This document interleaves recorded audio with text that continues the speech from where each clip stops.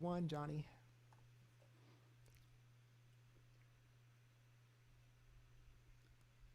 All right. Hello, everybody. Sorry for the delay. A couple of technical difficulties behind the scenes, as usual in these live stream type deals. Hello. I'm Casey Stevens. Welcome to Synthesthesia 2021. I will be your host throughout the day. Also in the stream right now with me, I've got John DiNicola. He is my Northeast product specialist based in New York City. And he is going to be taking us through circuit tracks today. But before we jump into circuit tracks, let's talk about circuit rhythm, which I'm sure plenty of you have logged in today to find out about. Unfortunately, we will not be talking about circuit rhythm today. I just want to go ahead and say that up front for you all that logged in hoping for circuit rhythm news. All the news that the company is willing to have the public know about is currently available at novationmusic.com.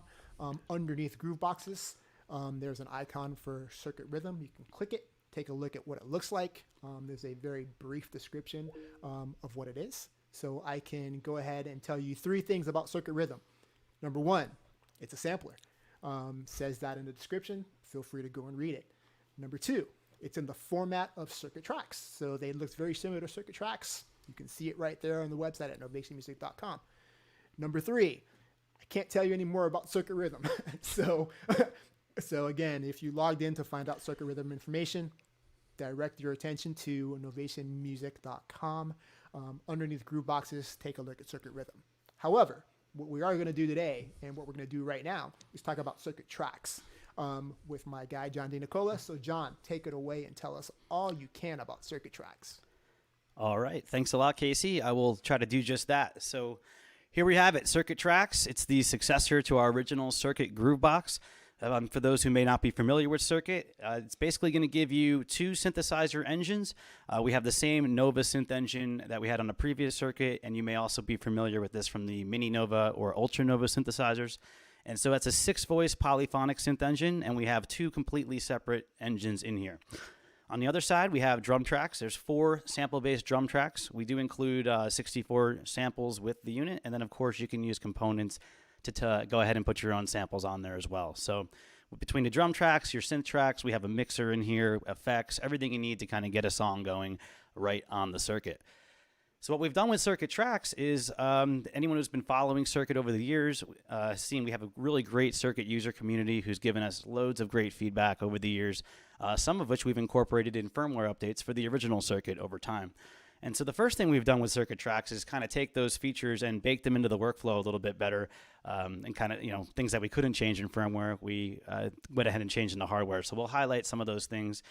And we've also incorporated many new features just from a hardware perspective that we, of course, couldn't have done in firmware, such as our extra inputs, audio inputs, and so on. So what I want to do is I'm going to go ahead and start by just spending a couple of minutes highlighting some of the new features and some of the differences between circuit and circuit tracks, and then we'll jump right into a demo. We'll start to build a track up, and we'll put all that stuff to practice. So let's get right into it. So what is new on circuit tracks? I want to start off with portability.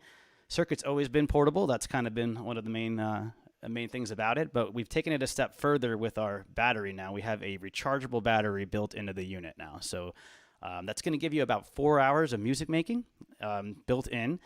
And we are now using a USB-C cable to charge the battery. So if 4 hours isn't enough, you can get a USB-C power brick and run it off that. Or if you're connected to your computer, maybe using components, you can be charging at the same time with that as well. So a little bit more options now for powering the unit. That USB-C connectivity makes things a little easier for you too.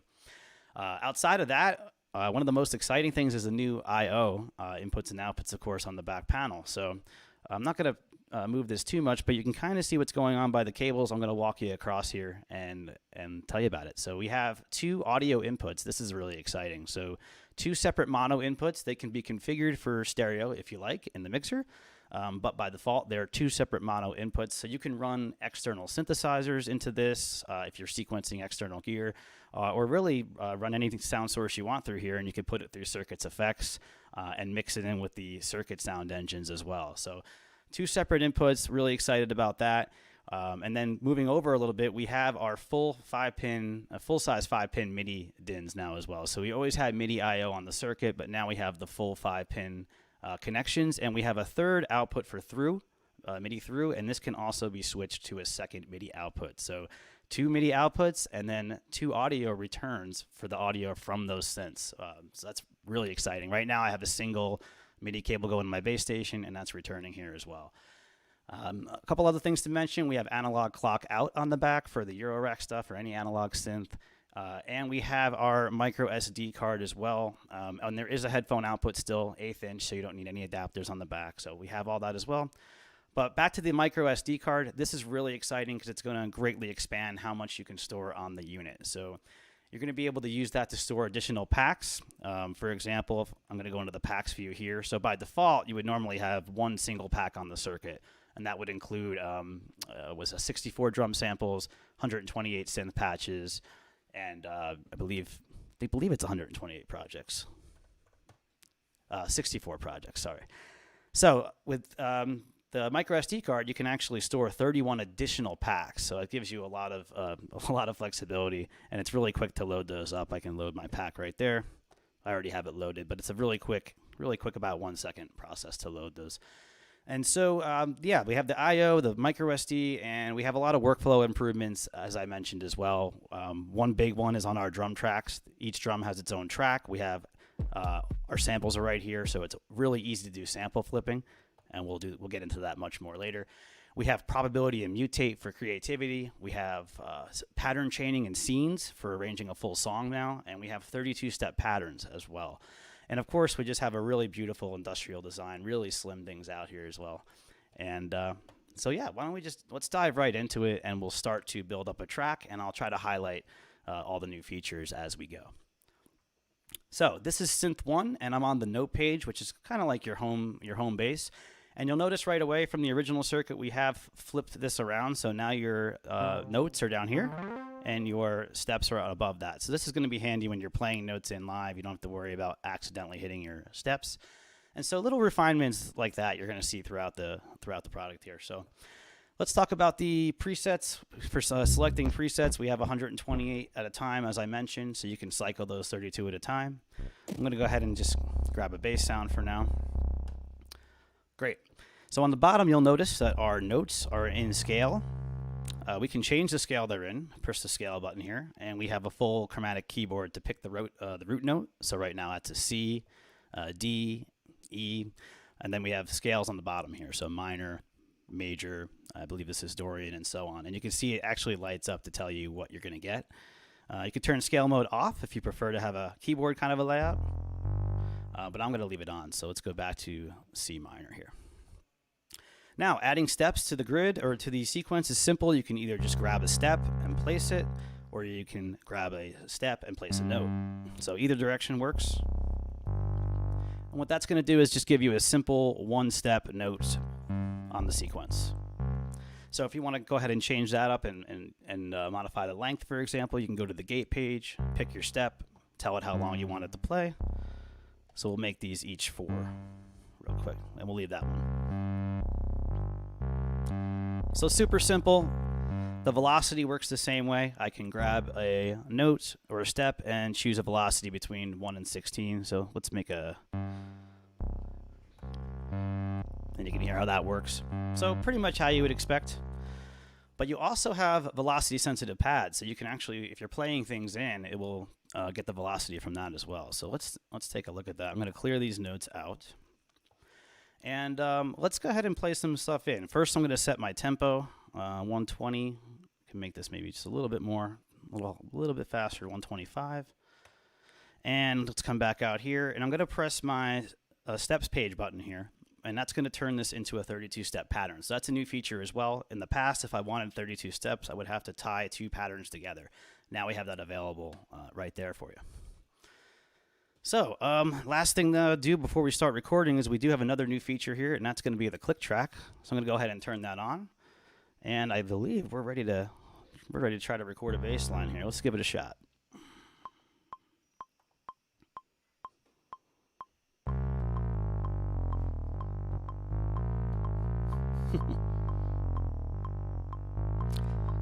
You know, we're going to clear that out and just try it one more time. I knew I knew that would take one take or two. Let's hear it one more time.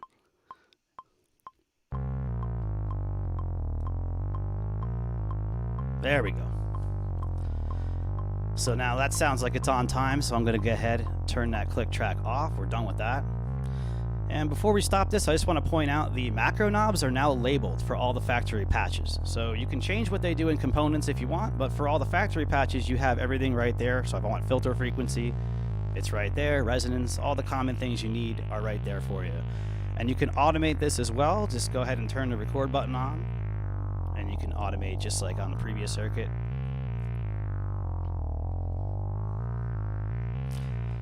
And there you go. There's synth 1, and there's our bass line. So can I slide right into the drums there? Unless we have any questions, everything going okay so far, Casey? I take that as we're good, I think.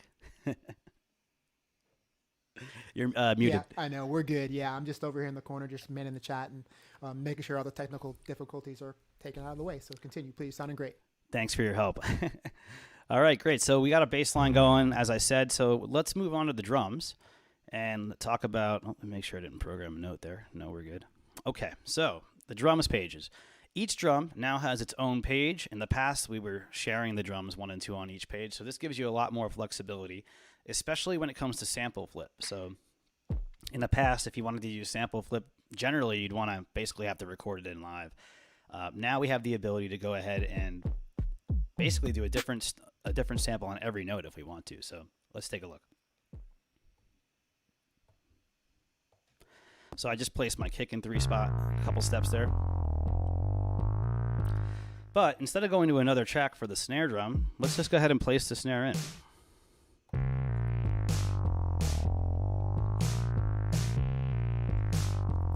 Cool.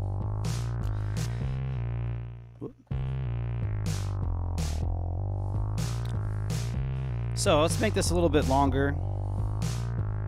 Make that a 32-step pattern.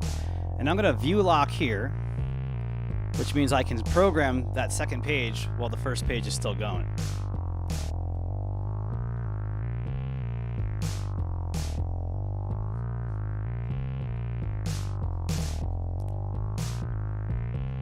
There we go. So now we got a nice simple 32-step pattern for the kick and snare. Let's place some hi-hats in here on the second drum track.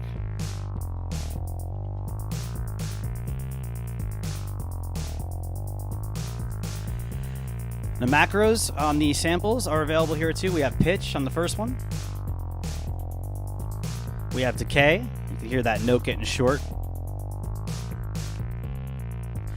We have distortion.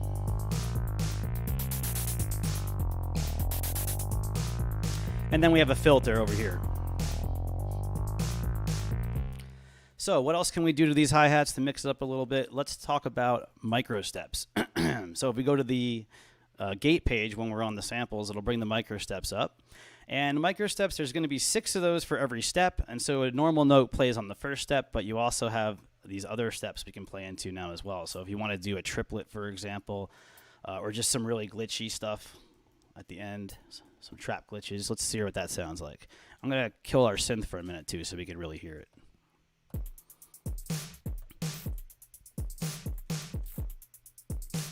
And you can see, there you go.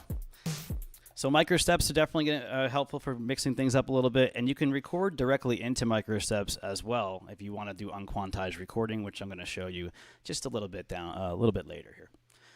So the next thing I want to do to make these hi-hats a little bit more interesting is, you may have noticed I just went ahead and put on every single step here, but that's not the most interesting thing. So what I'm going to do is I'm going to use probability to mix things up.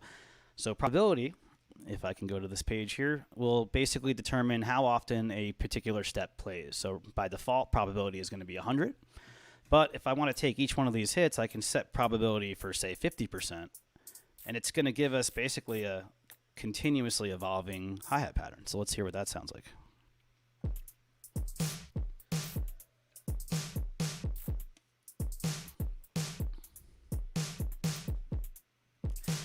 So now I have a kind of an evolving hi-hat rhythm without even having the programming in there. So that's a lot of fun as well.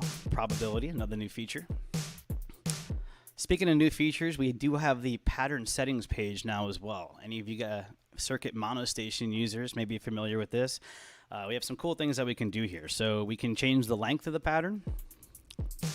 So let me just take my view lock off. There we go. So say I want to make an 8-step pattern. Little heartbeat type thing there. 16. Or go ahead and make it a 32-step pattern again. Another thing that we can do is the playback speed. Slow it down. So that's your sync rate there, or speed. And we have different play orders, so we can play things forward, we can play backwards. We could do a ping pong.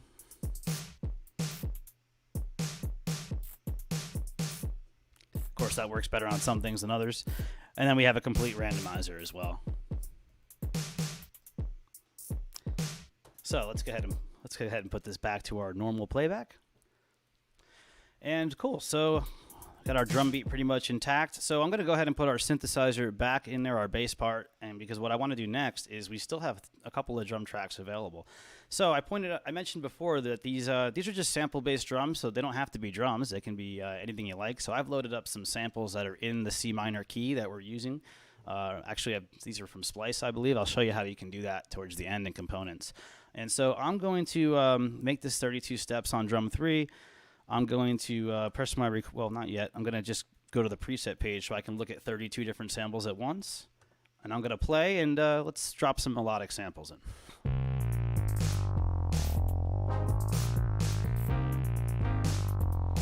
Let's try this.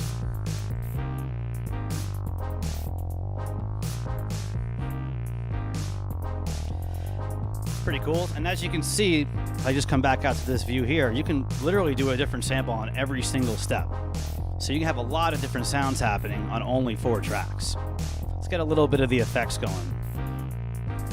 You have 16 different effect or delays available, and then 8 reverbs and a chorus. And you can put that on any track. And so when you're on the effects page, the encoders above the given track act as a descend to that effect. So if I want to get some delay, I'm going to choose one of my delays here and turn up that drum 3 a little bit, and let's hear what we get. That's cool. Now it's a little bit loud with that delay, so I'm going to go to the mixer page, which works the same way, and turn it down a little bit.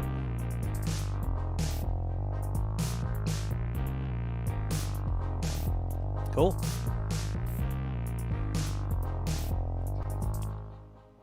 All right, so again, we're only using a synth track and 3 of our drum tracks, and we already got something going. That we still have another drum track available for us. We have a whole other synth engine, and we have our MIDI 1 and 2 tracks. So let's talk about that for a second. I mentioned before that we have our full-size MIDI outs and our audio inputs, and so we've provided on Circuit Tracks 2 additional sequencer tracks just for using with external gear. So in the past, you would have had to sacrifice one of your Nova engines, and now you don't have to do that anymore. So, like I mentioned before, we got our base station that's connected. We're going MIDI out to the base station, and then we're returning base station into Circuit Tracks.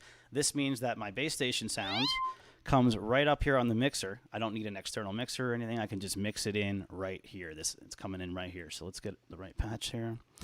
And what I'm going to do is I want to get a little bit of a lead going, and I want to be able to get a slide. And that's not going to work on a step sequencer, but what I can do is turn the record quantize off, and I should be able to record that in. I'm going to make this a 4-bar pattern from the patterns page here. So I'm going to tie 4 together like that.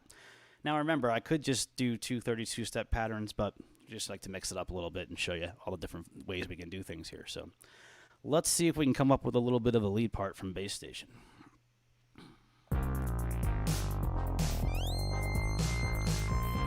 Get a little effects on that. That's another one of the best. So something like a base station that doesn't have any effects on board, now you have them available via circuit. So let's check this out. Nice.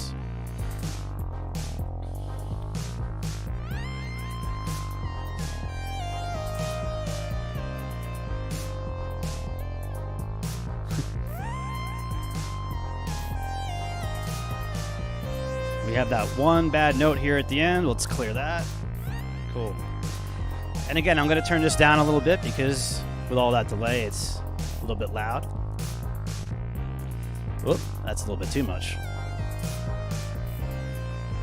So one of the other cool things about controlling external synths from circuit is that you can still use your macros.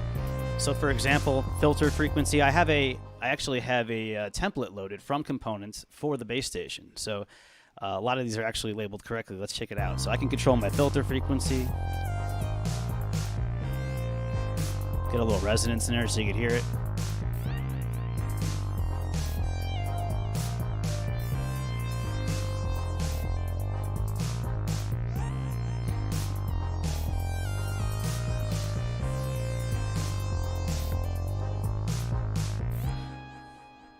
Awesome. So yeah, it really brings it to life. A little bit of effects on the bass station. Sounds really good there. So great. We got a lot of stuff going on right now. I'm just going to go do one more thing because I want to show you the mutate feature. So let's take a look at our synth 2 part, which is wide open still. I'm just going to grab this patch right here. And I'm just going to step program a couple of notes in here. And remember, I'm in scale across the board here, so pretty much anything I do will work. Let me mute some of the other things that we have going on right now, just for now. That's kind of cool. So you can hear our synth 2 part. So what I want to show you is the mutate feature. Let's go back to patterns. I'm going to duplicate that a few times, that little part we just made. And I'm doing that because mutate is what they would say is a destructive feature, although I don't like to call it that, which means you can't undo it. So if you want to, the best way to get around that is to go ahead and duplicate the pattern first or save your project. So that's what I've done. So let's go ahead and mutate and see what we get. And what that does is it basically just shifts the notes around a little bit, almost like a randomizer. And let's hear what we came up with. Cool. That works too, right? So let's try another one. Patterns. So we got our old one back. Let's mutate that.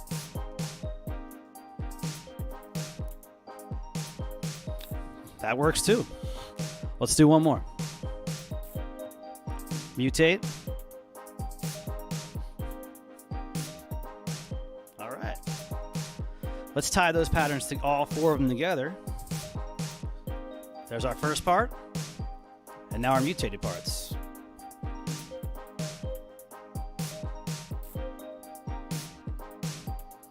Let's get some effects on that too, why not? Maybe some reverb on the drums.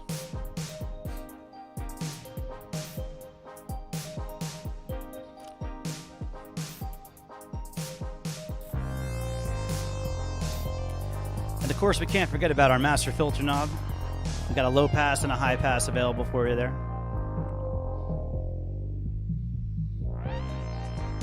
And there is a detent in the middle there.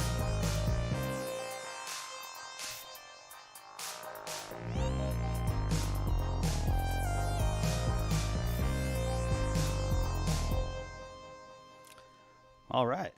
So we're almost through here. I just want to show you a couple more things. We have, I mentioned earlier, we now have scenes for your patterns. So let's talk about that for a second. For arranging a song, you'll notice it's actually on the mixer page. We have these 16 dimly lit pads here, and this is where our scenes live. So how this works is basically I can go to my patterns page and set up whatever pattern chain I want. So you can see right now I'm playing the first pattern on most of these, but we are using 4 patterns for our synth and our MIDI part. So if I'm going to go back to mixer, and what I can do is I can save a scene of this exact setup of these pattern chains can be saved into a slot on this part here. So shift, so I'm actually going to save it in the second slot because it's kind of like my everything's going scene. So likewise, if I want another, maybe you want to make let's make like an intro. And so we'll go to patterns and maybe in the beginning, and of course you can do this with mutes as well, but I'm going to do it by having some empty patterns playing. So let's move that down to here. And so maybe we just have, just the drums, for example. So we play that.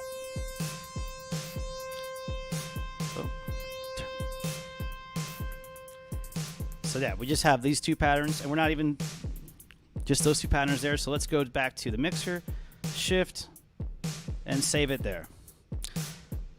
And now there's my intro. There's my main hook.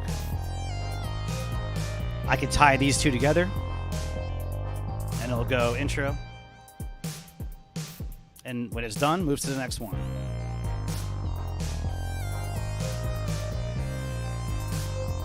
And so with the ability to do 32 steps times 8 patterns and then tie those and then have those 8 patterns into the 16 scenes, you can really get a truly arrange a whole song here right on the circuit. So really excited about that as well.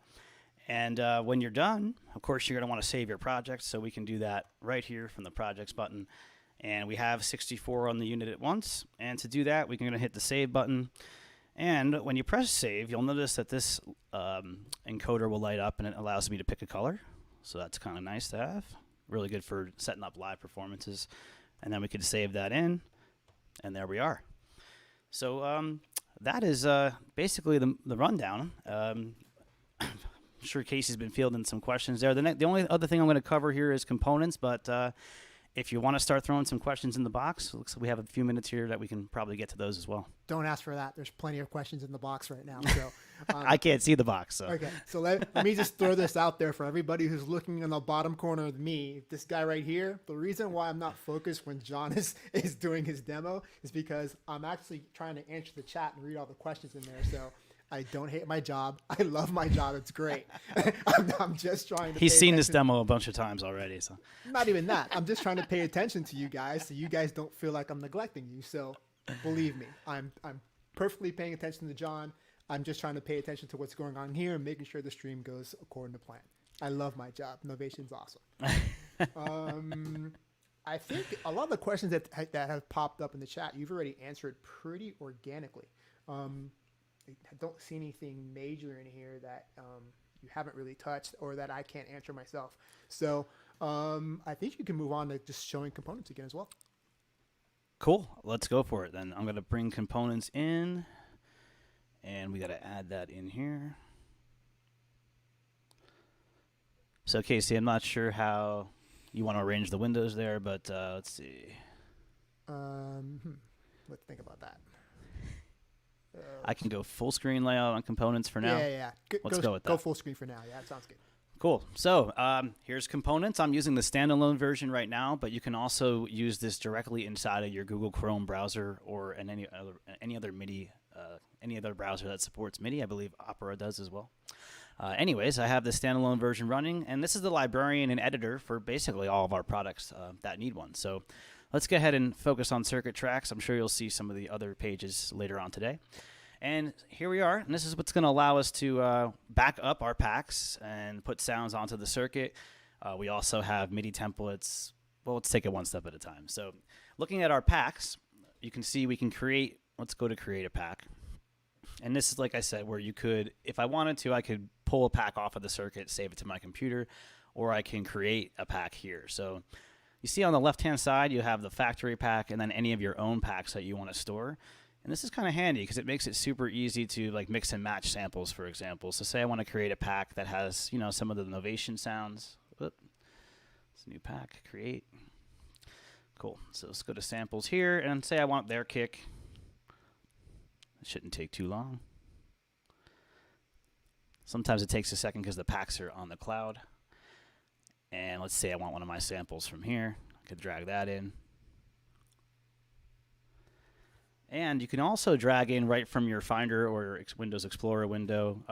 You might not be able to see this because I'm only sharing one window, but I'm actually going to drag a sample in from Splice right now, which I just did there. So it's super easy to kind of create your own packs. And the navigation is the same for your patches and your projects. And so that's the main page here under packs. The next page is the MIDI templates page. And so this is what I was mentioning earlier with the bass station. When we were controlling bass station, we have some stock patches here for that. And so what you can do is you just go ahead and send whichever template you want to use, and you can pick a slot. And I guess we're full screen on components, but basically you can go to Shift. You can go to MIDI and choose a preset, and you can pick which one of these 8 slots. So I'm just going to use one right now, and it was already loaded on there anyway. But you can, that's basically how it would work. You can see we have some other ones here already. You can create your own template. And if any of you are interested in this, you can go, I believe you can get onto the components site without having a product at all. So if you want to just kind of dive in and see what you can do, go ahead and check it out. And another really cool feature in components with regards to circuit tracks is our synth editor. So I mentioned you have the full-blown Nova synth engine in here. So even though we have just the 8 macros for controlling on the circuit, it doesn't mean you don't have access to the complete synth engine. So I'll show you that right here. Actually, let's go here and get a patch from tracks. Let's just grab a sound here. And I believe that should, there we go. So you can see it'll show you in real time. I'm actually adjusting this on the circuit, and it shows it to you in components. So you can go ahead and modify sounds in real time. Just do something that's super obvious. And so you can build your patches right in components, and you have access to everything you need right here. Your oscillators, your envelope, LFO. We have the effects. These are internal to the synth engine. So this is outside of the effects we were playing with before. You have a chorus, equalizer, distortion in the Nova engine. And, of course, your mod matrix. I believe it's a 20-slot mod matrix. Let's take a look here. Yep, 20-slot mod matrix there as well. So you can access all of this in components in real time when you're sculpting your sounds for creating patches. So outside of that, you can use this for firmware updates as well. And yeah, so that's components. Any questions on that? Awesome. Nice job, John. Let's kick back to the normal view. You can stop sharing your screen there so we can get back to normal. Okay. There we go. Both of our pretty faces in there. Cool. So one thing that's showing up in the chat a lot that we need to clarify right now, that I wasn't aware that Mr. Ricky Martinez has already let some of the cat out of the bag with the amount of sample time we've got on circuit tracks. So initially, circuit tracks was 1 minute of sample time, give or take. It's actually not circuit tracks. Circuit OG was 1 minute of sample time.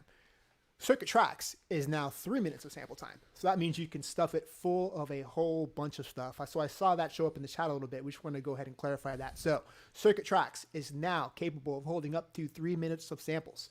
I hope that's clear. So everybody in the chat, that's your answer. So 3 minutes of sample time.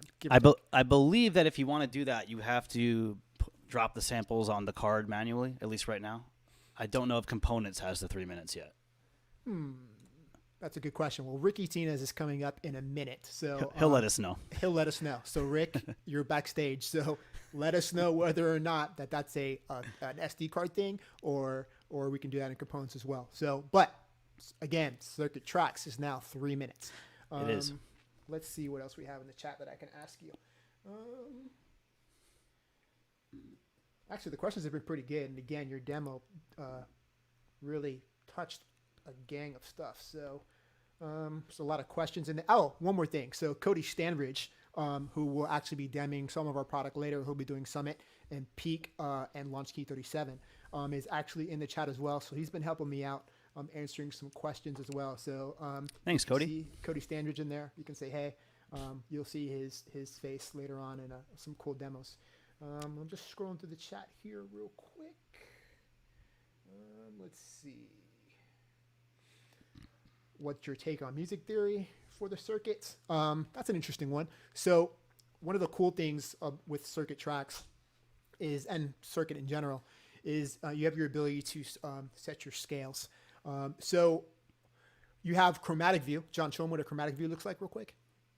So chromatic view gives you your white and your black notes. So just like a normal keyboard. So that you see across the top, you've got two blacks and 3 blacks across the top, and then your white notes on the bottom. So if you're a traditional keyboard player and you know your way around a keyboard and you know your scales and your music theory is pretty good, you can actually play it like you were playing a keyboard, plain and simple. If your music theory might not be so hot, or if you just don't want to have to worry about being as precise with your theory as you may want for your tracks, you can go ahead and jump into a scale mode, which John is going to show you right now. Jump into a scale mode for me, John.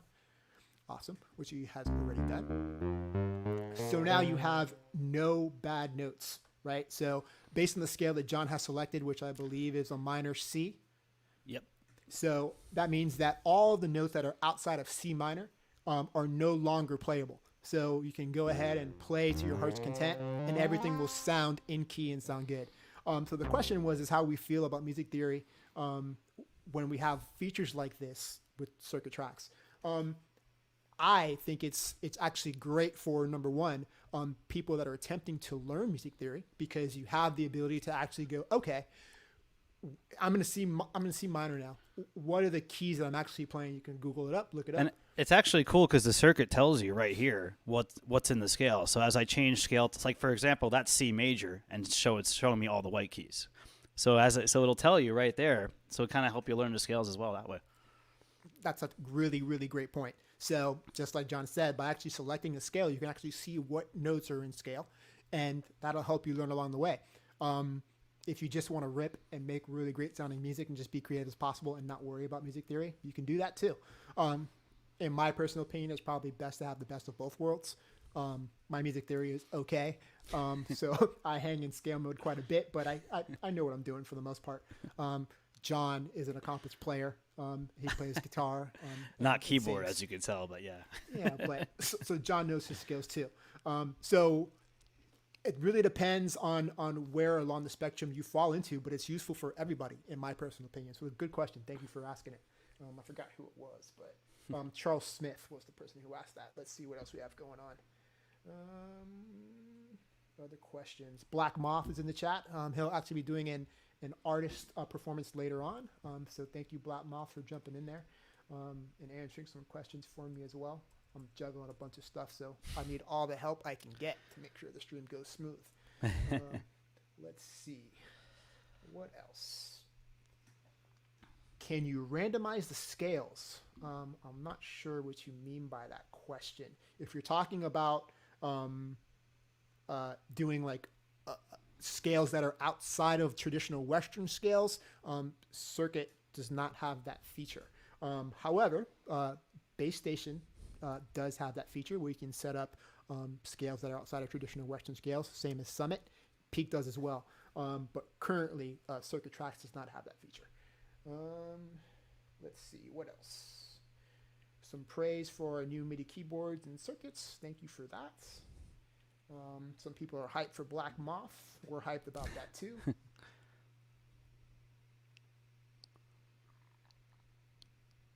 Can you make Connect for iOS and Android? That's an interesting proposition. One of the cool things about having you guys throw out questions and things like that in this chat is that this will, stay as a permanent record in YouTube. So my team, product development, a gang of people can go back and actually go through all the things you guys are throwing out and some of your problems, some of your issues, some of the things that you hope we may be able to implement into Circuit and other products as well. And, kind of farm and pull some of those things out and, put them up on a dartboard and go, some of these guys are pretty good, or we can't do those, or we can definitely do those. So we really appreciate you, number one, being on the stream and hanging out with us. Number two, throwing out some of these ideas for us to sort through and again, have a permanent record of. Let's see. Any hacks for pitching samples in the drum tracks? It's a good question. I'm not going to touch that one. I'm just going to tell you guys that it's something that we're aware of. And depending on whether or not you're talking about pitching your samples via semitone, so you can be more precise on that, or if you're talking about pitching your samples as far as editing your samples and putting them in a certain pitch, so you know what pitch they are when you drag them to Circuit. We're aware of all that stuff. So again, this is a nice record to have here.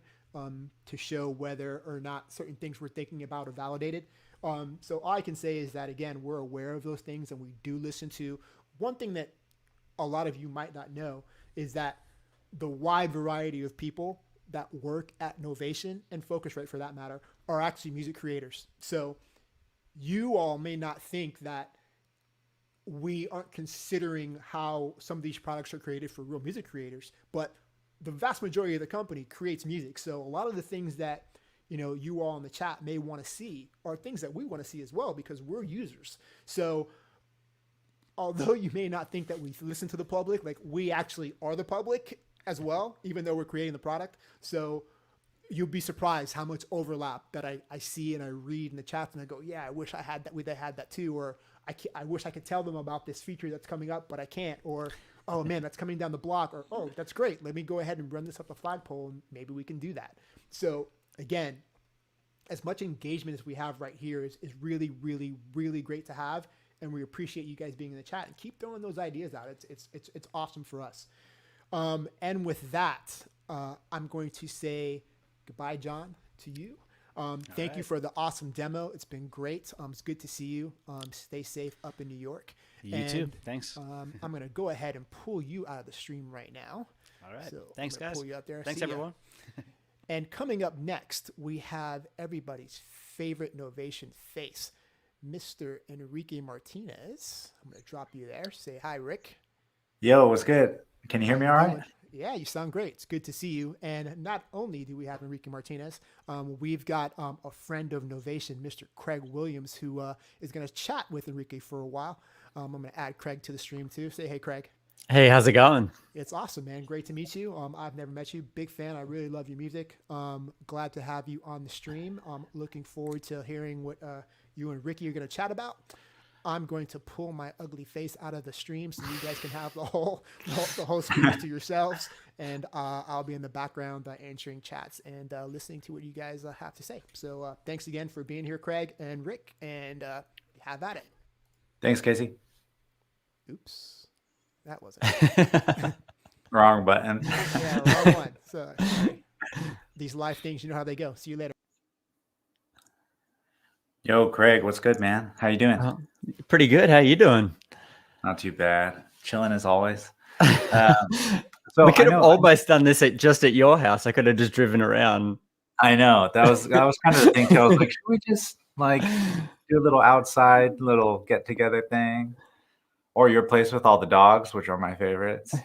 You can't. It's like just cut out, but Henry's here and Ansef is. Oh, so cute. That's funny, man. So I'm actually super excited to have you on the Novation live stream, mainly because I've known you for such a long time, and I know that you do so much. Oh man, I got like a little breadcrumb stuck in my throat.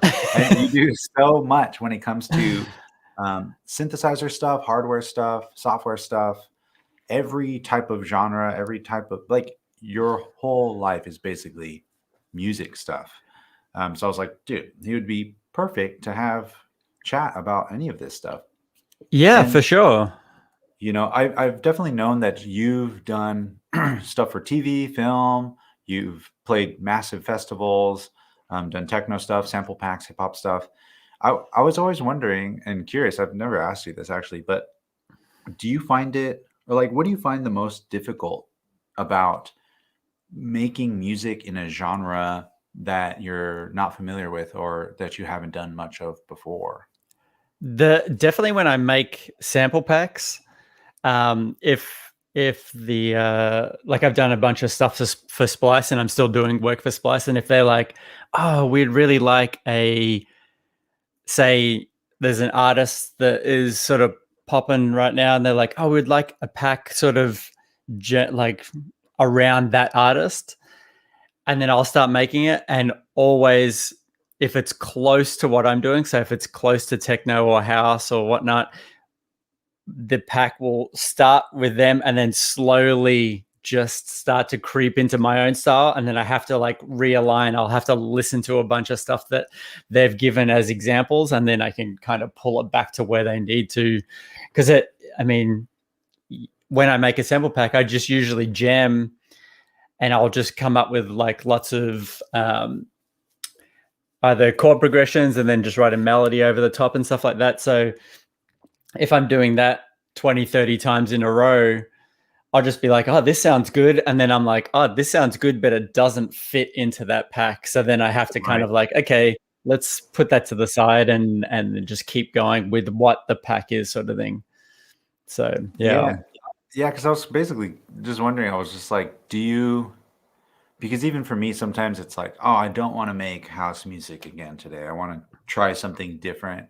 But then there's also a point of where like I'll make something, let's just say it's hip hop. And I'm like, does it sound hip hop or does it sound like my take of hip hop or does it just sound like bad hip hop? It's just like Yeah. I could go two ways with this. Do I want to go kind of positive or like a little bit more pessimistic? Yeah, it's and definitely for me with last year I was like I really want to make an album that's not club music at all, and that's what I did for the whole of last year, was just work on something that kind of draws from a lot of different influences and stuff that I grew up listening to, which is um, more like industrial bands and stuff like that. So um, it was good to get that, even though the album is not industrial at all. It's still electronic music, but it's just kind of pulling on more of my influences than rather than making a club track and then going, okay, cool. Well, I'm not going to hear this in the club for 12 months at least. So yeah. That was actually a question I had as well, which is basically because you were playing so many shows like all the time. If you were to just go on your Instagram, check your story, you're in some different hotel behind some different stage with some other flashing lights with some other DJ like right next to you in front of you. Has that impacted the music you've been making? Because I know you're like, oh, this is perfect time for me to make an album, but overall, has it kind of changed the vibe a bit? I feel like it. I feel like it kind of just got, and a lot of people as well. They just got burnt out on club music. I love that people were doing streams, but it just wasn't. I don't know. I just didn't really gravitate towards that, and I was like, okay, this is a good chance for me to do something a little different. So I'm kind of putting my eggs in that basket for now, and then we'll just see how it goes. Yeah. Yeah. Would in the process of kind of making this album, because this happens to me a lot where it's kind of like, I don't really want to make music right now.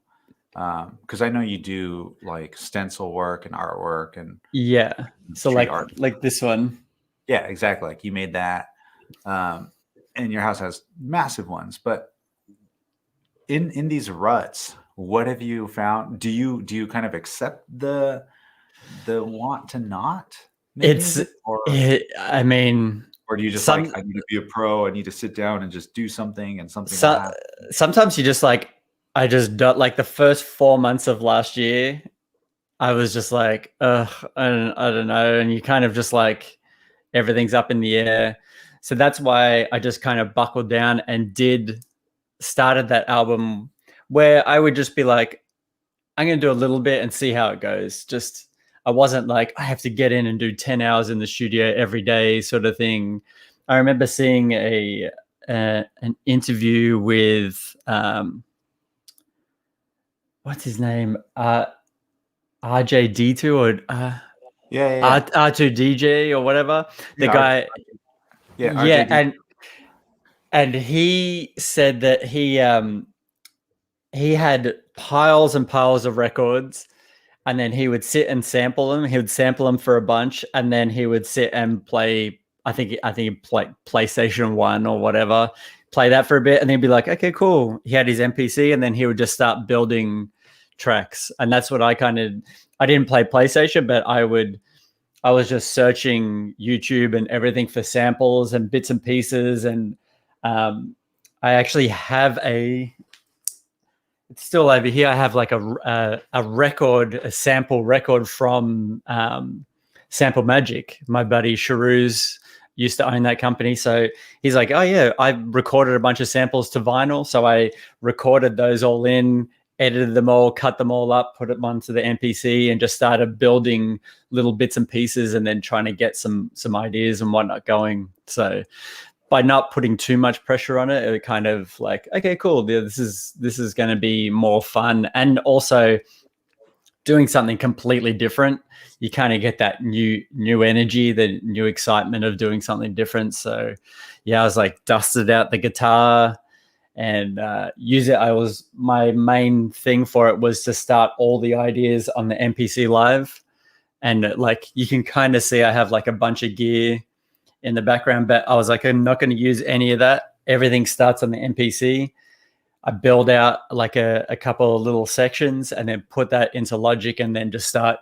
Then it's free for all. I can use all the equipment and start to really develop the ideas and whatnot. Yeah, So, that's awesome, man. So you find it beneficial to kind of almost segment and separate the different kind of like the preparation to making music. Yeah, I mean, and you're the same as well. You have so many great bits of equipment. Sometimes you get in the studio and you're like, "Ugh, where do I start?" You're just kind of looking around. You're like, "Oh, do I use the modular? Do I use the peak? Do I use this, or do I use an MPC?" So just me going, okay, all the ideas are going to start on the MPC.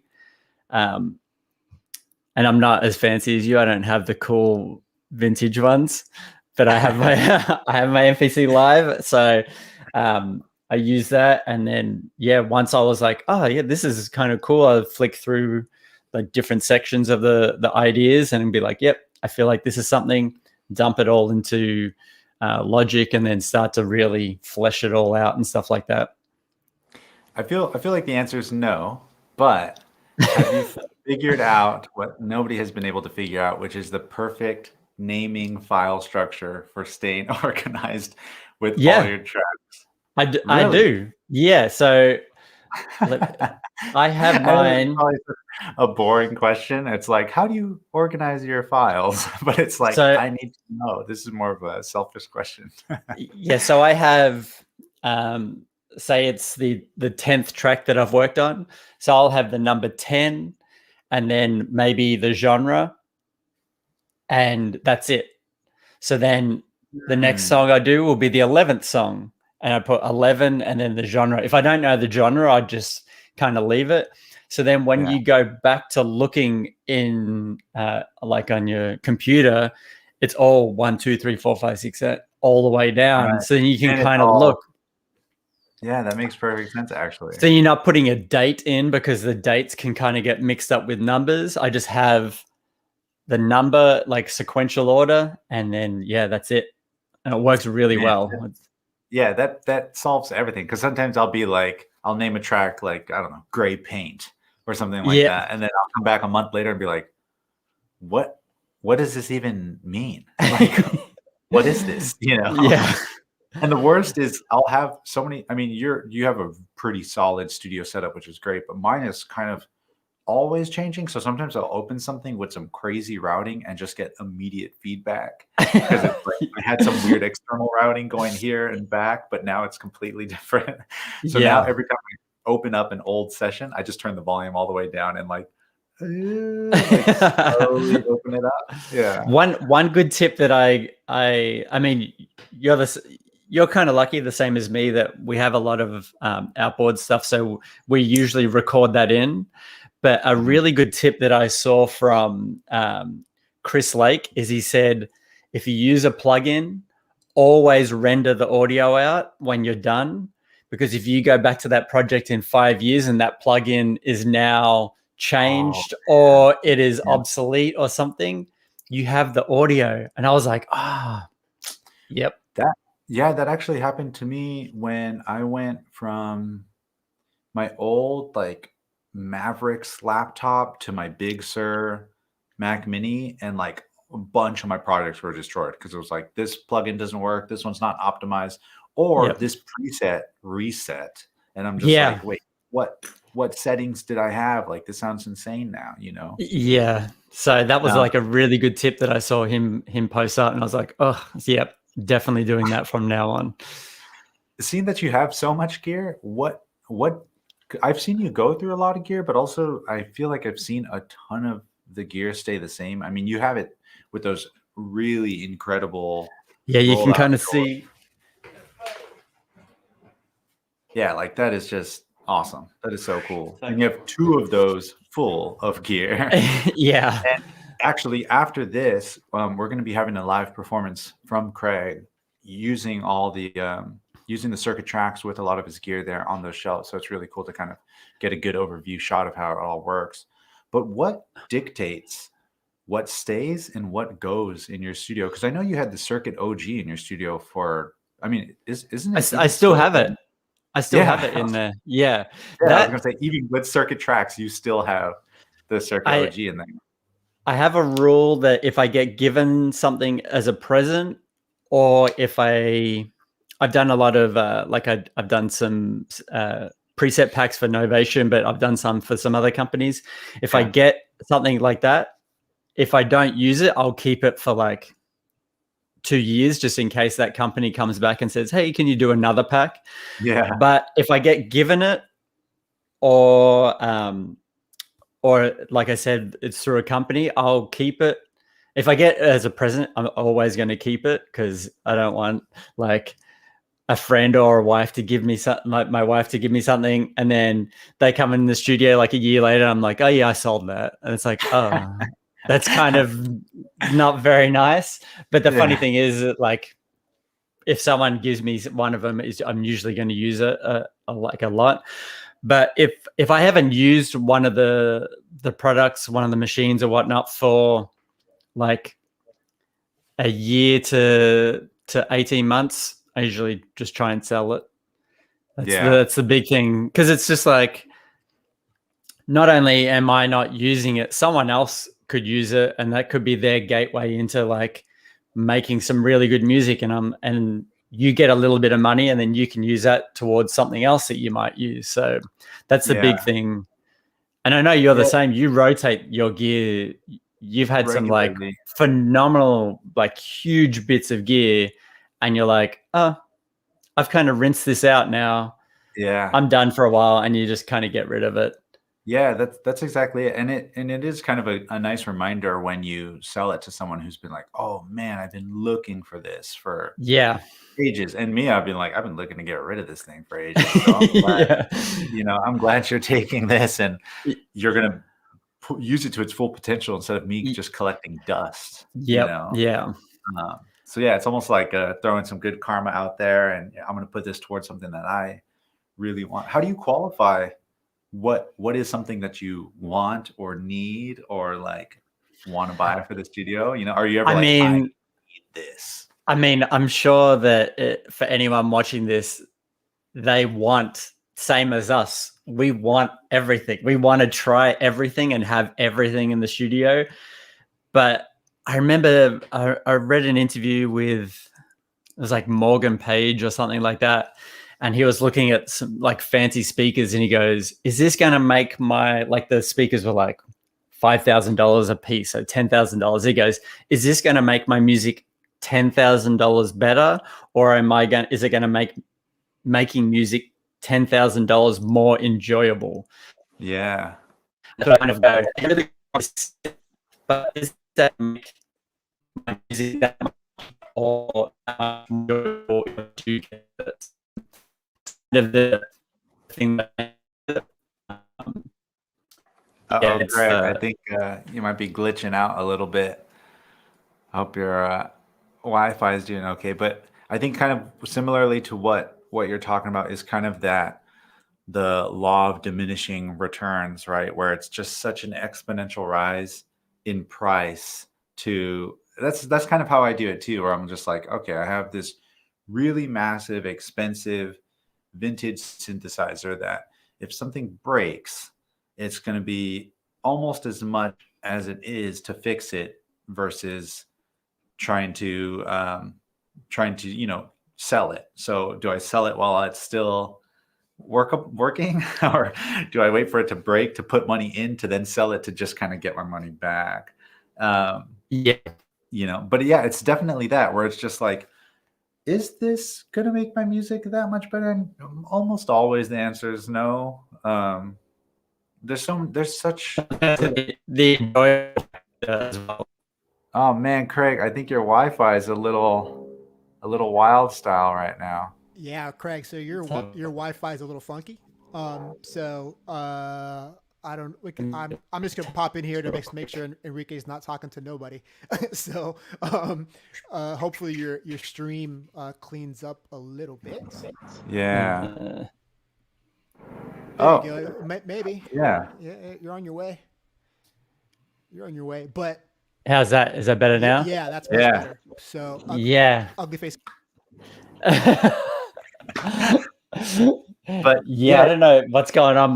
The people come around the neighborhood the other day, and now everyone's internet on the street is like going in and out. So you're gonna but- get a letter in the mail soon saying, "Hey, do you want to upgrade your internet?" for I a better know. But yeah, it comes down to with buying gear. 9 times out of 10, it's not going to make your music better, but it might make it more enjoyable. So you got to kind of go, okay, is this going to make it $1,000 more enjoyable? And if you use a synth each time you go into the studio, you kind of go, okay, cool. Within a year, I've used that, definitely got my money's worth out of it, sort of thing. So yeah, I think kind of the question I always end up asking myself as well is like, what problem does this solve? You know, because it's like, okay, I want to sequence this thing, but this way, how can I get these two to talk to each other, or how can I do something weird with this thing or that thing? And I feel like, especially with like modular stuff, I'm always buying like MIDI to CV converters, and I'm just like, they all do the same thing. Just pick one. yeah. But this one will be the one where it's just like plug it in, and like next thing you know, I've spent like $600 on like 4 different MIDI CVs, and I don't use any of them. I'm just back to just using Circuit or Octatrack or some other sequencer. Like if I look at my studio now, I probably have maybe 7 mono synths. Like, Yeah. what? Like, You I got don't one know. Mega 7 poly synth now. Just got to chain them all together. Yeah. So yeah, like, but for some of them, they definitely have a character. Like the 101 has a character, and the 303 definitely has a character. So they I usually definitely stay. Yeah. I often, like, I have a spot on my desk with one cable and it just says mono on it, like a tape on there, and it's always like I either bring the Avalon, the base station, the DB01, like what is my mono synth today, or the modular. Right now it's the modular system, but it's always just like, yeah, you know, you can have multiples of one thing. I guess it's just, I mean, you might be different, but I'm always trying to like, let me just get my dedicated thing for this song. Like, what is my dedicated mono synth? Because when I had the studio downstairs and I had everything going at once, all my songs, I was trying to use everything. Yeah. And I was just like, you know, something like when you start mixing all the colors and you just get to doo-doo brown. Brown. Like, that's exactly what was my songs were sounding like. Just like brown, gross. The funny thing is, even though like I have a bunch of gear, I always, like if I use the Juno 106, I will layer that with a plugin. So then I get the playing exactly the same thing, and then I mix the two together and it makes a huge sound. So if someone has, say someone has the Peak or the base station or something like that, and they're like, oh, this is good, but it doesn't fill the whole thing, layer it up with a plugin and you'll get like the really crisp, shiny plugin sound, but then you'll get the sound of the outboard together, and it makes all my tracks sound super, super full. Yeah, it's way back when I did a synth event just to show off Peak. Somebody was using like the MIDI controller at the time, and I wanted to show somebody something on Peak, and I was just like, oh, let me just run a MIDI cable out of my base station 2 into Peak. And I was playing Peak with the base station, because the base station still, even though it's a mono, it sends out 6 notes of polyphony. And I was like, oh, this is actually kind of cool. Like, I'm getting random bass notes with these chords I'm playing on Peak. And then I was like, let me turn the ARP on the bass station while playing chords on Peak. And it was just like this beautiful, weird, like, and then I was just like, huh. So now I do exactly that in the studio. Like, nice. I'll layer the Nord with Peak, and then I'll throw the ARP on Peak. So I'm playing like Rhodes piano with like synth sparkles on top. And I'm like, this is like, even doing like a virtuoso. Yeah, and doing that like one at a time in this in like a DAW or something is doable, but it's not necessarily something I would think of or like Yeah. really try to plan out, you know? Yep. But now it is that I've experienced doing it in hardware. I can think of these like workarounds in software because you like, you know, software is so endless that you can do whatever you want to a point where you don't Yeah. really know, you don't know what you don't know, kind of in Especially a with sense. Ableton, you can just go down the Max for Live rabbit hole and kind of make anything you want at all. Yeah. Yeah, So exactly. And I guess just to kind of wrap this up before we jump to some of the questions in the chat, if there are any, since we're speaking of software and hardware, what is your percentage of software to hardware when making tracks? I know that this probably varies depending on what the project like is. like drums is pretty much always outboard. Yeah. But then when I make like synths and stuff like that, it's always a combination like 50-50 or 60-40 between plugins and hardware. Yeah. So I'll jam on the hardware and I'll get ideas going, and then I'll record the MIDI in, and then record the audio in, and then just pull the MIDI down onto a plugin and then re-record something, so then the two layer up together and kind of get like a nice hybrid sound between the two. Do you hearing that you do your drums outboard, that like gives me anxiety just because I've been dealing with this problem lately where it's like I've been trying to nail down, like, do I track everything in individually? Do I just record the stereo in? So what's your technique for handling outboard gear? Again, another selfish question. So it's like nothing to do with innovation. I just want to know how you make music. Help me, Greg. With the MPC, I just it has you can explode the tracks and it explodes everything onto its own thing. But when I do if I use the Octatrack, the TR8, the Rhythm, or the ER1, I will record those individually. Oh, cool. Just like mute or solo each track. Yeah. And then especially with like the hats and stuff like that, I'll record kind of stems type thing where I'll record like 16 or 32 bars, and then I'll just play with the decay a little bit. So it's not static. It kind of moves a little bit. So then if I cut bits out of that 32 bar that I've recorded in, it will sound slightly different each time I move it around the track. Kind of give it some life, right? Yeah. Because that's a big thing when people use Logic or Ableton, they use MIDI and they just record the MIDI in. It's the same velocity. And then they just go, yep, duplicate. And then that's it. And then it just sounds the same the whole way across. But I find that if you just do like little changes, and you don't have to have the outboard gear, if you just go in and change the velocity a little bit over the course of the whole thing, you can really bring some more life to your drums and to your tracks in general. Especially for us doing like house and tech notes, that's so crucial when it comes to like, I really like this loop, but this for 5 minutes is not going to work. Like, how do I kind of slowly vary this? And I've been doing that as well lately, where it's like, let me record a 16 bar portion of me playing the filter on the bass, you know, and then opening the release once in a while. Cool. Now let me go back to the beginning and re-record me playing Peak's effects while Peak's chords are being played through MIDI. Yep. So when I do tracks with a 303, I will do 3 or 4 takes of the whole song where I've done like a rough arrangement, and I will just play live along with it, where I'm just like messing with the filter, resonance, decay, and everything. So then I can just chop out the best bits along the whole way. Yeah. Let me look through the chat really quick before we roll out of here and see if we got any questions in here. I don't see any. Good tip, rabbit hole, a bunch of people coming in. Modular stuff, tracks generated. How have you been getting on with tracks, actually?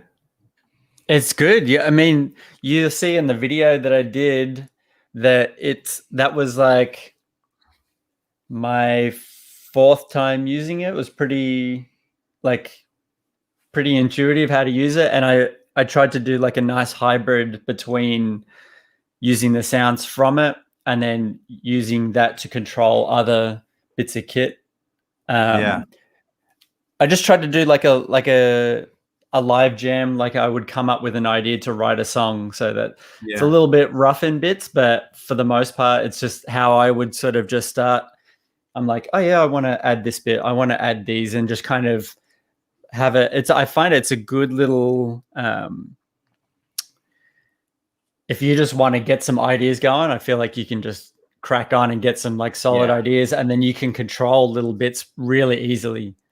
I find it was a little, it's like a nice step up from the OG circuit, in the fact that it has its own 2 MIDI, dedicated MIDI. So that was like a little bit better.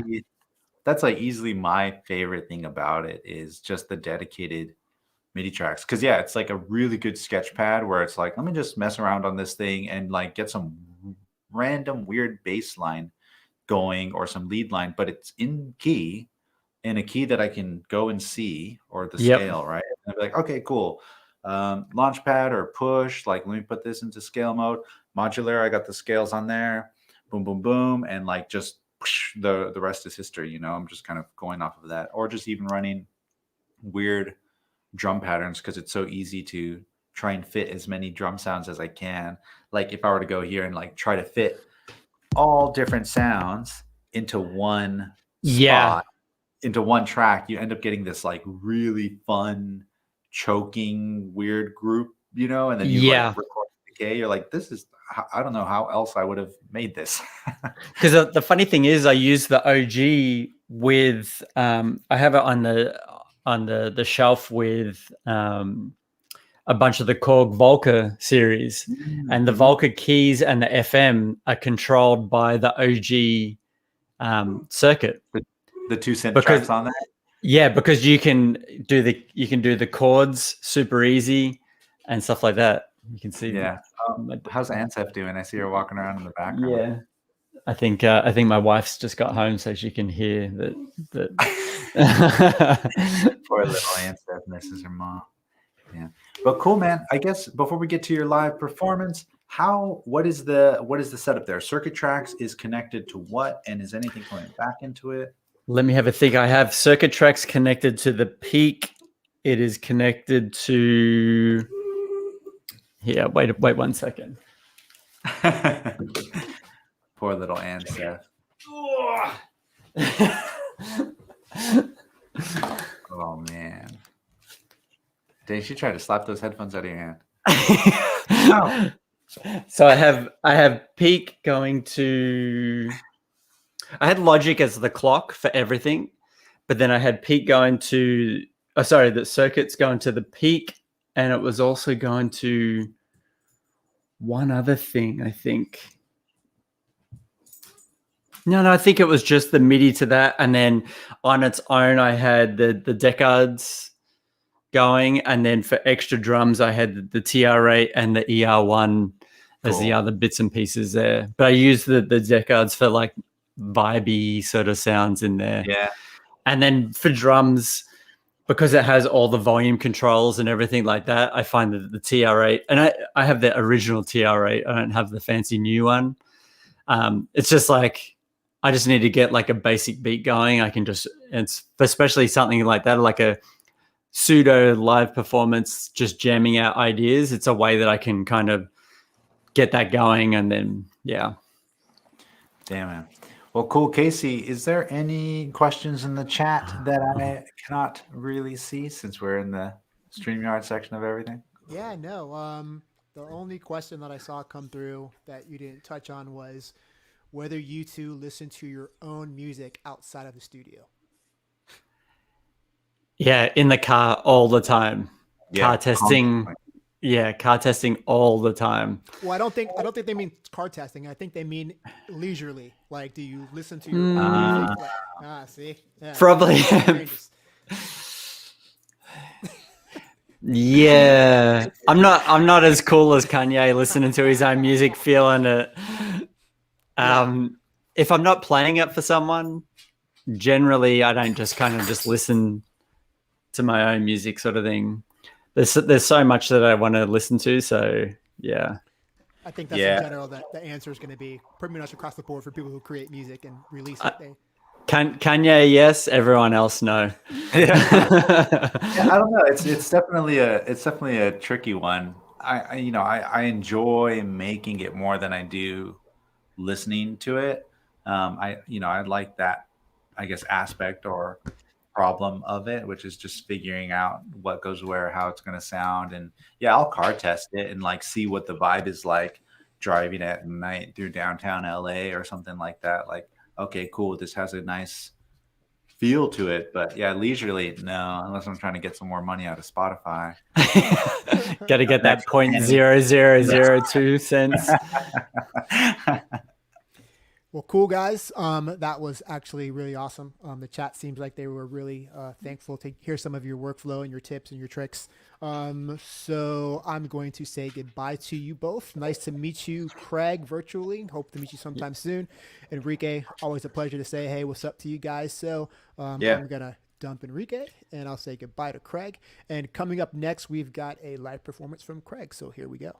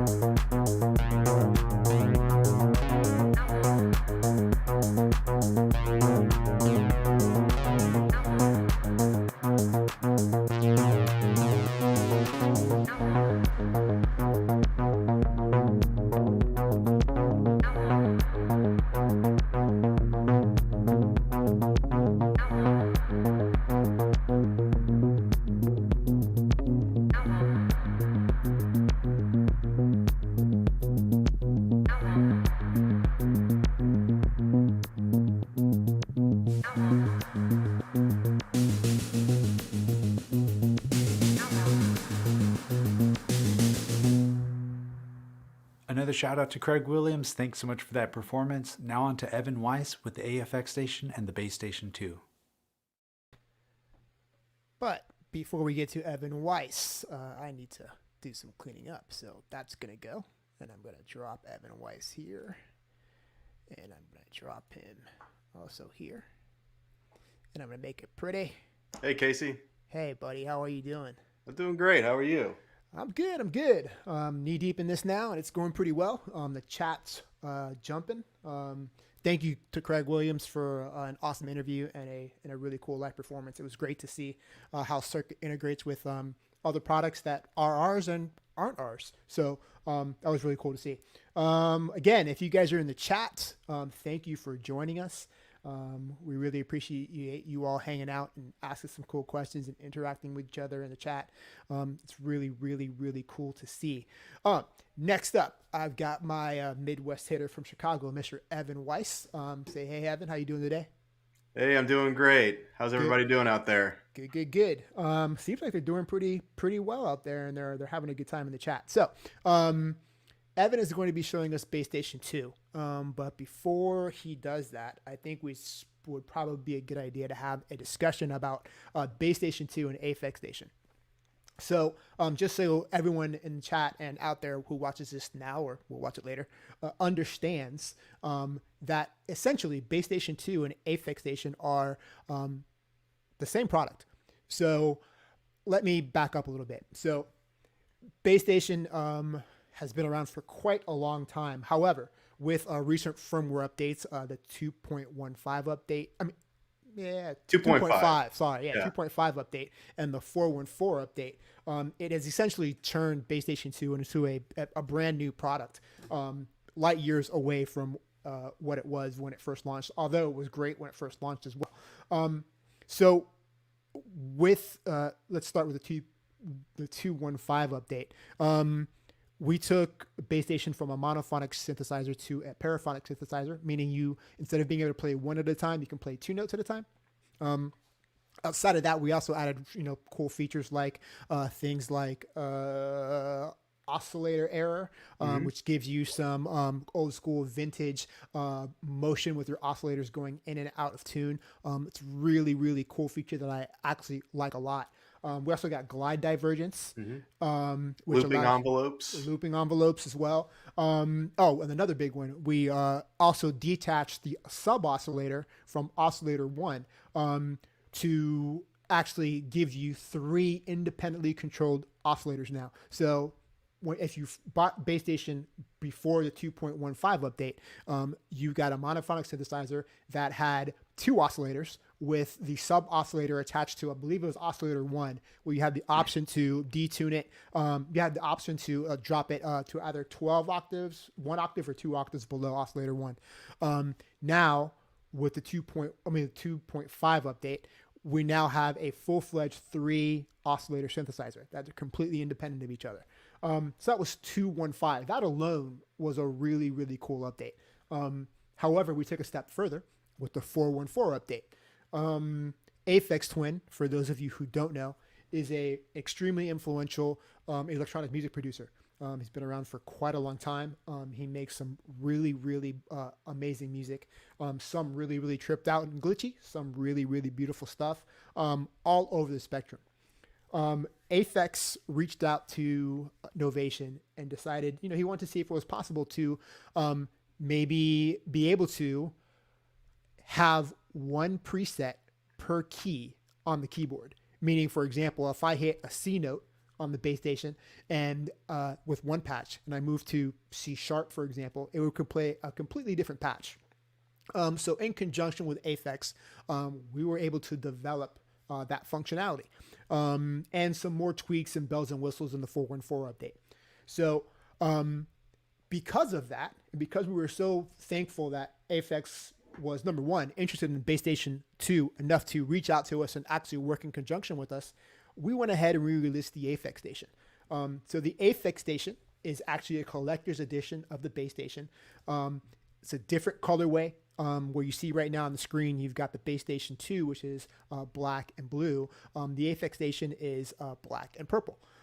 Also has the Aphex logo on it as well. And one of the big, really cool things that I enjoy about the Aphex Station, it also has the 4.14 and the 2.15 menu options actually printed on the unit itself, which is great. So, where with the Base Station 2, you kind of have to memorize that functionality, have a little cheat sheet. It's actually printed on the Aphex Station itself. Aside from that as well, we have some really excellent artwork on the box that's really, really cool. So when you talk about Aphex Station, it's a collector's edition. So if you are an Aphex Twin, it's a great synth for you. Aphex Twin fan, it's a great synth for you to have. If you're a synth collector, it's also another really great synth for you to have as well. However, if you missed the Aphex Station, because I believe the vast majority of them are sold already. I mean, you may be able to find a couple here and there in some various locations, but I think the vast majority have sold through. So if you happen to miss an Aphex Station, or you just didn't particularly like the colorway or care about the limited edition factor of it, Base Station 2 has the exact same functionality, literally, as the Aphex Station, and vice versa. So that's why we don't have Aphex Station set up, because number one, it's a collector's edition and they're gone. So most people won't be able to grab one right now. But in essence, the exact same functionality an Aphex Station Aphex Station has, the Base Station 2 has as well. So keep that in mind. Aphex Station, Base Station, different look, same functionality. And with that, I'm going to have Evan Weiss dive in and take us through the Base Station 2 with the 215 update and the 414 update. So Evan, take it away. Right on. Thanks, Casey. And yeah, just like he was saying, I have the Base Station 2 here. I do have an AFX station in the background here. I'm not sure if you can see it, but they are exactly the same synthesizer. The AFX station is purple. This one's blue. And I figured we'd show off the Base Station 2 today because they both have the same exact functionality. So let's go back a little bit and talk about what the Base Station 2 is. The Base Station 2 was released in 2013. It is an analog monophonic synthesizer. Since the update, it can actually do paraphonic capabilities now, but at its heart, it is a monophonic analog synthesizer. So the Peak and the Summit, they have digital oscillators and analog filters. The Base Station 2 has two analog oscillators. They're digitally controlled. It has an analog VCA section, an analog filter section, and an analog distortion unit. So what that means is you get a really fat, aggressive, bass-heavy sound, hence the name Base Station. And Base Station 2 was designed by a man named Chris Huggett, who his DNA is all over Novation synthesizers. And unfortunately, he passed away recently, but his synth designs are legendary. The Oscar, the Wasp, the original Base Station 2, Peak, Summit. So if you like the Novation sound, you'll probably love the Base Station. So let's dive into it. So I have an initialized patch here. I just have a simple sawtooth wave. And we can easily go back and forth between our two oscillators by using this switch here. So we have oscillator 1. If I switch that, we're on oscillator 2. And let's make sure it's up in the mixer section here. It's a little out of tune, so let's put that back in tune. Another thing to keep in mind is if you ever lose your way when you're designing a patch, there's two arrow icons here, and that's to guide you home. So I'm going to tune oscillator 2 out of tune here, and we'll see that that arrow just lit up. So if I want to go back to home base, which is 0, I'll twist that knob until we get back to 0, and then the lights, come on, disappear. Sorry, my hand's blocking the view. I know you couldn't see that, but okay, now we're back at home base. So these arrows are really handy to kind of orient yourself when you're creating a patch, because there are some pretty powerful modulation capabilities on here. And if you ever get lost, this will guide you back home. So we have some normalized modulation capabilities in the oscillator section. We can use our modulation envelope to control the pitch. So we can control our modulation envelope here. We'll turn the depth up a little bit.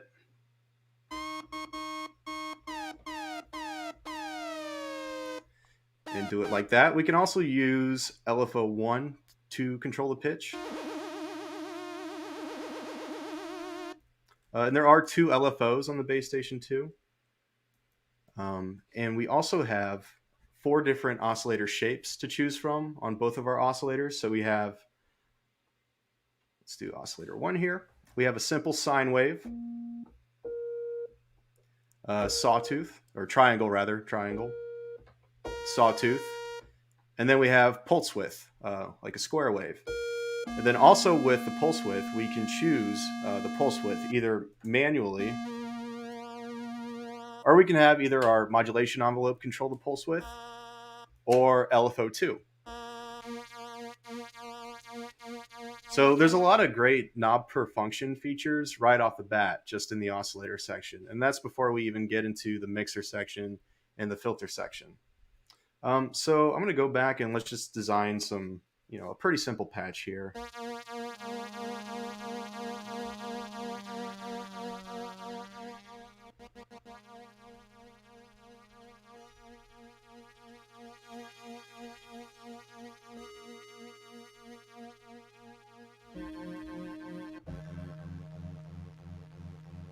All right, now we can turn up the sub oscillator here, and the sub oscillator is going to be tied to oscillator 1. Now you can tune it from outside of oscillator 1, and I'll show you that in just a sec. But just for demo purposes, let's turn up the sub oscillator and see how that sounds. So we have a sine wave there, and you probably need headphones to hear this, but there is a sine wave underneath all of this. But we can change that to a pulse, and we get a little bit of a different tone there. And then we also have a straight up square wave. And you can choose your sub oscillator to be 1 octave below oscillator 1 or 2 octaves below. And using the sub oscillator really just beefs up the sound, especially on an analog synth like the bass station. If you want a thick bass sound, use the sub oscillator. So let's move on. Or actually, before we move on, we also have a 4th mixer function here. And this knob, or this switch here, controls 3 different functions. So the bass station 2 has an audio input. So you can hook up other synthesizers or an iPhone or whatever you want, a tape machine, and run that audio through the analog VCA section and through the analog filter section to dirty it up a little bit. And this knob here is how you would dial that external audio in. Now, alternatively, we can also have this knob control our ring mod amount.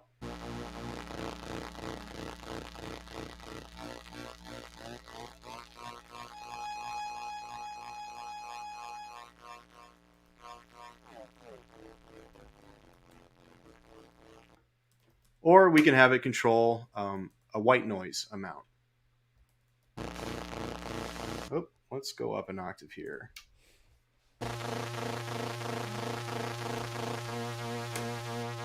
So we have some white noise, which will come in handy later when we start creating analog drum sounds. So the white noise is an awesome thing to have on an analog synth like this. So moving on, let's go into the filter section, because we actually have 2 different filter types on the bass station 2.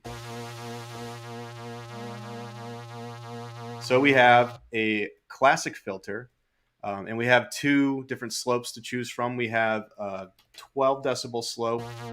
So if we sweep that down, actually I'm going to turn up the resonance a little bit. It might be easier to hear. That's how the 12 decibel slope sounds. And then we have a 24 decibel slope, which is just going to be a little bit more aggressive, sweeping down. So you can pick your poison there. Very subtle differences, but they are nice to have. So we have a low pass filter, which is what you were just hearing. We also have a band pass filter, which is kind of like a notch. So it's going to sweep up and down the frequency spectrum. Kind of like that. And then we also have a high pass filter. But I'm going to keep it on low pass for now. Now, beyond that, we also have a second completely different filter type, and it's called acid. And as you can guess, it was based off of a very popular acid-based synthesizer. It's a 4-pole diode type of filter. Now, with the acid filter, you don't get to choose your slope or low pass, band pass, high pass. It is just a low pass acid type filter, but it gives the bass station a different flavor. So let's crank the resonance here, maybe go down.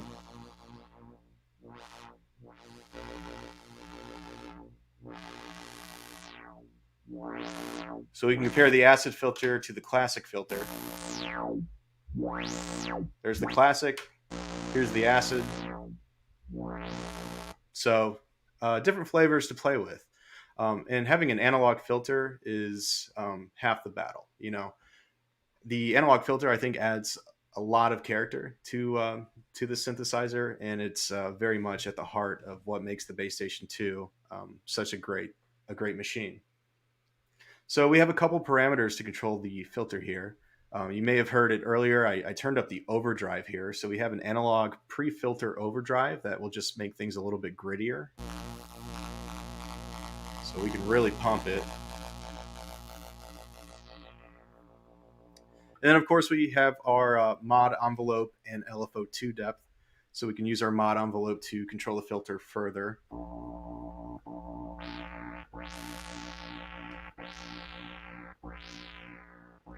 Or we can use LFO2.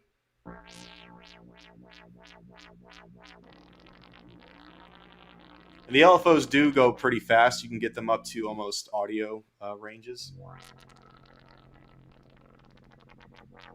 And we have a couple different shapes to choose from. Right now we're doing a triangle LFO, but we can make that a sawtooth, square, or sample and hold, which is random.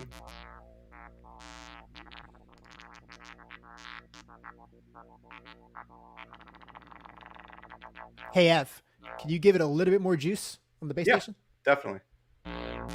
Cool, that's perfect right there. That's good? Okay. All right, so, some pretty, basic stuff when it comes to the LFOs, but using them in tandem with the oscillator pitch and the filter, you can get some really cool stuff going.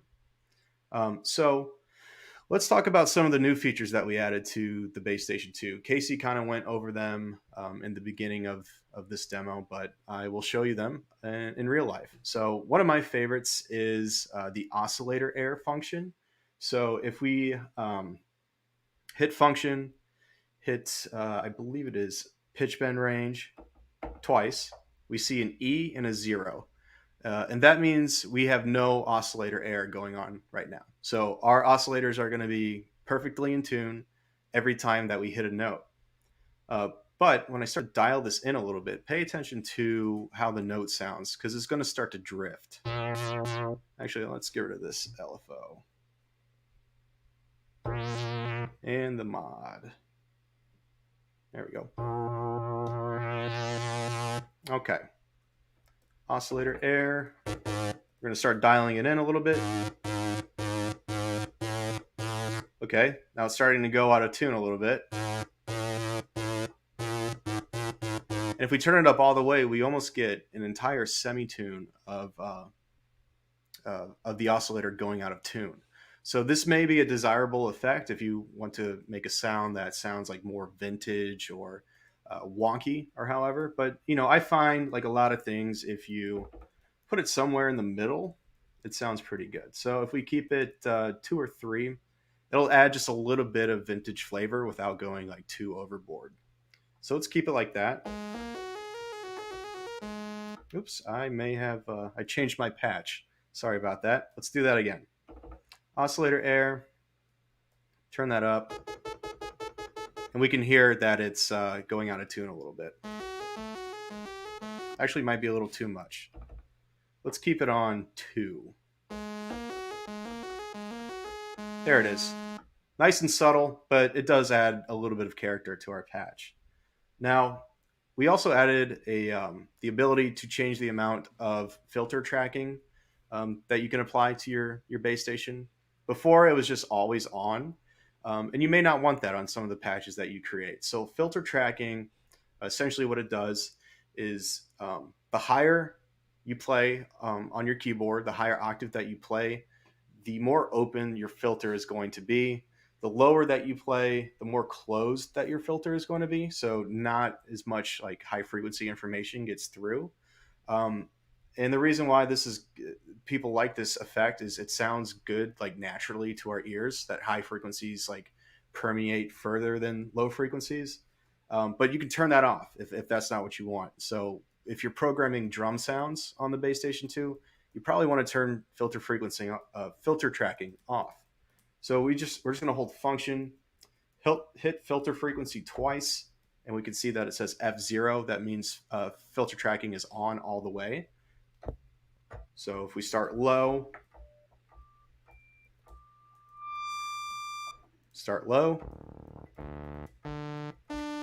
and go high, more high-end frequencies are going through the filter there. But if we turn filter tracking up, that's going to go away. So our filter is going to be static throughout the entire octave range.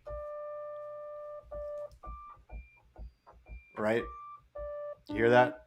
There's no high-end frequencies going through there. But I'm going to turn filter tracking back on because I like the way it sounds. There it is again. So let's talk about the really awesome arpeggiator and step sequencer on Bass Station 2. Because the step sequencer on the Bass Station 2, it's very basic, but if you know a couple tricks that I'm going to show you here, you can actually get some really awesome bass lines out of it. So before we do that, let's create a sort of acid bass type of sound. Oop, way too high.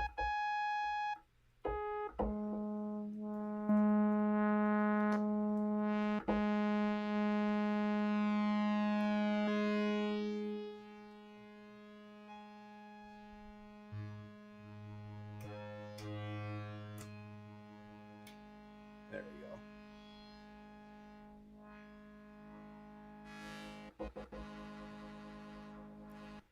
Maybe we'll do some mod envelope stuff here.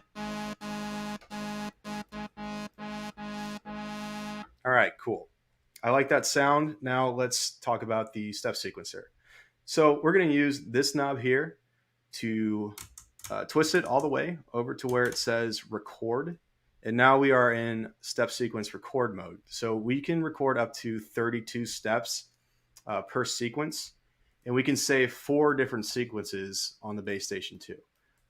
And we'll know where we are in the sequence because this LED screen will update accordingly. So let's just type in a bass line here. So 1, 2, 3. Now let's do a legato. Go up 1. Let's do another legato and go down. Then maybe we'll do a rest.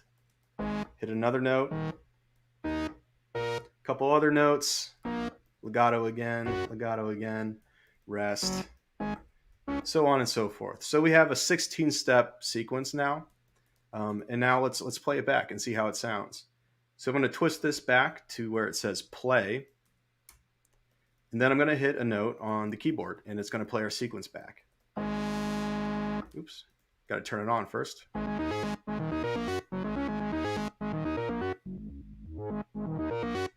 So that sounds pretty cool, but we can take it a step further. So if we actually change the envelope mode from multi to auto glide, those legatos that we programmed into our sequence, they're going to glide. And every other note that we didn't program as legato is going to play normally without a glide. So let's see how this sounds. And we got to turn the glide amount up.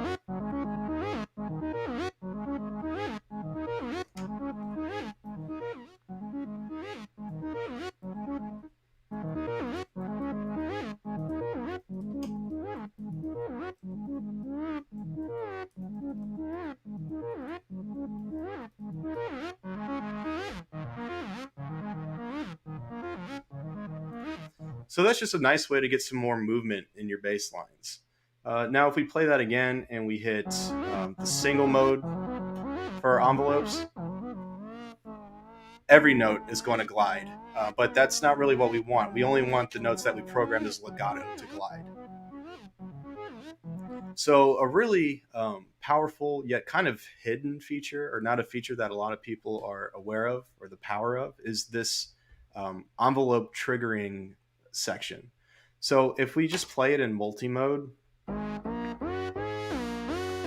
no matter how we play the keys, legato, staccato, it doesn't matter. It's never going to glide. If we play it in single mode, if we do play legato, it's going to glide. Whereas in auto glide, if you play a key staccato, it won't glide. But if you play a key legato, it will glide. So those are the three differences on the envelopes there. And you can get pretty creative with it.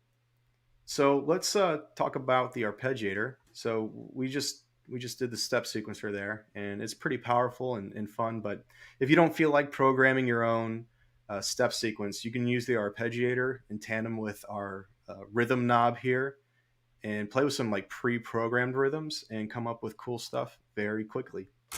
So I'm just going to change our arpeggio to play up, and I'm going to turn key latch on. Our tempo is at 125, and let's just play a chord in here. So simple enough, right? But we can use this rhythm knob and we'll start getting different rhythms. We can also change the amount of octaves that are played in the arpeggio. So 1 octave, 2 octaves, all the way up to 4. Let's keep it at 2. And let's play with our rhythm, and let's play with our arpeggio direction and come up with a really cool bass line. Kind of like that.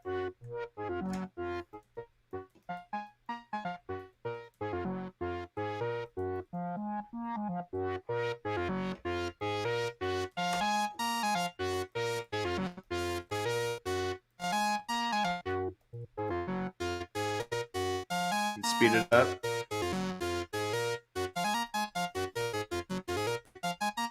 But you get the picture. The arpeggiator is an awesome way to come up with bass lines really quickly and really easily. So you can use that, or you can use the step sequencer, or of course you can just play it in live.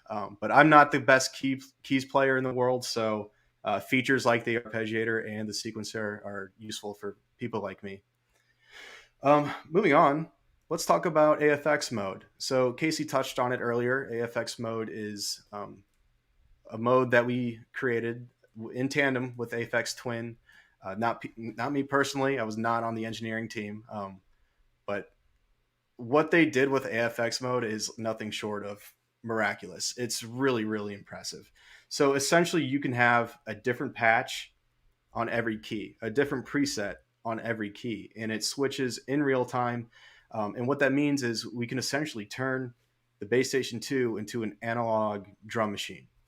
So let's turn AFX mode on here. I'm going to hold function, hit the swing button twice, and we'll see that we now see an O and a 0. So the O stands for overlay.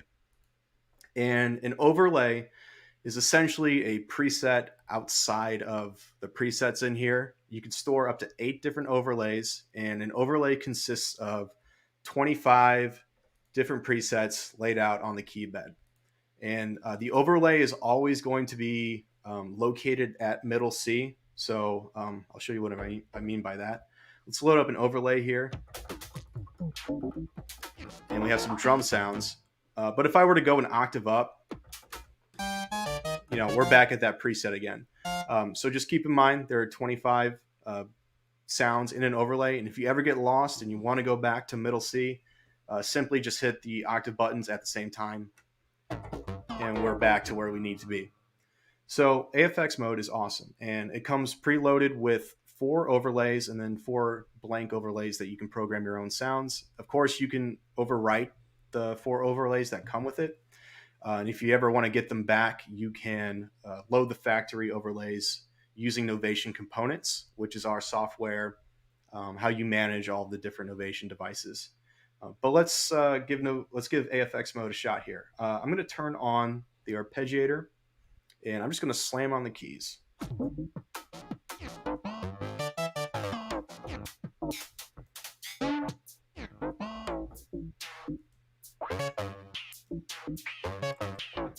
So it can get pretty chaotic, pretty fast. If you want to be more tactful about programming your drum sounds, of course, you can go back and you can use the step sequencer. So we can do a kick drum, hi-hat, that's a clap.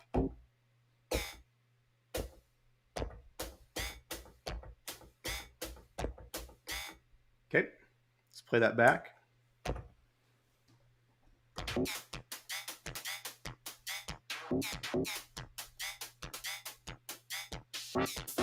And we can also change the parameters on the fly of our different sounds.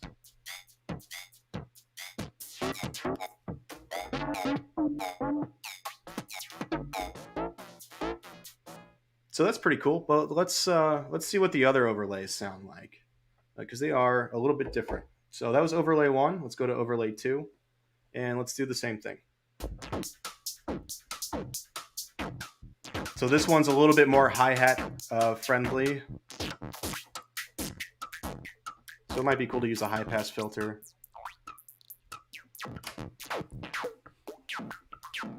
Right on. Okay, let's try the next one.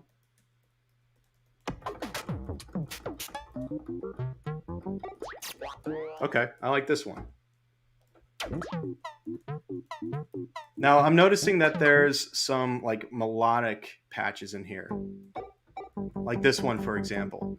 Now let's say we want we want less like drum sounds and more melodic sounds, and we like this sound here. We can copy and paste this sound amongst all the different keys. So it's really easy to do that.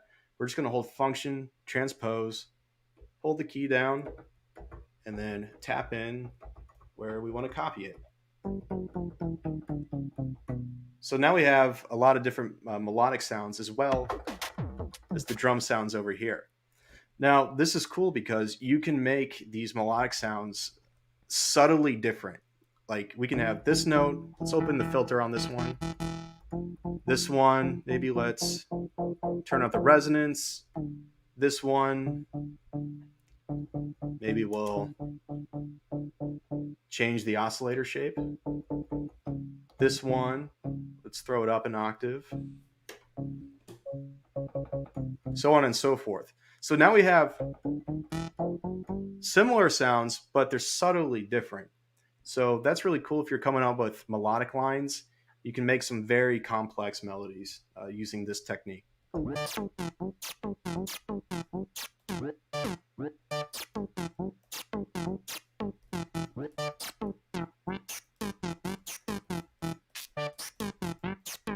Now you may need to be a little more tactful with how you lay out your different melody patches, but you get the idea here.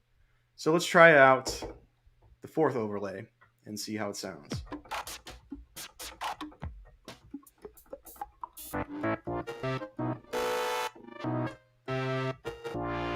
This one. All right, so let's copy this one. Oop, I need to hold that down actually.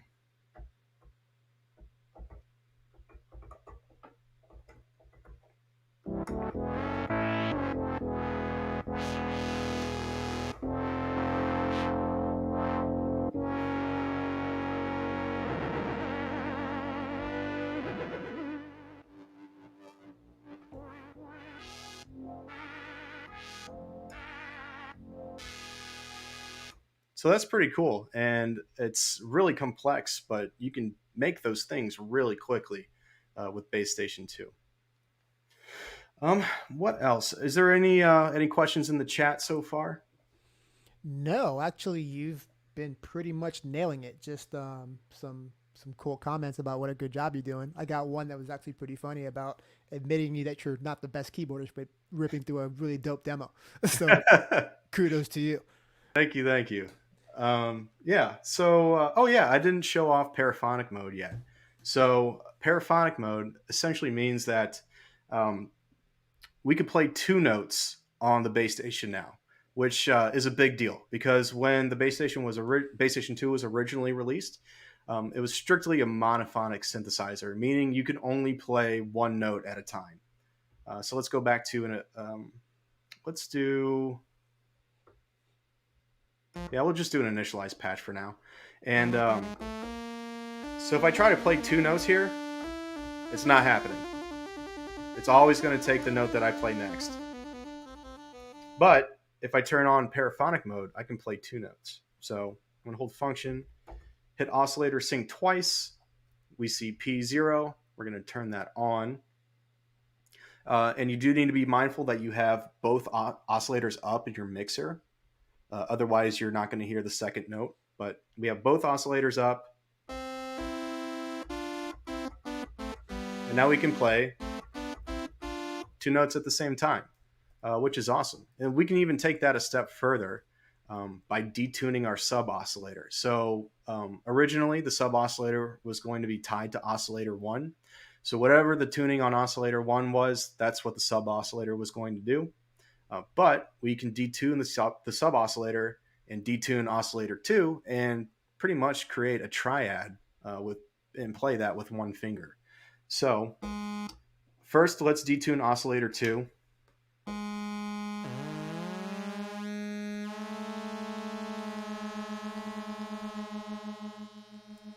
Maybe put that up an octave. And then let's detune our sub oscillator. That's really easy to do. We're just going to hold function and then use the tune knob, to detune. Let's make that a little more pleasant. Let's throw that up an octave.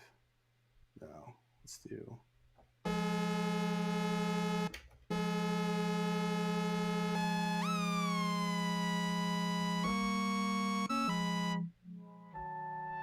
So we've got like a. Yep. Self-oscillating there. I should mention the filter is capable of self-oscillating, which means that you can, turn the filter up and it will actually generate noise.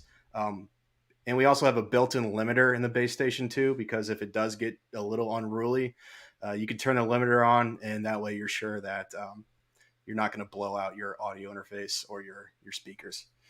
Let's turn on the resonance there. I'm not really gelling with this patch, so let's fix this.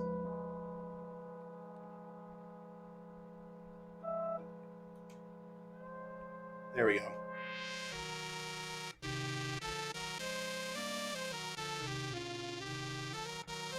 So, you can do some Detroit style, chord stabs using this technique.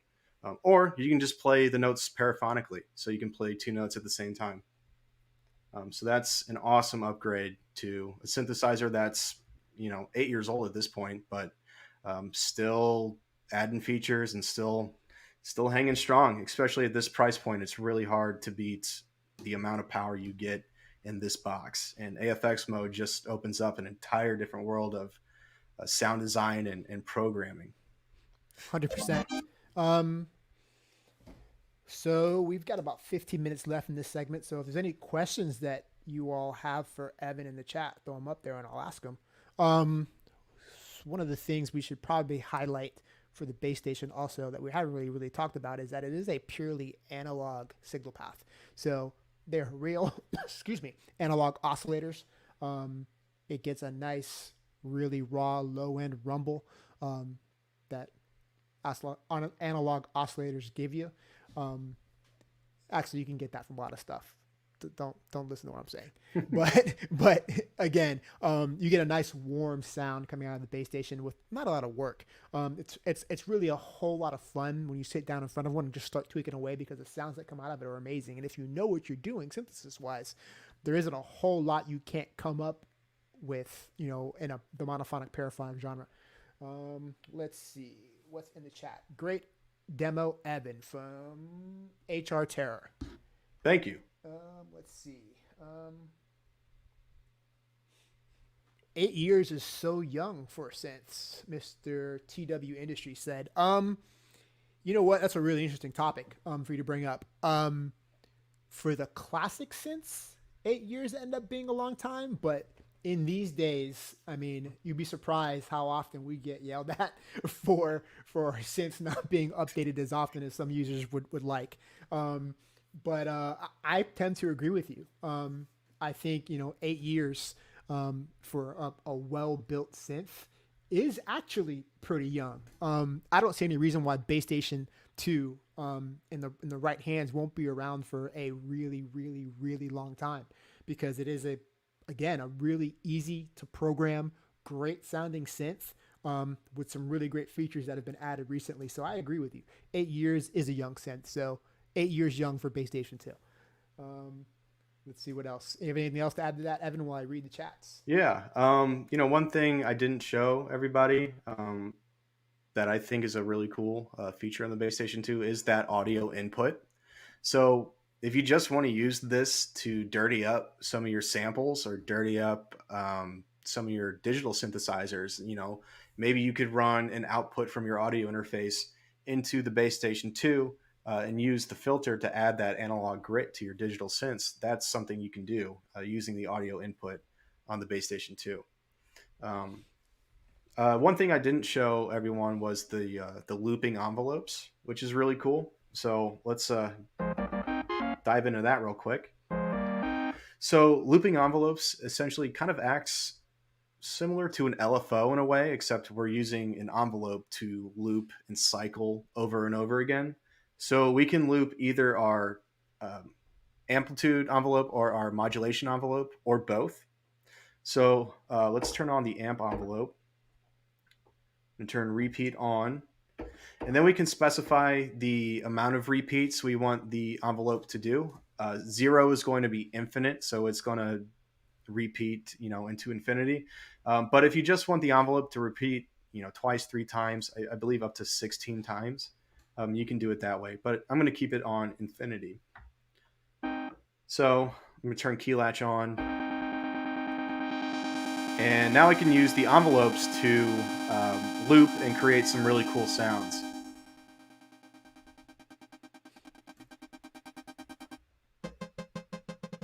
There we go. So I'm using the decay to control the speed of how often the envelope loops. So let's latch this.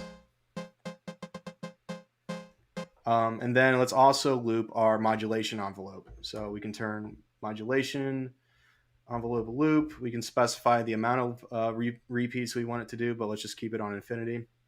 And then let's play with our modulation envelope, and maybe let's tie that to our filter.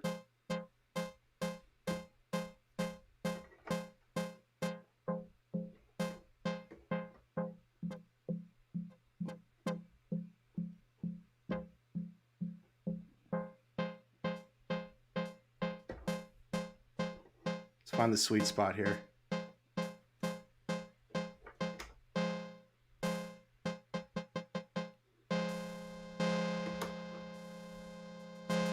There we go.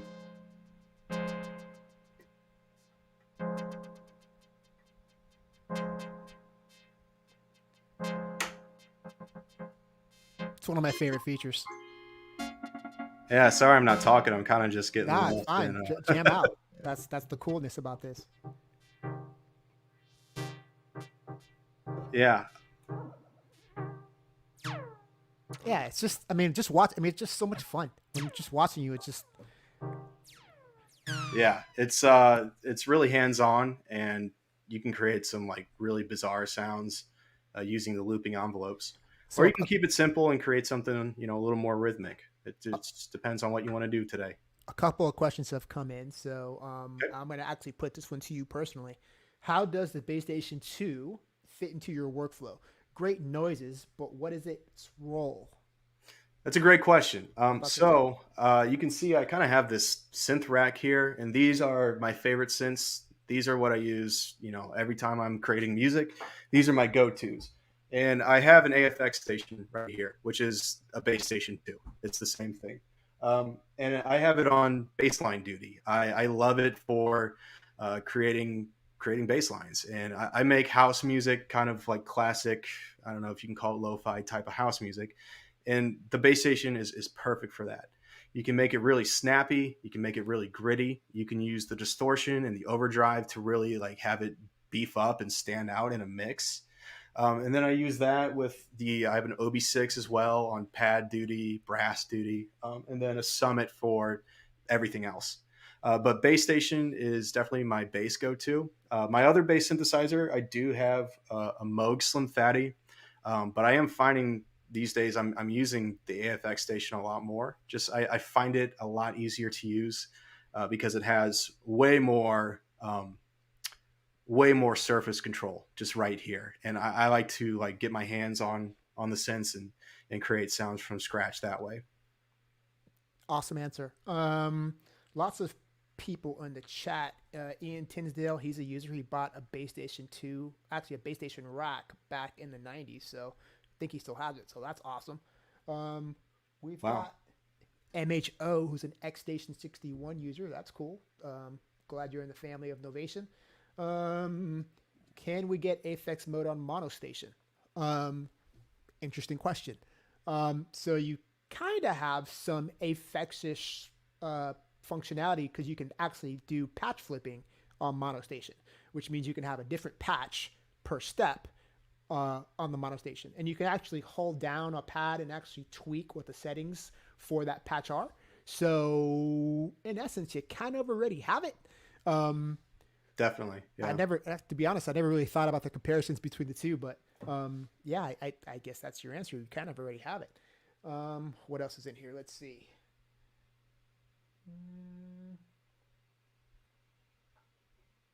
There's a tracks question about clock out. So Circuit Tracks does actually send clock out, so you can actually clock external things like Vocus to it. So yeah, that's already an option. Oh yeah, one thing I didn't mention is the Base Station 2 can do micro tuning. So if you're making microtonal music, you can store up to 12 different tuning modes on the base station. And the way you can load your Scala templates is through Novation components. So that's another really cool thing that we updated the Base Station 2 with. You can also create a welcome message. So when you power up the base station for the first time, you can have a message scroll across here. So you can have it say your name or, the name of your dog, whatever you want it to say. Just a cool little Easter egg on the base station too. So I'm gonna put you on the fire right now, real quick. Okay. So it shouldn't be too hard to demo. Is LFO rate per key in Aphex doable? Yep, it is. Let's see it. So let's try that out. Let's get an overlay here. I think the fourth one is the one I like the most. Oops.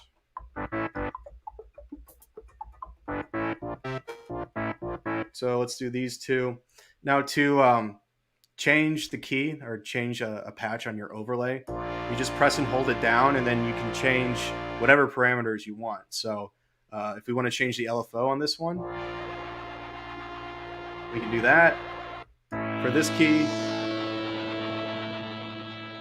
maybe we'll slow it down.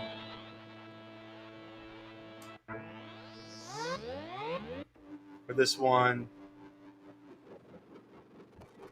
but there's the first key, there's the second one, there's the third one. So yeah, you can absolutely have every key have a different LFO setting on it. Every key is a different preset. So any of the parameters that you see on here, even the parameters behind the keystrokes, they can all be programmed to a key. So if you can do it in a preset, essentially you can do it on an overlay. There you have it. Ask the question, get a live demo like that. Boom. A lot of Base Station 2 lifers in here. I saw a comment that it was someone's first synth and that they're never getting rid of it, which is awesome. Really glad to hear that. Let's see. Have a bunch of Novation stuff. Thank you very much. That is Fright Club. Thank you for the support. Thank you for sticking around in the chat and hanging out, having a good time. We'll be here until, I believe, 7 o'clock Eastern, which is where I am. I'm in Miami. Evans in Central Time, Chicago. So stick around. We've got more stuff. I got an A station. Thanks, Christopher Gregg. A stations were fun pieces. Glad you have it. Glad it's still working. Don't get rid of it. Let's see. TW Industry says delightful. Awesome. Let me go. Excuse me. Let me go back through some of these questions back here. Sorry. I've been It's just looking. fun to play. I mean, fill in the gaps. Don't mind me. All right. Yeah. Let's make something. Yeah. I mean, if I find a good question, I'll just start talking over it, and that means for you to stop. Cool.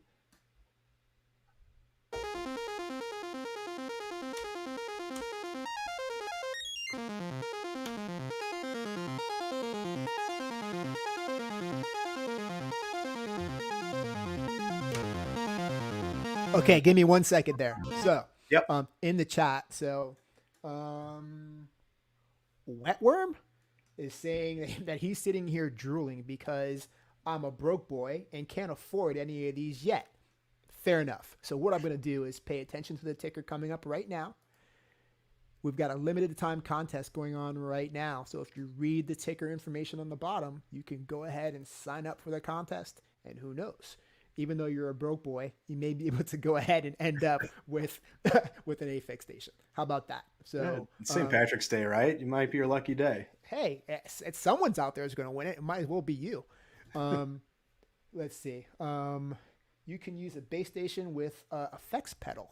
Of course you can. Effects pedals are really robust pieces of product, and the bass station, like the analog low end grid of it running through an effects pedal, is actually pretty cool. So yeah, I would absolutely tell you to go ahead and do that.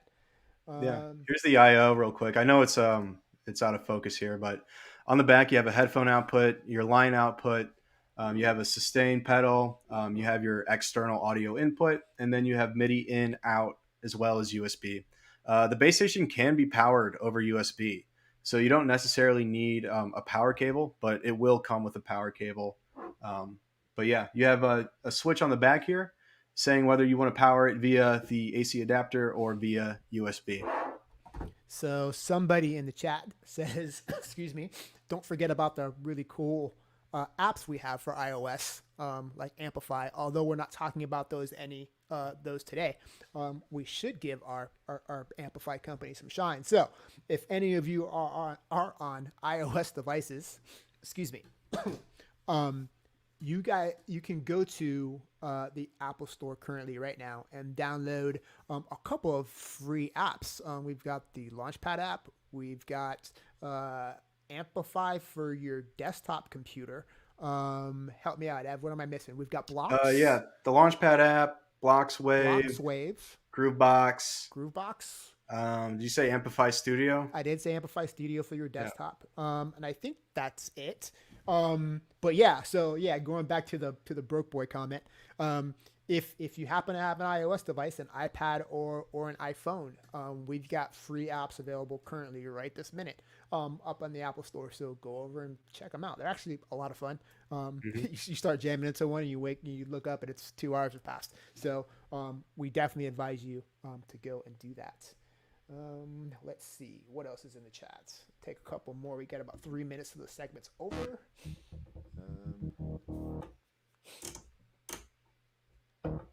Is there a deck saver for Base Station 2? I'm not sure, but there's a deck saver for everything, so I would assume there is. Aphex Station rocks. Thank you, David Journey. Let's see.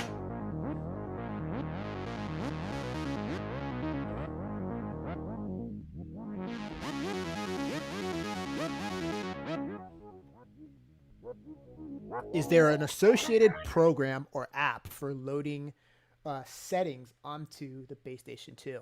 Not necessarily for loading settings, but you can transfer patches back and forth with our Components app. I mean, so it's standalone and it actually works in Google Chrome as well. So basically for Base Station 2, Components acts as a librarian for it. So if you happen to go through there and load up, all the preset memory there, you can actually offload that into Components and save them while you make a whole new batch of them. We've also got a really wide variety of presets, artist presets, from a bunch of people up on Components as well. So if you do have a Base Station 2 and you haven't plugged it into Components, I highly suggest that you do that, because there's a whole lot of fun content up there that we just give you all for free. So make sure you do that if you haven't.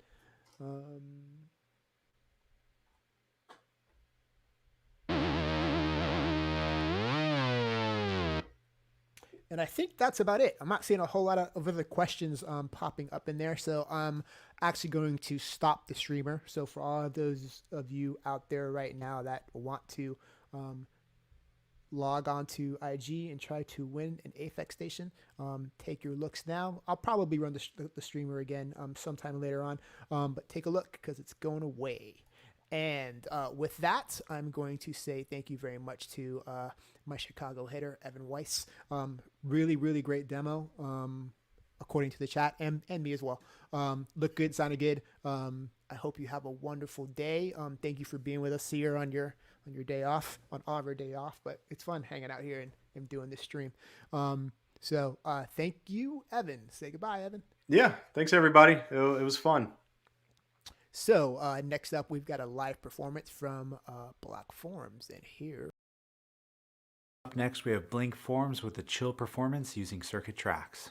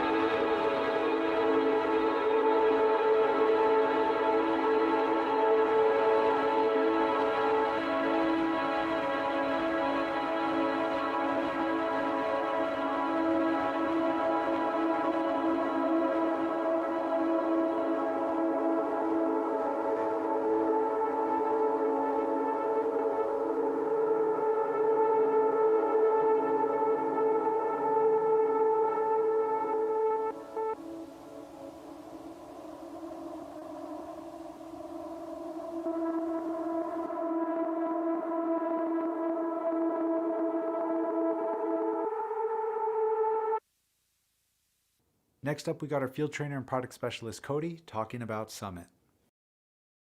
But before Cody, I am back. So, hey, everybody. I hope you all enjoyed that live performance from BlankFor.ms.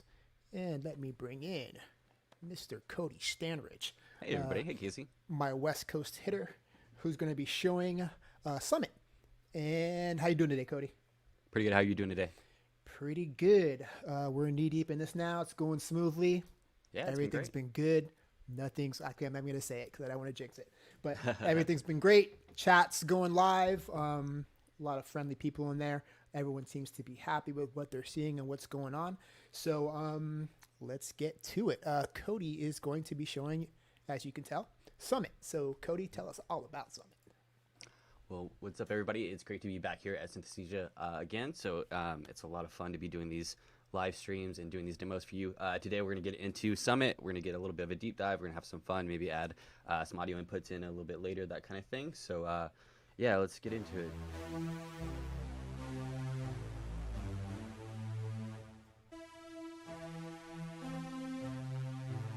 Yeah, so really awesome synthesizer here. It is a bitemporal polyphonic synthesizer. What that means is it has two parts, and it is a polyphonic synthesizer, so it can play multiple, you can have multiple voices playing at one time or multiple keys.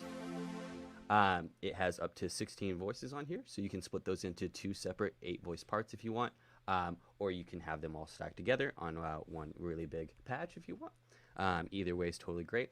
It is a hybrid synthesizer, so it is both analog and digital. So you get these great digital oscillators, which we call Oxford oscillators. And the reason we call them that, it's kind of a new style of oscillator. It's a oscillator that runs on a field programmable gate array. It's a FPGA.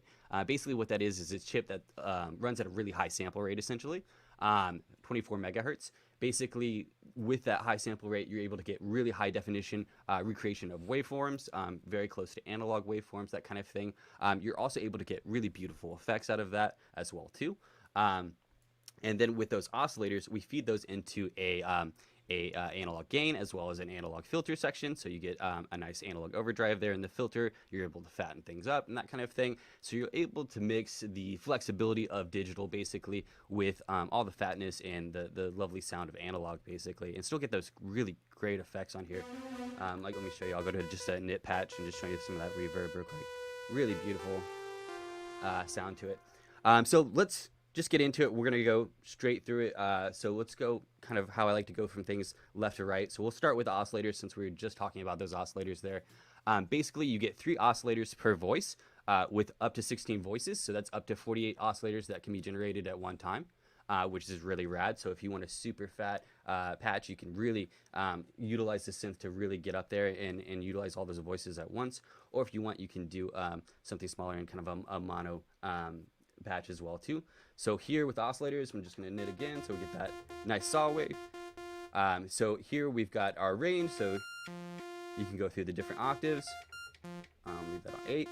We have a coarse knob for doing a octave adjustment, so you can fine tune your oscillator there. We also have a nice fine knob as well too for a semitone adjustment. So for a little bit of detune, you can use the fine tune there. Moving right along, we've got the wave selector here. So right now we're on the sawtooth for the init patch. If we go to the next one, we get the nice square wave. We're going to skip more real quick. Go to our nice sine wave. It's beautiful. And then we get this nice triangle as well too. So you get your 4 basic waveforms there. And then if you go to more, over here on the left-hand side, your menu here is going to go to the oscillator menu, and it's going to have an option for more wavetables. So from here, you can start to use this selector knob, go through the different wavetables here. Hey, Cody. And sorry to mess up your flow, but they're asking for a little bit more juice of Summit in the chat. yeah, definitely. Let me give you a little bit here. A little louder. Better? Maybe a little bit more, slightly. A little more juice? Yeah. Yeah, a little bit more juice. Cool. There you go. That should do it. There we are. Cool. Love mixers. Cool. Yeah. So you have your selector knob here that you can go through those different waveforms. You can load up your own custom waveforms as well too. We have a lot of great ones that you can download from the components. So you'll be using the components to load those up and to do any kind of patch editing with the Summit here. But yeah, so you can go through those really easily and select what kind of waveform you want to have there. Next up, as we go from left to right on the oscillator, we have two hardline pitch modulators. So we have mod envelope 2, which will be over here on the right-hand side. So if I go to the selector on mod envelopes and select it for 2, I can actually adjust that.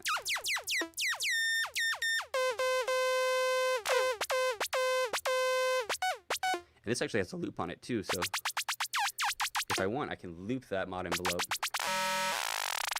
And then attack and decay kind of are our selections for that loop. So as you move the attack back, it'll kind of come in a little later. Same thing with the decay, and as you bring it back up with the attack, it'll get a little bit quicker. And then bring the decay, and you can really start to push it.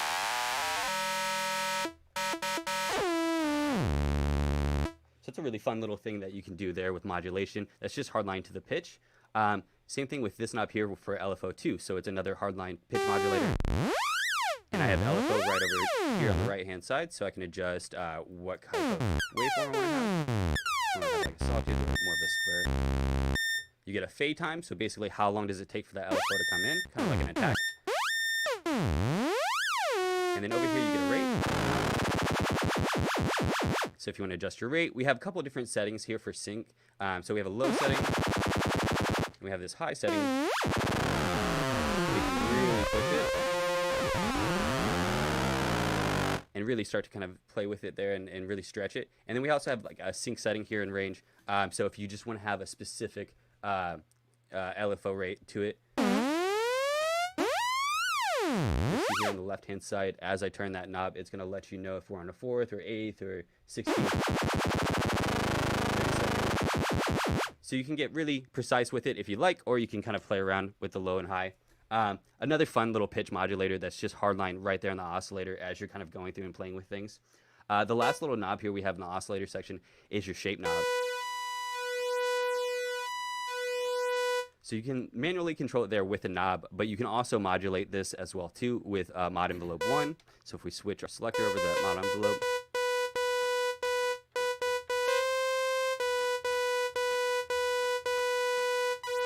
there we go.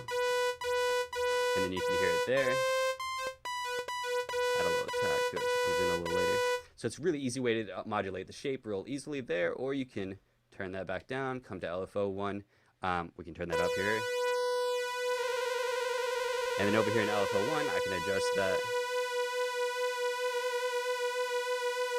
Give you a cool kind of a siren sound. So really easy ways that you can begin to modulate the oscillators just right here in the oscillator section, which is really fun and really cool to kind of just start getting you going there. As we move from the 3 oscillators over, we have the FM section here.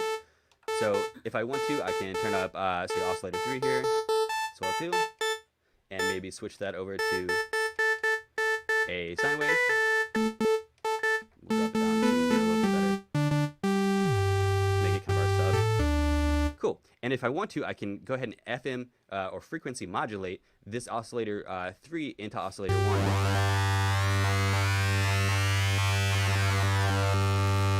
So you can get some really cool, really, really interesting sounds with that frequency modulating these different oscillators into each other.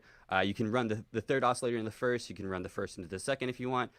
Same thing for the 2nd into the 3rd. And all 3 of these frequency modulation knobs can be modulated as well too. So just like on our pitch, what we were just playing with there, we could do the same thing for LFO2.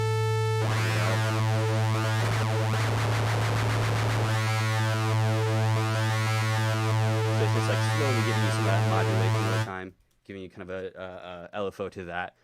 Another great way you can start to really kind of get into these oscillators and do some fun things with them.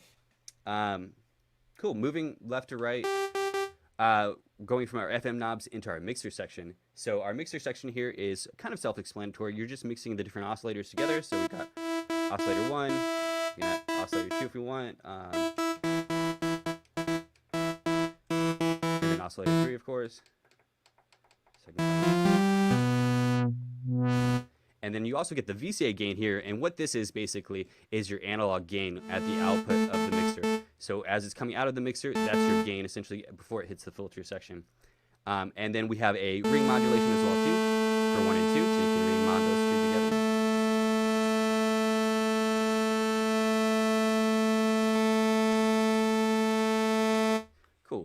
And then we also have a noise generator too. So if I turn down all of these oscillators, you just pull up the noise by itself. And then if I wanted, I could run that through the filter. It's cool for doing effects and things like that. But you can also add it on top of your oscillators as well too, you know, to give you kind of a little bit of air on top of it. That kind of thing. It's a great little noise generator. Cool. Cool. So moving right along from the mixer section, it feeds into the filter section here. This is everybody's favorite part. As you actually get to play around with the filter knob a little bit there, you got a nice big fat filter knob to play with. The great thing about this filter is it's actually a multi-filter. So there's multiple filters that are stacked on top of each other with this filter here. So it allows you to kind of change how you would like those to be oriented, and like how you would like those to be stacked on top of each other. So if you want to have just everybody being a low pass filter, you have the shape button right here. You're just stuck on low pass, good to go. You can switch it to a band pass filter as well too. Add a little resonance so you can hear it a little bit better. We also get a high pass filter. Pretty classic. And then when you go into this dual mode, that's when you get to control the different filters individually and start to get a little bit more control over different things inside of how they're oriented and that type of thing. So over here on the left-hand side, once I go to dual, you'll see the menu goes to the voice and filter menu. And then I got this filter shape dual. So basically, it's what shapes do I want to have the filters be? And then with the selectors, I can change that. So I can have low pass going into high pass, low pass to band pass, high pass to band pass. Let me do like a little low pass, high pass. And then you also get a filter frequency separation. So it's how much separations between those two curves there. Let me turn it down a little bit there. Let me turn it back up like right there. So now you can really hear what it's doing there basically. So as I bring the filter down, you're going to notice I've got that low pass filter there. And then as I take it up on the top end, you're going to get that high pass filter. So you can set this up for a lot of different shapes, different ways that they'll work together. That's a really easy way to kind of hear what it's doing and understand it there. But you can also have these stacked on top of each other as well too, rather than running in serial, that type of thing. So you get a lot of different options with the filter there on how you would like it set up. You also get a couple options for slope. So you can do 12 dB or the 24 dB. That'll be in the regular settings for the low pass, the high pass, and the band pass. You also get some LFO1 depth, so another one of those hardline modulators like we were seeing back in the oscillator in the FM section. So you can come over here to the LFO1 and get your womps on.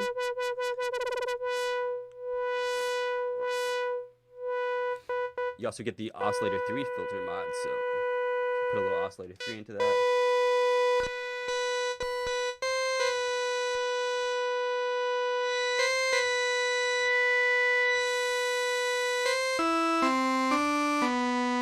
Yeah, so you get a really cool effect there, adding that oscillator 3 filter into the filter modulation. Excuse me. You also get key tracking as well too. So if you want the filter to follow your keys as you're playing, you can have it do that, or you can turn it down here so it's static.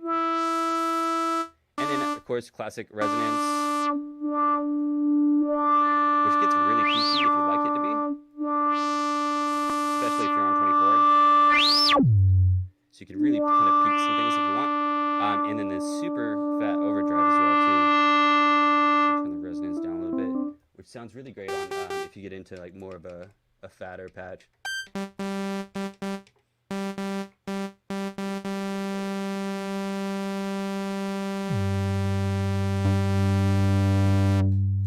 you can really hear it kind of drive a little bit there. Cool.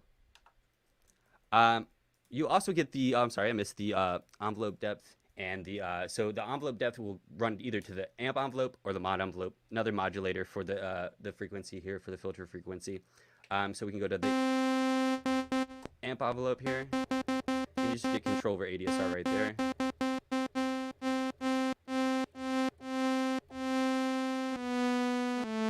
And again, you can loop that if you want.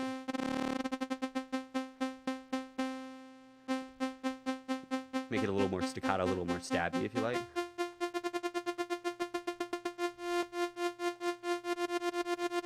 And same thing for the mod envelopes. You can utilize those as well too to do the same thing with the filter frequency there.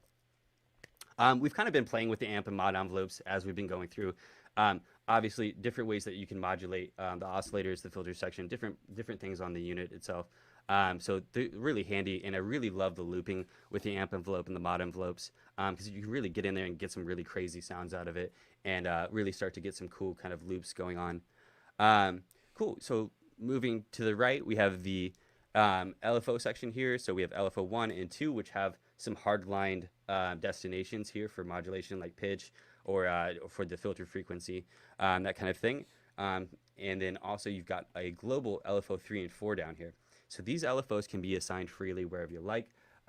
So we can go over here to the mod matrix. It's a really easy to use mod matrix. You just hit the mod button right here. And it's going to take you into this one-page mod matrix. And then you can set your destinations and your sources. So if we wanted to go in here, LFO 3, and then we could set our destination. Let's see, oscillator 1 pitch. And then we'll turn our depth up there. And then you can hear, let me bring this up, we'll drive on it.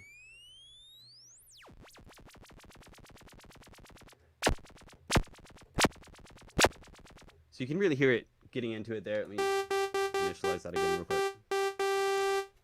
And then we'll set it back into our pitch real quick. Oscillator 1 pitch, there we are. Awesome, LFO 3, please. There we go. Okay, much better there. I think I was doing some modulation on the filter frequency.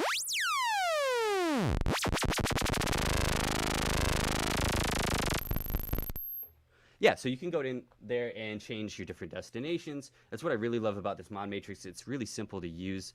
So you have a multitude of different options for your sources, and then as well as your destination. So even if I wanted to go in here and just set like one of these animate buttons, I could do animate 1. And then set it to our pitch there as well too. So whenever I press animate, it's going to go ahead and modulate that the oscillator pitch for me.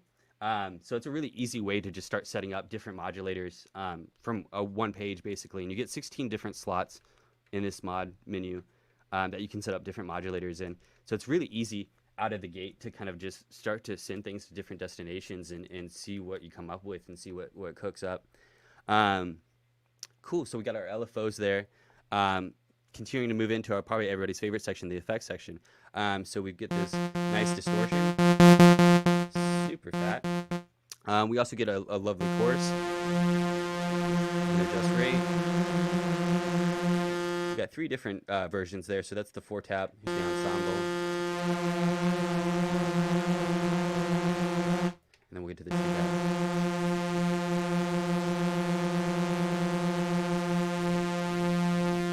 Great sounding chorus, just adjusting how many sources basically there. Cool, and then we'll go right down to the delay. Turn the level up there. This is a digital delay, so I really like digital delays because you can get kind of weird odd effects out of them. So as I adjust time, you'll notice this. If I turn the feedback up a lot. And if you kind of play with time, you get these weird kind of notes falling over each other and changing pitch.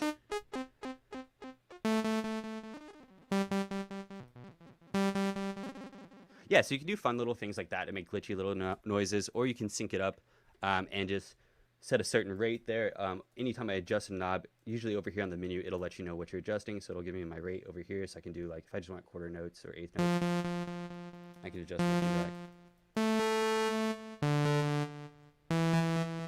So it's a great little delay. You can get some real fun, cool tricks out of it. It's a lot of fun, especially if you turn your dry all the way down, turn the wet all the way up. A lot of people like to do fun, like sound bath kind of things with it. You just do that from the effects menu here. So if I go to effects, I can turn my wet level down, and then I'm just getting, my dry level down, and then I'll just get my wet. Let me get a little bit dry. And then I'll turn the delay up. And then we'll change our routing. We're going to go and delay into reverb into chorus. So this is another cool feature that you have in the effects menu here. Is that you can change the routing of how you want things to be routed. So if you want things to go to the delay first, then to the reverb, then to the chorus, or maybe the chorus first, then the reverb, then the delay, you can change that here with your effects routing. And that's just going to change which effects it's going to first, and then as I turn them up, it'll be a little bit easier to hear.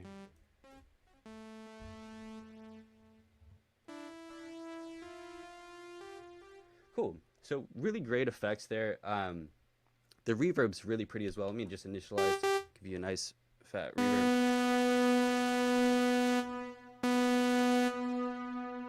You get a time adjustment there as well too.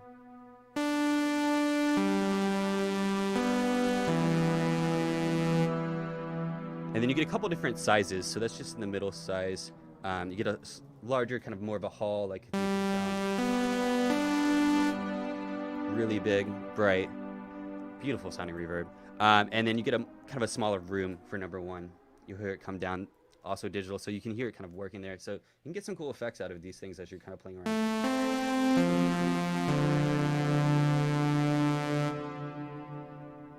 Yeah, so all of these effects, like I said earlier, are running through the FPGA, so you're getting really beautiful recreations of everything as it comes through. You also have a mod menu strictly for your effects as well too. So if you click on the effects mod button there, it'll take you to this menu.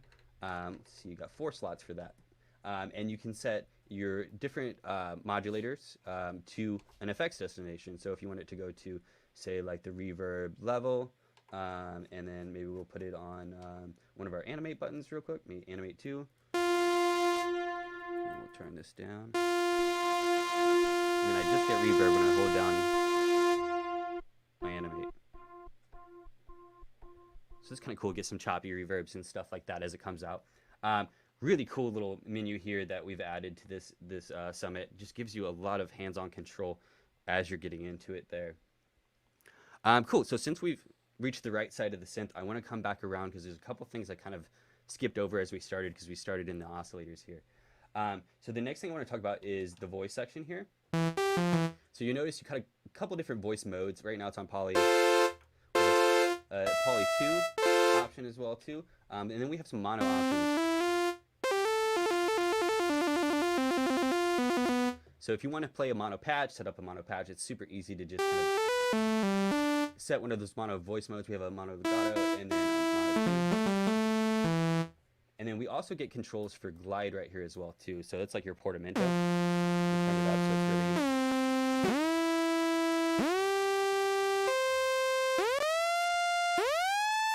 turn it up a lot if you want to do crazy.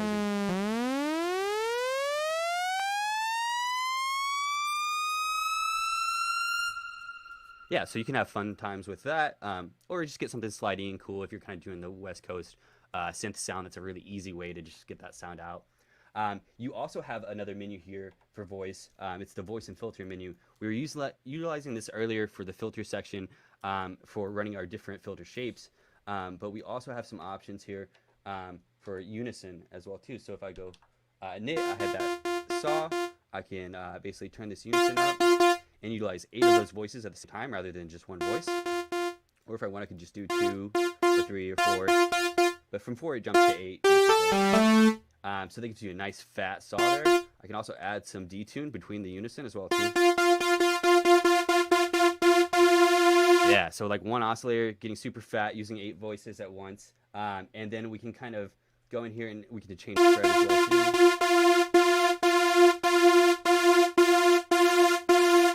So if you're listening in stereo, you probably hear that getting wider. If you're listening in mono, probably not checking it out, but it's all good. Essentially, that's going to widen the spread, make it a little bit more of a stereo sound. So it's going to spread those different voices out across the stereo field. And then what other options we have? We have some more options for like pre-glide, patch level, and then these are for your filter section as well too. So audio input coming into the filter and stuff like that. We'll hit that in just a little bit here. We'll get into that. I'll show you a little bit with the circuit tracks running through it. So cool, we can get that set up for oscillator 1. Then we can come in here, add a little oscillator 2. Just drop an octave down. Maybe we add a little sub bass in here. I really like this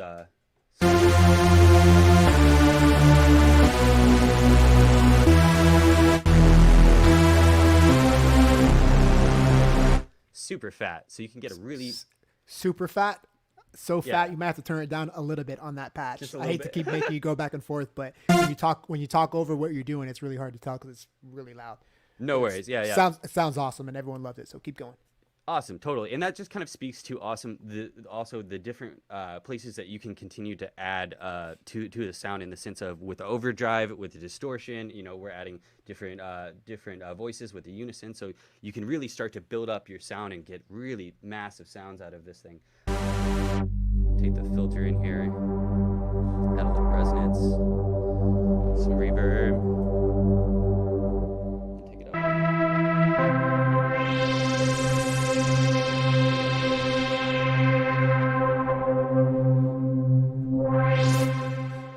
Yeah, so you can get really super fat saws out of it. You can get really those massive, really big room sounds if you like out of this, as well as you can get really weird and really tonal with it and kind of do some of those weird glitchy things like the delay there. The other little section that I skipped over here is the arpeggiator, which, you know, everybody loves a good arpeggiator. So let me just get a little key latch to where get something playing. So you get a couple different options here for physical controls. You get a little tempo control. I'm getting sync from the circuit right now, so it's not really giving me much of a change, but if I unplug that real quick, there we go. I could also set that too if I wanted to in my settings. Go over to my MIDI clock. Oh, sorry, Arvin clock, and I could switch that to internal. So whenever that's plugged in, it'll be ready to go. And then when I come back to my tempo here, it'll just adjust freely. If you have MIDI coming in from another source, it's just going to sync to that if it's on the auto setting. Or if you want, you could set it to external auto or just USB, because you can sync up MIDI over USB as well too. Let me just plug in that MIDI real quick.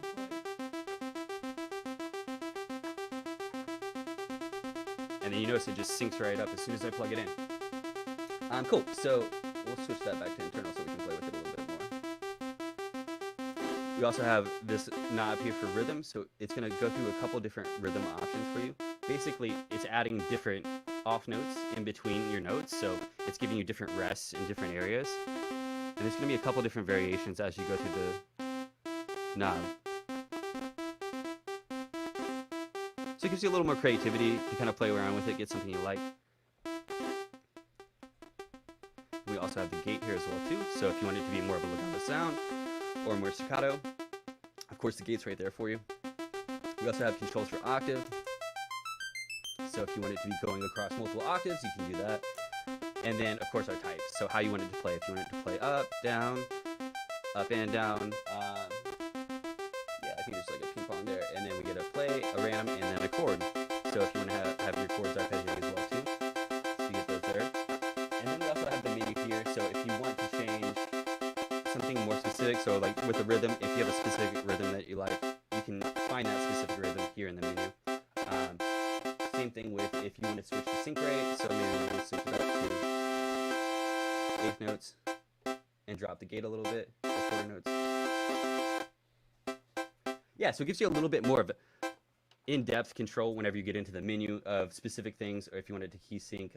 There's also some swing on there too as well, which is pretty handy.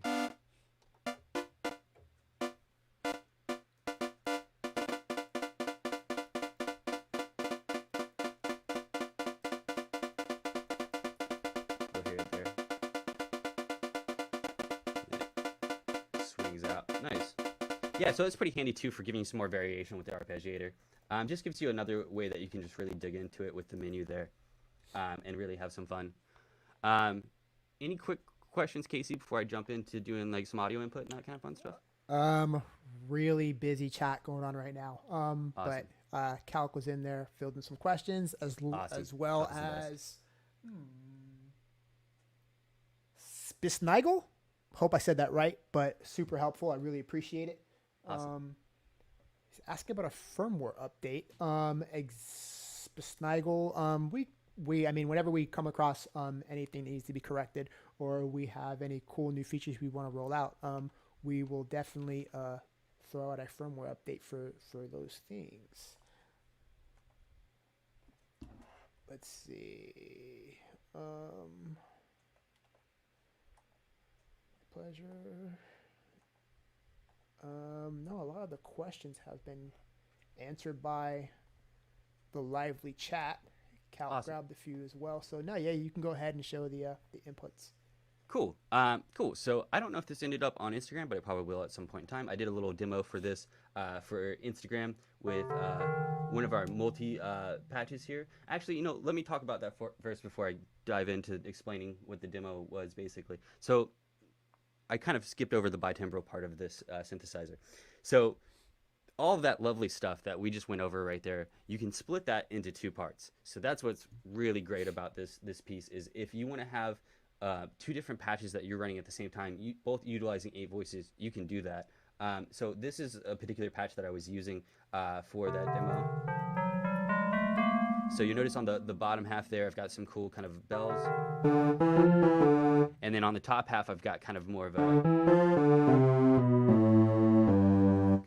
hover kind of thing. Cool. Yeah, so you can split up your different key beds here or different sections, octaves of the key bed into different synths basically, or you could have it running in layer if you want.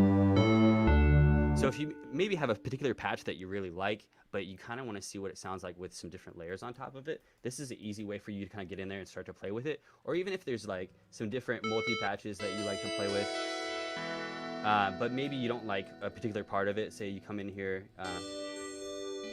start to play with it, you like that, but these both kind of sound the same. You can come in here, hit initialize, be able to edit that part individually.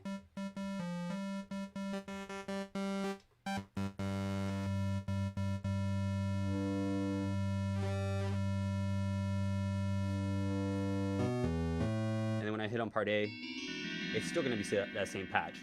So it allows you to have a couple different patches set up at once, be able to control those patches with the key bed, both at the same time, each individually, or you can have it split amongst the key bed as well too. And it's a really, really handy feature for coming up with some really interesting sounds. Or also if you just want to play, say, maybe 2 parts at once.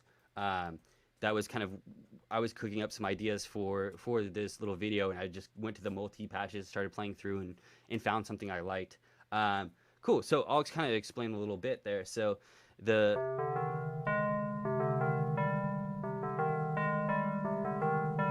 was kind of the little melody I'd come up with. I was kind of playing around with different sounds and different things. And I ended up on the C minor, and I was like, okay.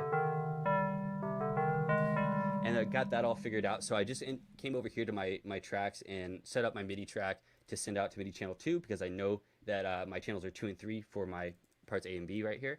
And just kind of went through and found those different notes inside of C minor on my tracks, which kind of makes it easy that it has the scales on it, because you can kind of just play around and then find the notes that you need, plug it in real quick. And then if I hit play, let me actually get that drums out of there real quick. We'll turn those off and then turn this back up. Cool. So now if I hit play, it's going to send that MIDI sequence into the summit here. And then for the demo, basically what I wanted to do is run some of those drums you were hearing earlier through the summit, so that I could kind of add to it and then play over the top with the second part. So I'd be able to come in here and then play the second part on my own while the circuit's over there playing the melody for me. But I wanted a way to be able to bring the drums in too as well. So what I did is I came in here, and on part A, this is the really beautiful thing about having this multi-filter, is you can have filter settings for each part.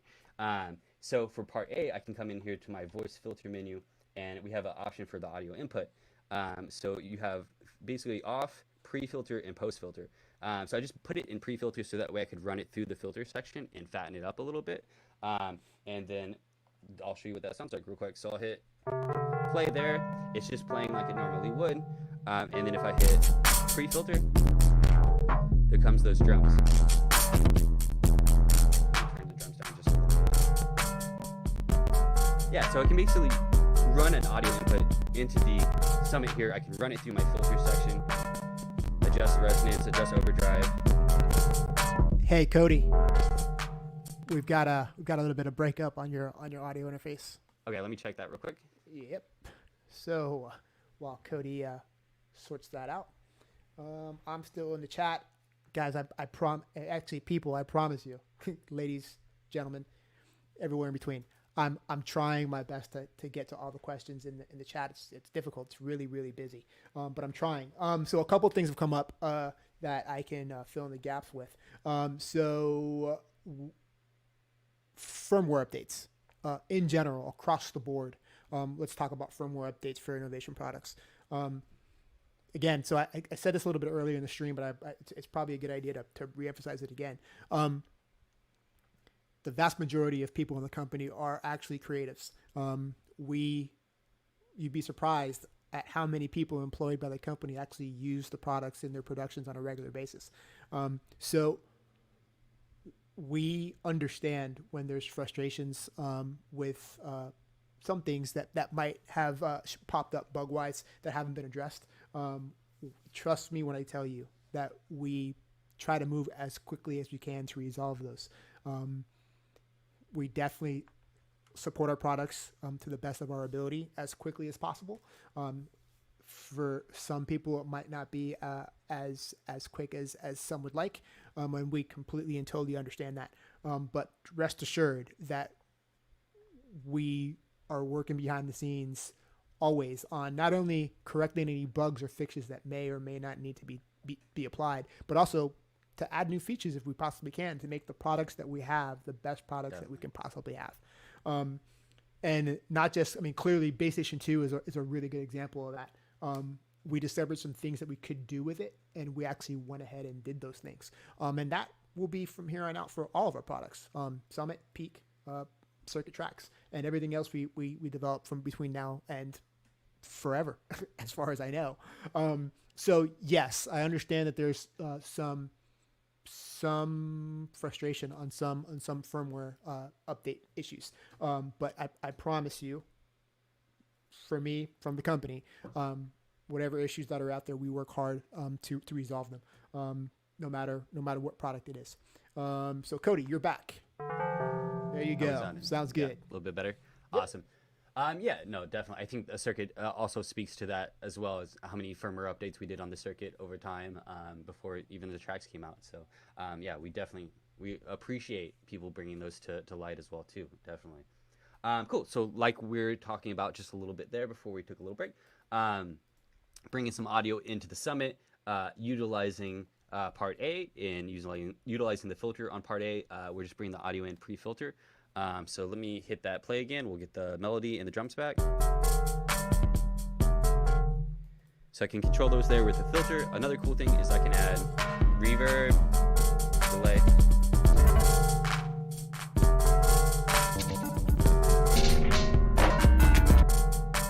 Yeah, so you can do some really fun, cool things with the delays, like I was saying, with the drums. This is a really fun way to just like run your circuit or any drum machine, honestly, through the Summit and kind of start to play and get some cool sounds with it. It's something I like to do a lot if I feel like the drums are feeling kind of stagnant or if I feel like I need a little something. That's a really cool, easy way to do it. Another thing, you could run another synthesizer through it and stack layers, basically, but it's a really fun, interesting way to add a little bit of drums in and still being able to get your melody and that type of thing. And then basically I just played part B over the top. So I just went to dual and then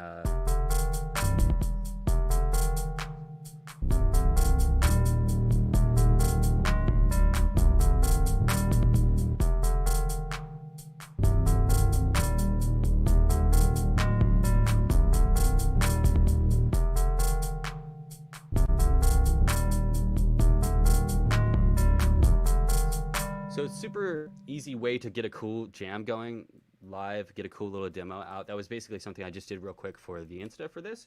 But it's a really cool way that you can kind of incorporate your other synthesizers or drum machines into the Summit and utilize those awesome effects and really get some cool different variations out of it. Cool. All right. Super solid demo. I'm in the chat looking for some questions or comments. Let's see. We've got about, let's see, what time do we have? All right, so it looks like we got about 20 minutes or so. Cool. In the meantime, I actually got some requests for some pads. Mind scrolling through a couple of patches and give me some pads so they can hear some Although thing coming up directly after this, we've got an artist performance by Hugo Paris that is oh yeah, he's got the some man. really lush, amazing ambient style patches going on. So stick around for that for sure. But previous to that, we'll have Cody go through and demo a couple. Yeah, I have tons of pads on this one set up right now, so it's great. Another awesome thing I want to point out too is when you're going through your patches in the patch menu here, you have obviously your bank, but you also have category, which is really handy because, like you said, you wanted to hear pads, so I just went to pads, and then there we go. You know, we're already into our pads.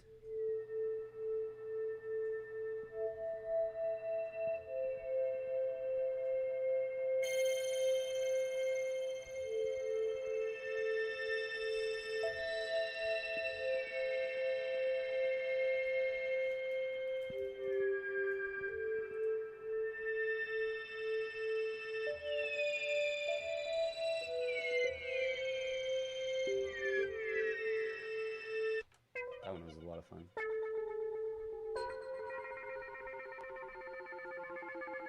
Love that for a nice drop down effect.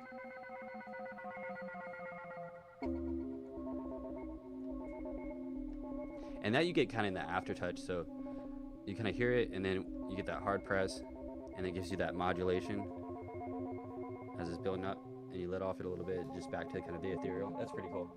That's what I love about patches too. As you're going in, I'm not entirely sure if these are our patches or some of the producer patches. I like to load a bunch of different things onto my Summit. So some of these awesome producer patches, you just get into these cool modulators.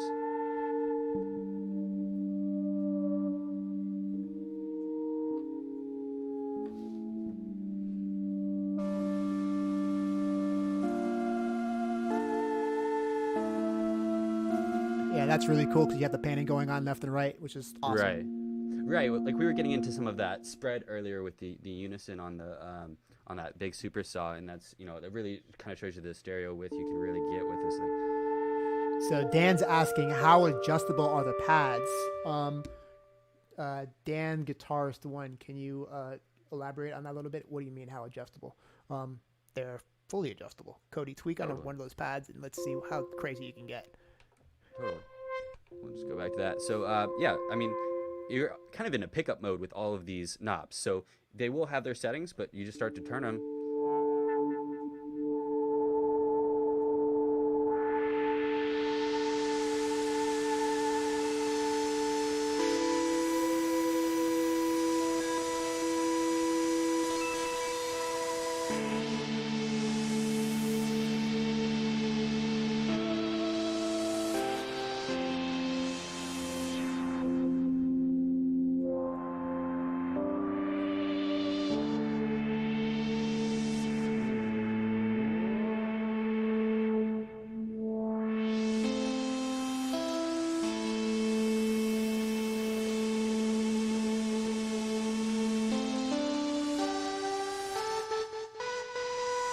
Yeah, so I mean, you can go in and really start to play with it.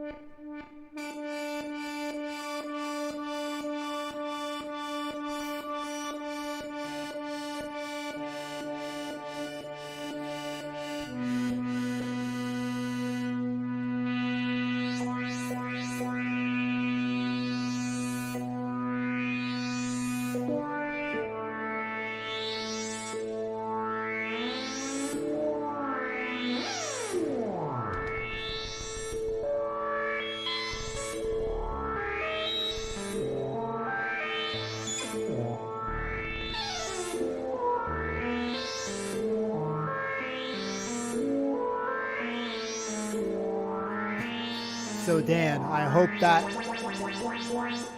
yeah. So Dan followed up with, he was just curious about how weird we could get, and I hope that little tweak session answered the question. Not only get weird, but really create some really interesting soundscapes pretty quickly, as you can tell. Let's see, feature requests. Can we send timbre A and B together through effects A, so effects B is freed up for external sound source? Let me think about that for a minute. Effects A. That'd be interesting. I'm not 100% sure you can't do that now. One and A and B together through effects A. So effects B is free for external sound source. I think that's possible now. Well, my only thing is the routing on the output, because once they're separate, those filters are kind of separated there.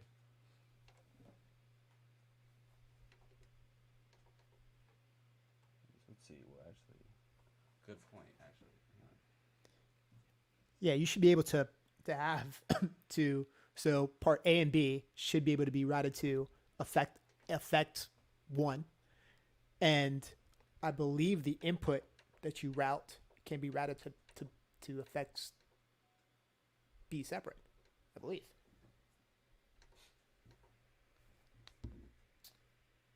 So everybody else in the chat, any other questions or anything you want to ask? New Ignis, he was the one that asked about the feature request that we just talked about. That is a really cool feature request, but like I said, I think it's possible now. If not, it's definitely something that I will run up the flagpole, because if not, we definitely should be able to do that.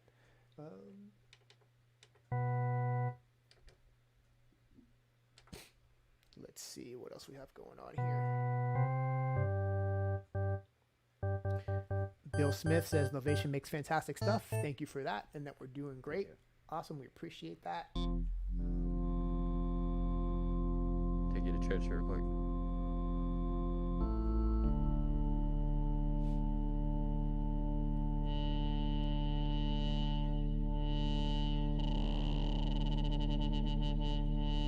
Question on polyphonic aftertouch. So Summit and Peak are both polyphonic aftertouch. However, the keybed on Summit does not transmit polyphonic aftertouch.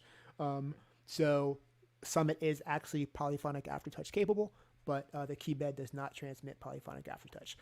We do have some other products to do. For example, our launch pads are polyphonic aftertouch, Launchpad Pro.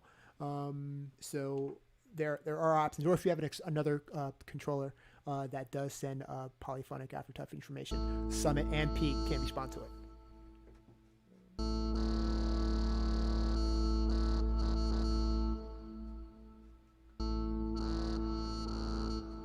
Hi, Dane's off.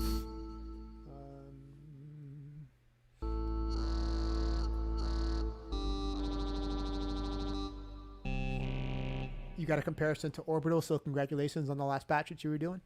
Oh, thank you.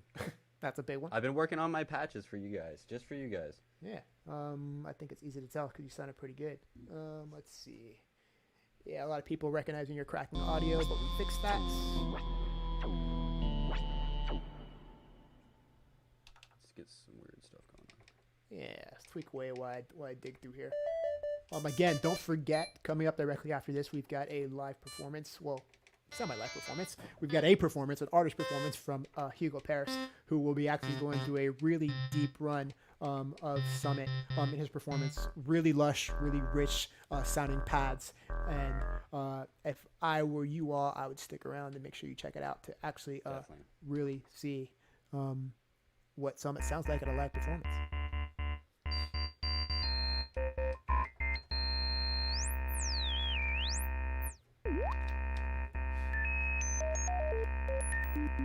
I think I pronounced Dane's off right. I tried.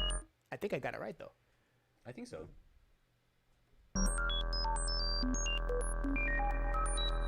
Go to space real quick.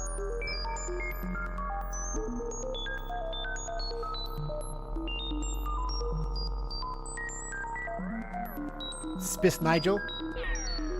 Panning as an oscillation destination is something that has come up quite a bit. We're definitely looking at it. Stay tuned. Cannot confirm or deny, but we're definitely aware that that's something that's really cool that we would like to implement ourselves. So whether or not we could pull it off, let's see. But it's definitely on the bulletin board.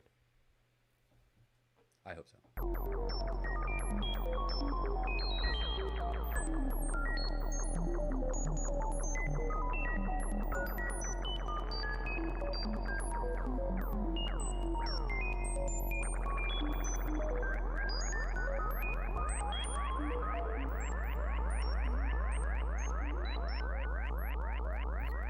You're getting Star Wars comparisons right now, so that's cool. Good.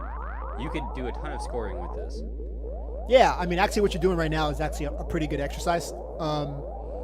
Sound design on Summit and Peak as well, but Summit, because of the extra voices, is really, really something that where Summit shines, and Peak as well. But again, Summit with the extra voices, just the breadth of sounds you can get, from pads to leads to bass lines to and everything else in between. Weird whacked out sequency blippity bloopity stuff that Cody was just doing. Routing audio from external sources into Summit, utilizing those external sources with the effects. It's really, really something that where Summit shines. We talked about the effects. You showed them off pretty well. But let's talk about FPGA a little bit and what that actually means. So FPGA, like you said earlier, field programmable gate arrays. So a traditional digital synth operates anywhere within the range of 44.1 all the way up to 192K sample rate. So a field programmable gate array, our Oxford oscillators can get up to 2.4 million cycles a second. What does that mean?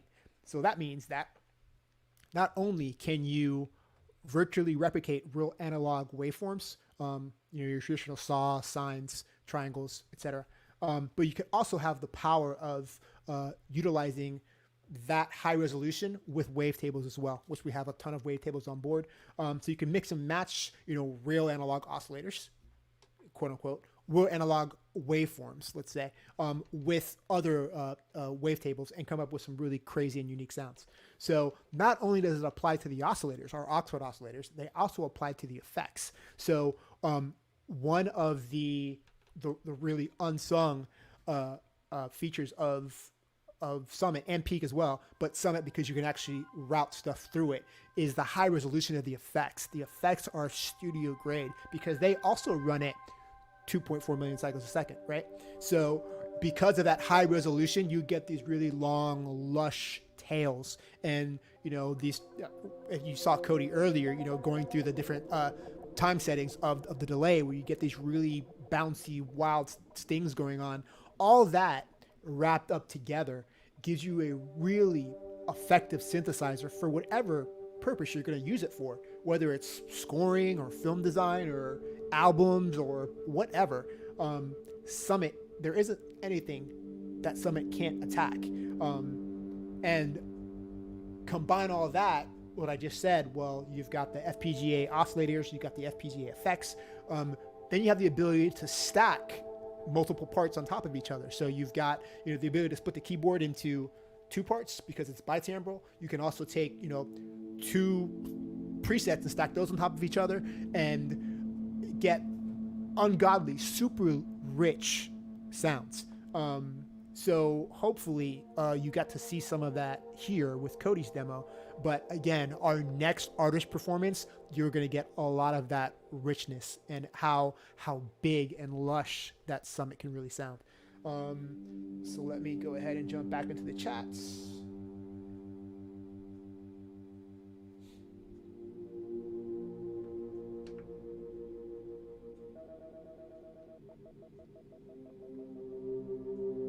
Yeah, I'm just doing some of that. So there's a delay, a little bit of a reverb. Yeah, definitely do it. So there's a feature request for an oscillator diverge type of setting on glide and pre-glide. That's really interesting. I hadn't really thought about that. So I mentioned this earlier in the stream. So the cool thing about doing these streams is that we actually get a record of what users like you all out in the chat right now are interested in seeing. So what happens is once these streams are finished, we actually go back through the chats and see what people said. Not only so we know what to do better for our next streams or what people liked and didn't like or how they reacted to what they saw during the stream or et cetera, et cetera, et cetera. When you throw feature requests into the chat here, we get to see that. There's a hardcore record that, hey, somebody outside of Novation actually said that. And can we do that? Would it be worthwhile to do it? what's the return on investment for it? Would it make Summit or Peak or whatever product it is that much cooler? So when you throw out features like was just thrown out, an oscillator diverge on Glide, that's really interesting and out of the box that I've never personally myself thought about. So it's really cool to see it here in print that, not only product designers, but, guys like myself can go through and go, oh, that's a really great idea. Like, why have we not thought about something like that? And who knows? Maybe it'll show up in a future update if we can pull it off. It's possible. There's no promises ever, but it's definitely possible. So again, keep those feature requests coming up or things that you would like to see. And then you can also give us the praise that we like to, that, we're doing a great job if you think so. That too. So let's see what else we have going on here.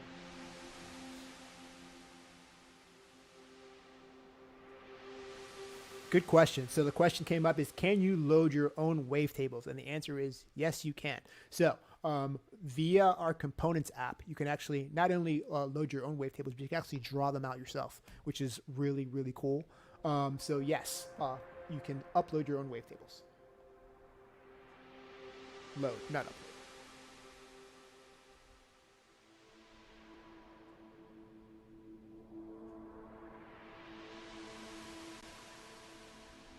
Oh, it's getting a little spicy in the chat.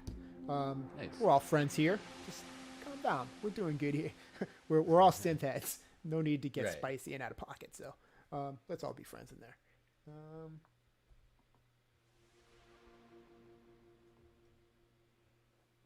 Thanks, Miss Nigel. We appreciate that. We really appreciate the feedback, especially real time, so we can adjust where we need to.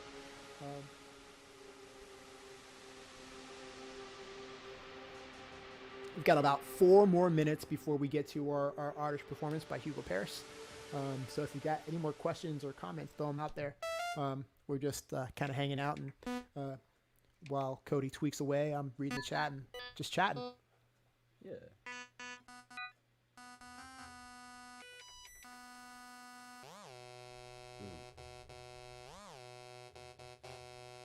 Hey, Dan. Dan Preston. Asking about filter bypass on individual oscillators. That's another interesting one. Never even thought about it.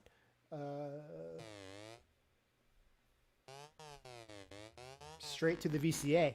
That's really interesting. So you'd only affect like 1 or 2 oscillators at a time, and then one going full through without going through the filter. Interesting. Again, great feature request. It's documented here, so we'll definitely go back through and take a look. HR Terror, no need to apologize. It's all good.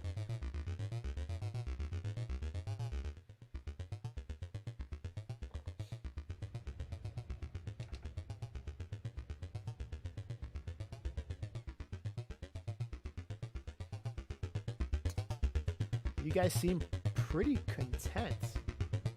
Not a whole lot of questions in the chat. Some comments.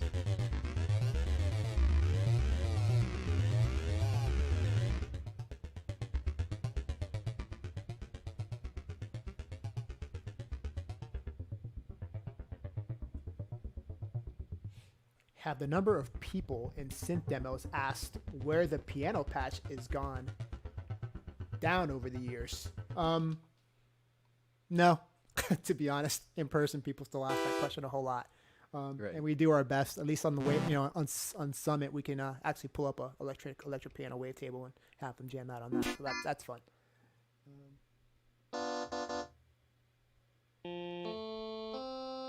Pretty classic. All right.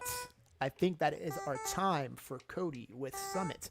Cody will be back after our artist performance to run us through Launchkey 37 along with Peak, the little brother of Summit. So I'm going to say goodbye to Cody right now and drop him out. Bye, Cody. Thanks for having us. You did a great job. I mean, thanks. We appreciate having you. You did a great job. Very cool. Hope you all got a ton of information out of that. So next up, we have, again, I've been hyping it up pretty hard throughout this segment. We've got an artist performance by Hugo Paris. So I'm going to drop out of here and give the whole screen up to Hugo. Speaking of Summit, we now have our next artist, Hugo Paris, performing on, you guessed it, Summit.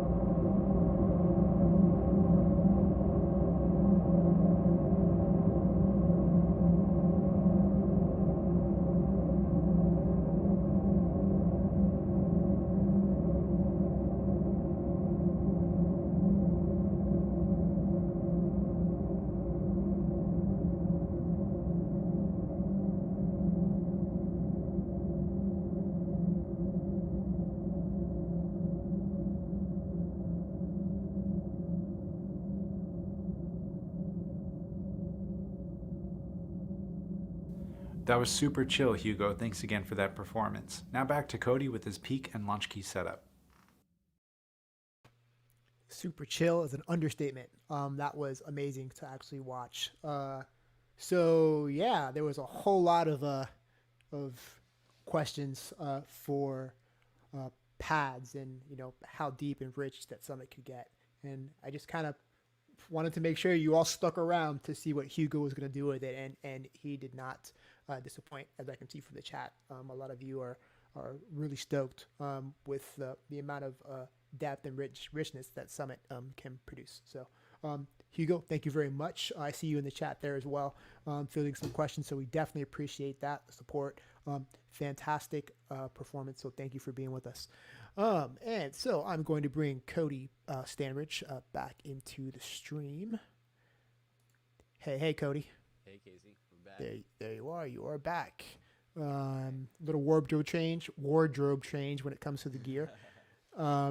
Your mic's a little low. Let's see if we can fix that off the bat. Yeah, I'll pump it a little bit. Okay. So we're jumping from Summit to the to Peak and Launchkey 37 MK3. It's a really, really powerful combo, and we're excited to see you all. We're excited to let you all see how well they work together. Let's hear you, Cody. What'd you say? Check 1, 2. Hey. So still a little light. All right, yeah, let me give you a little bit more there. Okay.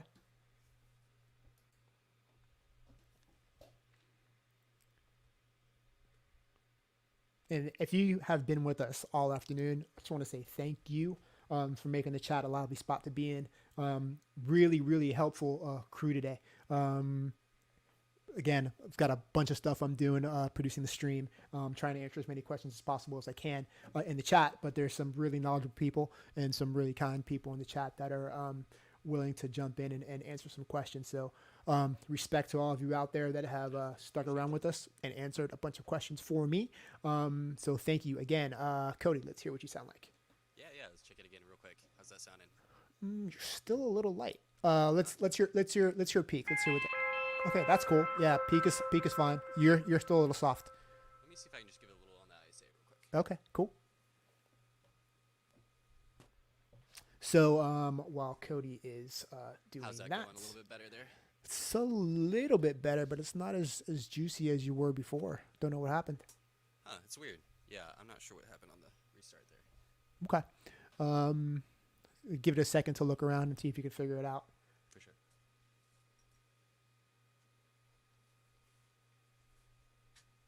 So I see some more feature requests dropping in the chat by Vimana. So hey Vimana, thanks for being with us. As I said throughout this stream, it's really useful for the information that you're dropping in the chat of requests that you'd like to see come up, some possible updates.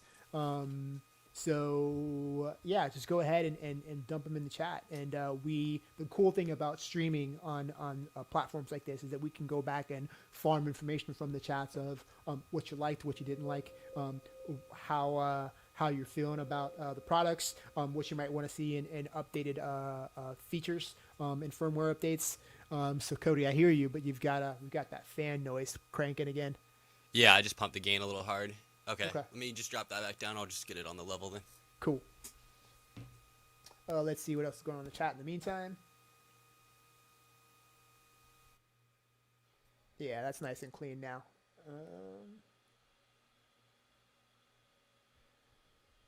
Let's see. Digging back through this, looking for some questions, if there are any in here. Ooh. Still a little noisy. I'm still hearing your fans. Yeah. That right there seems good, but let's hear what you sounded like on the mic.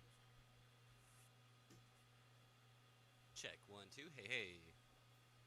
Still a little light, but so I'm just gonna ask you to go ahead and we can get to the demo, but just be conscious that what you play on peak is probably gonna be a little hotter than your voice, so try not to talk over when you're playing peak. Definitely. Yeah, I'll try to speak up a little bit louder for you guys as well too. Awesome. So yeah, like Casey mentioned, we have the Peak here, the little brother to the Summit. This is a desktop polysynth. Only 8 voices on the peak here. There's still plenty to work with. You can really get in and do a lot of great sound designing with this synthesizer. You're getting the FPGAs as well on this synthesizer, like we had on the Summit. So you're getting the same chips there. Really similar setup to what you're going to see on Summit. We'll deep dive into it here in a minute. But I also want to talk a little bit about Launchkey. Launchkey is a really, really handy MIDI keyboard. So we've added the 5-DIN MIDI outs to the new Launchkey Mark IIIs. It's definitely something I really love because this being a desktop synth, you need a keypad for it. So this makes the 37 a really handy little keypad. It fits nicely with the peak. This is also, I love this format with 37 now, 37 keys. It makes it really easy to have an in-between controller that I can take on the road. So I'm excited for things to get kicking back off again once Corona chills out a little bit, and then we can get out with these things on the road. I'm really excited to see how it does performing live and that type of thing. But there's a ton of new features on the Launchkey here that you can really utilize with your synthesizers that are really handy. I know a lot of people were talking earlier about looking for ways to help with their music theory and that type of thing. The Launchkey is definitely a device that will help you with that. So obviously we have the MIDI out for the MIDI keyboard here, but I'll just go ahead and start going over the different features. So with the launch here, I'm going to go ahead and turn the ARP on. So this unit does produce MIDI clock. So if I hold shift, all of these knobs all have screen printing above them for the arpeggiator, and then I get a tempo control right here. So right now I'm just sending tempo out from Launchkey through the circuit tracks into the peak. It's just going MIDI through in the tracks, into the MIDI in on the peak. And then if I come here to my ARP clock, I can see as I adjust, I'll get an adjustment there too. So it's syncing right up to my Launchkey, which is really cool, really handy because you can kind of set your tempo out of the gate. You also get some great controls for the arpeggiator on here. So I'll go ahead and get some audio.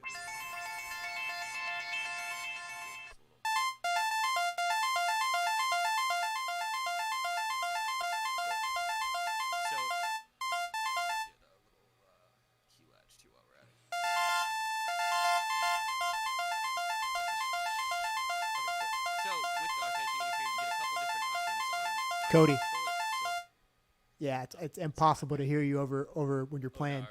Yeah, over the ARP. So do you want to take another crack at resetting your interface just to see if possible? Yeah, let's see what happens. I'm answering some questions in the chat. So I guess instead of writing, I can say them while Cody goes ahead and tries to get his voice cranked up a little bit. Vimana, so you had a feature request for, let's see if I can find it. Can you add an option to set the, no, not that one.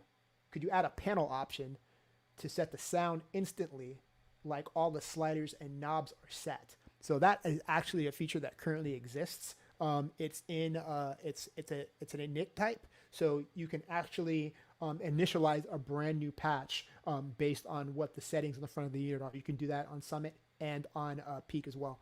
I believe it's in general settings.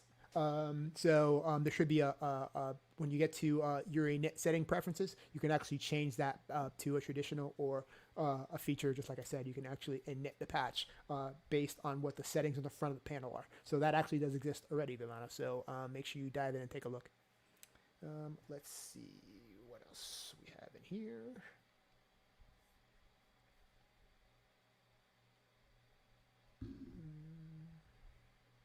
Yeah, I'm sorry. I already made the screen bigger. I realized that you had my ugly mug instead of Cody set up there. Cody, you back? Let's see. Hopefully you're nice and rich right now in your voice. Let's see what it sounds like. Or maybe not yet. Yeah, let's see what that sounds like. Oh, yeah. Turn it down. Too hot? Now you're super hot. I was like, let's try the 3060 on the ISA. Too low? You can come down even more. Okay, cool.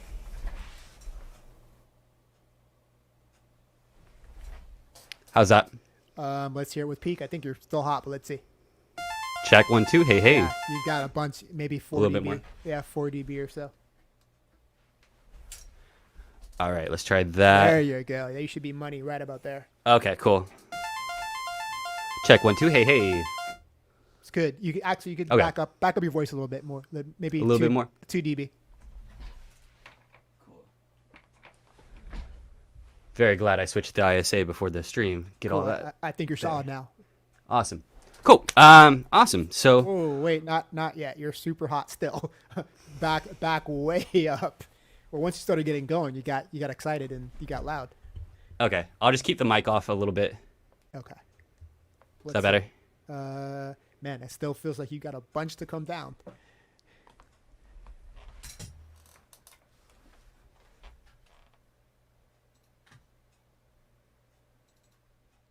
Okay, yeah. Now you're going to be in the pocket. Now you can come back to the mic because now I don't hear Yeah, the there we background noise. There you go. Now you're good. Go. Got our mix set up. Gain staging, ladies and gentlemen. Gain staging. It's also live, so things happen. We turn off Yeah. computers and reset interfaces to make sure you guys have the best sound quality. Make sure you people have the best sound quality. So things will go awry. Continue. Awesome. Cool. Yeah, so we were talking about the arpeggiator here. You get controls of the arpeggiator on the knobs by holding shift. So if I hold shift, I get tempo there. We also get some options for swing.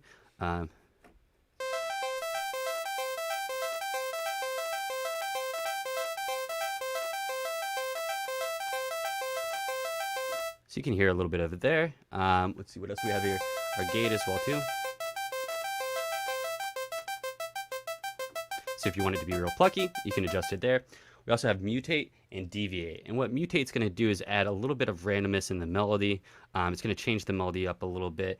And then deviate's more of a time-based random. So it's going to affect how many rests you have in between different notes and that type of thing.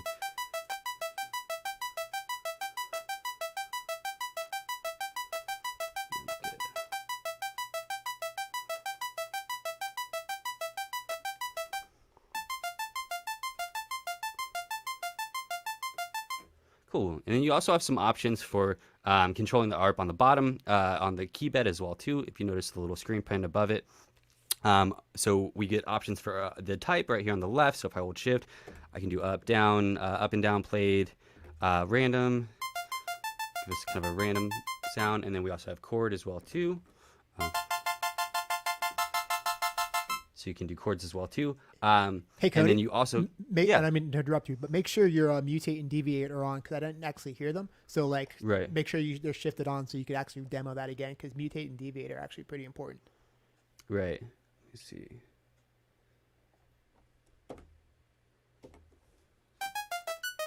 There you go. That's better. There it goes. That would make sense. There it goes. So let's see mutate and deviate again so you can demo it. Yeah. Yeah. Cool. So there's no mutate on it, just straight up ARP. And then let me crank it all the way up for you. So you're gonna hear that kind of melodic shift. And let me go about half. So you can get some different variation there as you go through the different stage of the knob. And then we'll go ahead and turn that down. Let's get my deviate back up, hit shift. So turn it all the way off. So you get the normal ARP, and then we'll go all the way on real quick. You don't have to hold it. You can just hold it. You can just hold the chord and turn the knob. There we go. Okay. Sorry, I was in my custom pot mode earlier playing with Peak. Cool. So that's going to give you the controls on the top there. And then you also, of course, can, like I was saying earlier, adjust things from the bottom down here as well, too. So like we were getting the different types, you also have different options for rate down here as well, too. So if you want to do like eighth notes or maybe like 30 seconds, something a little bit quicker. You can also do octaves as well, too, on the bottom. So if you wanted to get real crazy or maybe just one octave, you can control that from right there. And then we also get this rhythm setting here, which is kind of similar to deviate in the sense of it's going to be adding different rests into how it's played.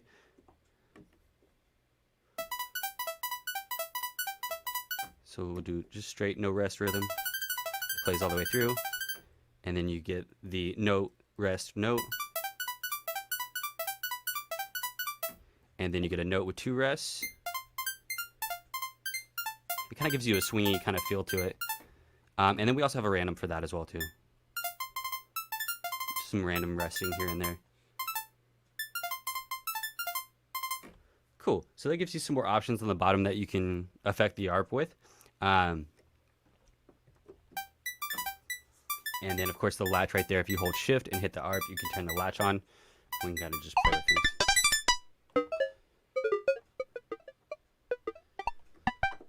things. Cool. So that's the arpeggiator there on the Launchkey. We also have this great scale mode, which is really handy. Like I was talking about earlier, people that were looking for some cool tools to help with their music theory. This is a really great tool here in the sense that when you turn it on, it's going to be in a specific scale. If I hit Shift and then scale, I can decide what scale I want that to be and what root note I want it to be. So right now I'm in F minor. I could do D minor. We have major, Dorian. You get about 8 different scales you can go through: harmonic minor, major pentatonic. And once you set that there, just hit scale again, come out of it. And then it's going to put you in that scale. So no matter what key you hit, you're going to be in scale. So if you're just noodling, you want to come up with a cool lead line, this is really handy for that kind of thing. And you can kind of noodle around.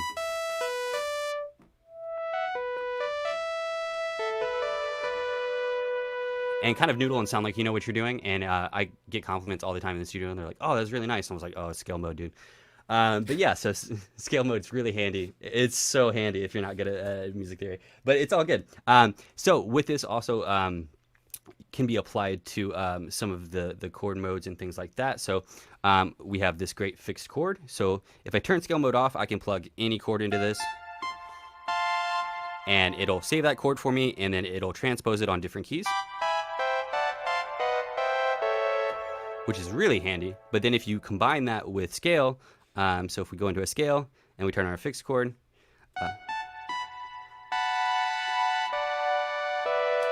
you can do chords that are in that scale and then have them transposed. So it's a really handy tool to start coming up with some melodies, start coming up with some different chords. We also have some more chord modes on here for you as well. We have about 3 on the unit. So you have the fixed chord there. If I hold Shift, you'll notice there's some screen printing down here below the pads for pad mode.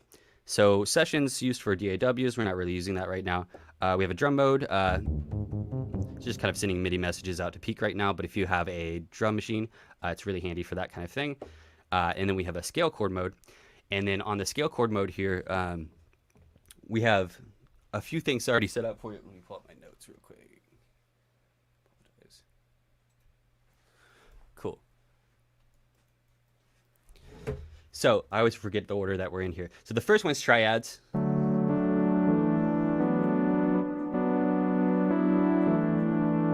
And then the second row is going to be your 7s.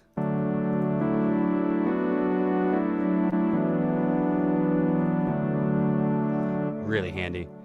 Third row is going to be your 9s.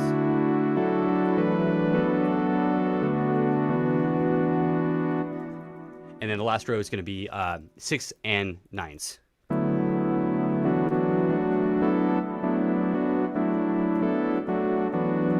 So it's super handy for just kind of getting some quick chords going that are in your scale and that kind of thing. And as you adjust your scale, these chords are going to be adjusting as well. So it's really handy for just kind of creating some quick chords and melodies and things like that. And then we also have a user chord mode as well too. If the other two weren't enough for you, you can save your own chords here locally. So I have a couple that I've saved. Super easy to plug in a chord if you want. You can just...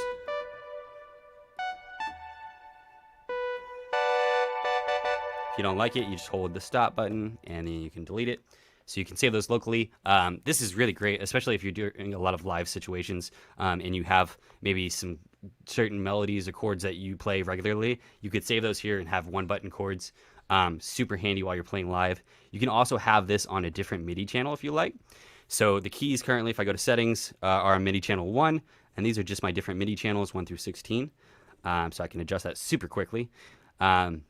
Same thing for my chords mode. So if I want my chords mode to be on a different MIDI channel, and maybe you're doing, your bass line on your keys, you can do chords going to maybe a lead line.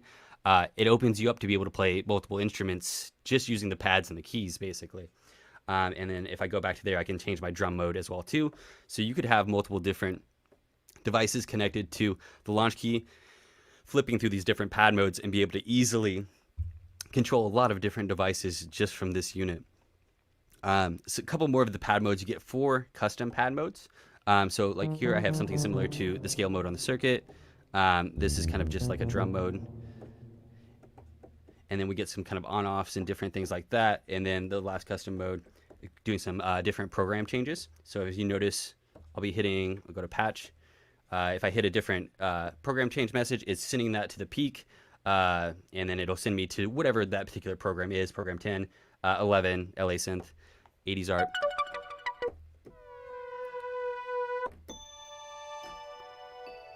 So it's really handy if you have a peak at home, you want something, like maybe you have it up on the wall or up on a shelf, or you want something to easily access it and be able to do all of these great things. This is really a great key for that. More control that you are able to get with the unit here. If I hit shift, you're going to see that there's these 4 lit pads on the top, and these are for your pot modes.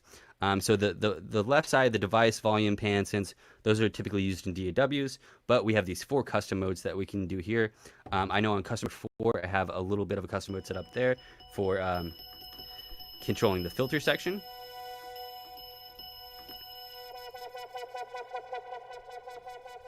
So I can get a little filter frequency, a little resonance. I know I got my LFO depth over here. So you can set up these custom pot modes to whatever synthesizer you're using, really, that accepts MIDI CCs. And all you need to know is your MIDI CCs, and you can run down the list, set up your custom mode and components there really quickly, really easily. You can have those saved in components as well, too. So if you have a lot of different synthesizers you're flipping through, and 4 modes might not necessarily be enough, you could save those, swap modes out really quickly. Makes it really easy to give you hands-on control of your synthesizers, and really great in a live situation. Let's see. Yeah, so that was the majority of the things that I wanted to talk about Launchkey and how they'll apply to your synthesizers and how you would use them with your synthesizers. So now I'll go a little bit more into peak. We can play a little bit more and have some more fun.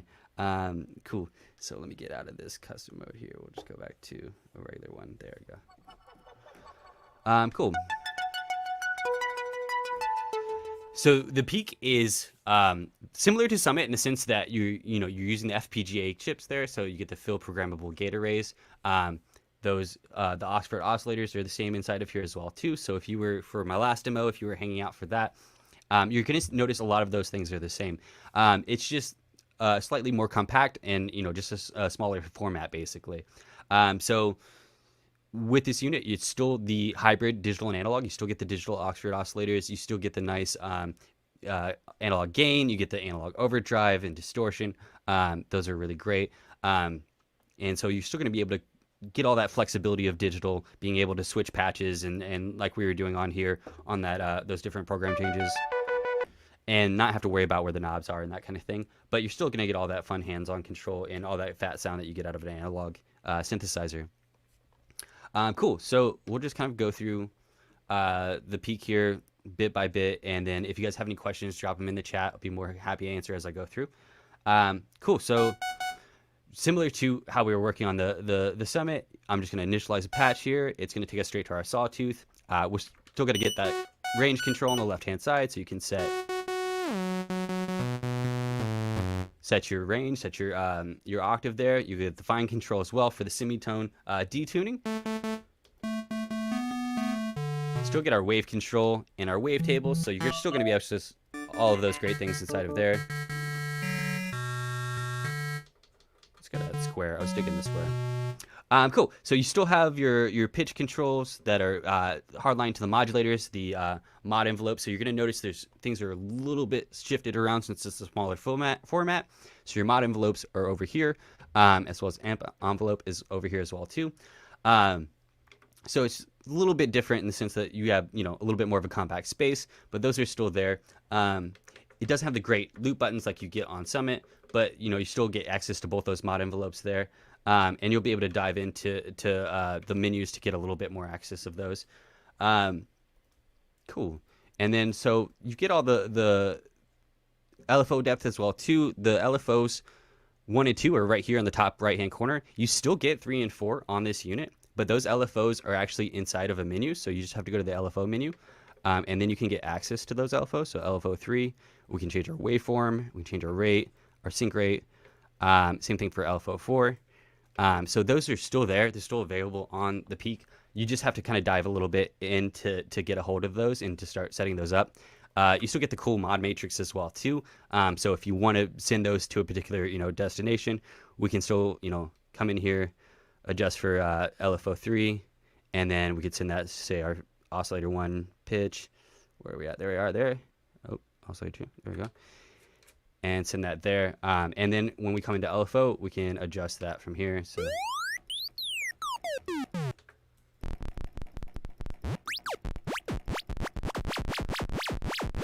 you still get those controls there. You can still utilize those. If you're worried about just having 2 LFOs, you still get 4 LFOs with the Peak, which is pretty rad. So we've got the LFOs there. You're going to be able to use that on the shape amount as well too, as the pitch. So we could do the depth there, or we could do shape amount and rock our LFO 1. Actually, that's on manual. Let's switch to LFO 1 there. Let's do it initialize. So you can hear it a little bit better. Cool. And then just the LFOs are up here now, so you can change those just like you would on Summit.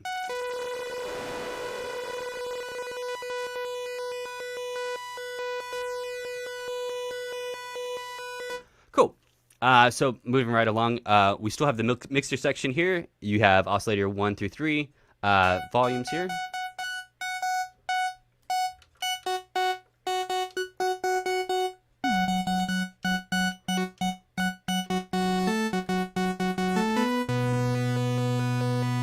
But you will notice you don't necessarily have the FM knobs right next to the mixer section like you did on Summit. So there are some minor differences you'll notice as you go along. Not something I necessarily worry about as much when I'm working, but it is handy to have.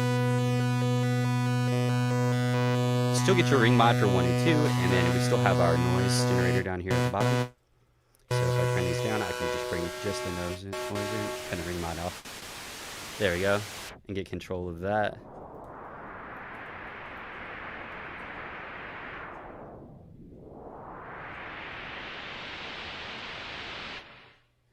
Let's turn that up a little bit too. And get some spread.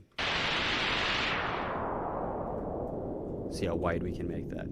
So you're going to get all of the great unison controls as well too of the same that you have in the Summit. Again, only going up to 8 voices. Like on Summit, Summit had the 2 parts, so that limited you to 8 voices. Here we just have the 8 voice limitation for the whole synthesizer. So you're going to be able to utilize all 8 of those voices if you like. You'll still be able to detune those. So if we wanted to do our cool saw, come in here and really easily do that as well. Spread it out really nicely. And it makes it super easy to still get all those hands-on controls. So you notice as I'm working through the Peak here, it's very similar to Summit in workflow. It's really easy to gain access to those different controls. Let's see, let's get a little sine wave here for low.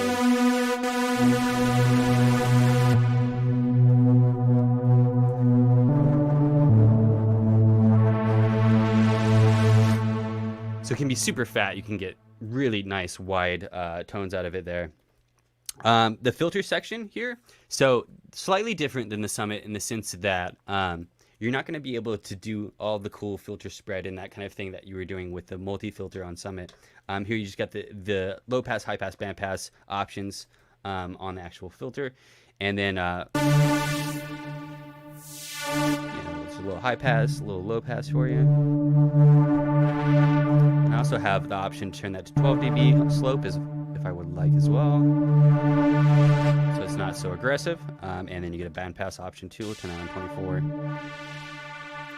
And again, you can still modulate these with the envelopes as well too. So the amp envelope or the mod envelope.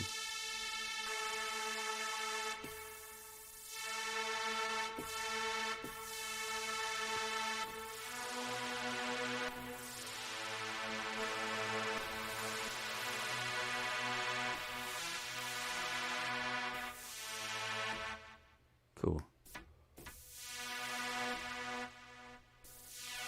Nice.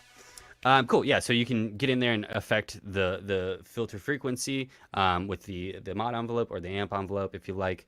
You still get controls for your resonance and overdrive, of course. Your LFO1 depth is, of course, as well too. So if you want to do some of that LFO1.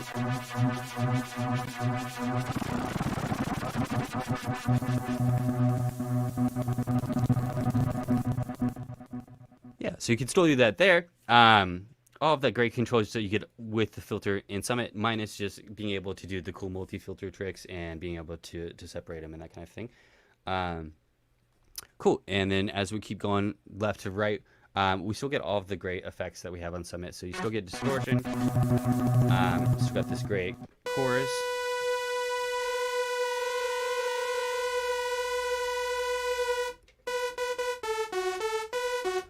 Delay as well too. Just kind of playing with that on that last little patch we were working with there. And it's still that digital delay, so you can really get some weird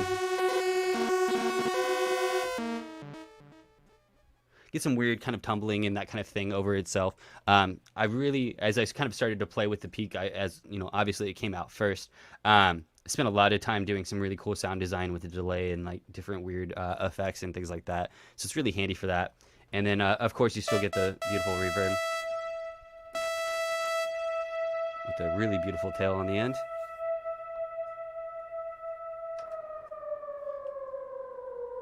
And of course, that's digital as well too. So as you change sizes, you're going to hear that pitch kind of change. So you can get cool effects with that as well too. It's a lot of cool ways you can kind of utilize these effects and manipulate them to get interesting sounds and different sounds than what you're typically used to. Cool. Yeah, let's see here. And then, so we've got the effects. We've got our LFOs we went through our envelopes.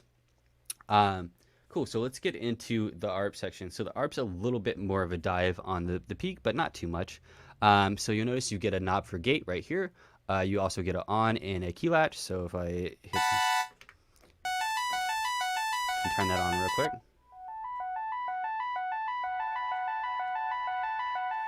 And then that'll get us going. I've got a little control for gate if I want to make it a little more staccato.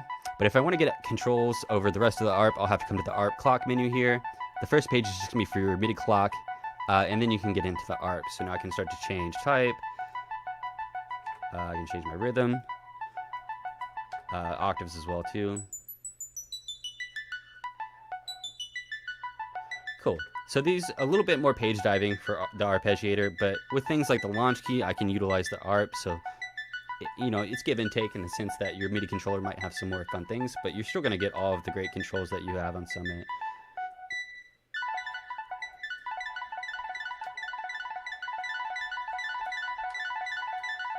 Cool. So still really easy to use to get some cool ARPs going.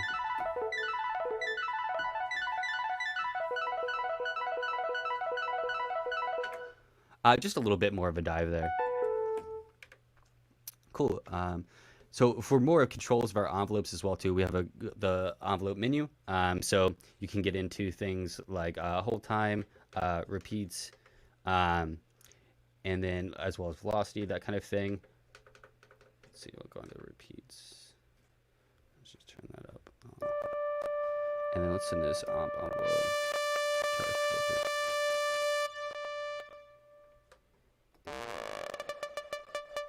And then you can get that looping that we were doing there on Summit.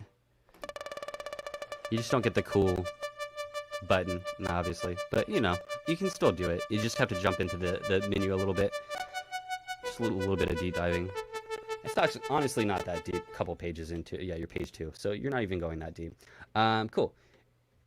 Yeah, so you can get other controls of the envelopes there, like we were playing with. Things that were more on the face of the Summit, you still get in the menus inside of the Peak. So if you're wondering, you know, am I not getting all of those great features that Summit has with Peak? A lot of them you're still getting with the Peak. So it's not as much of a worry there. Hey, Cody.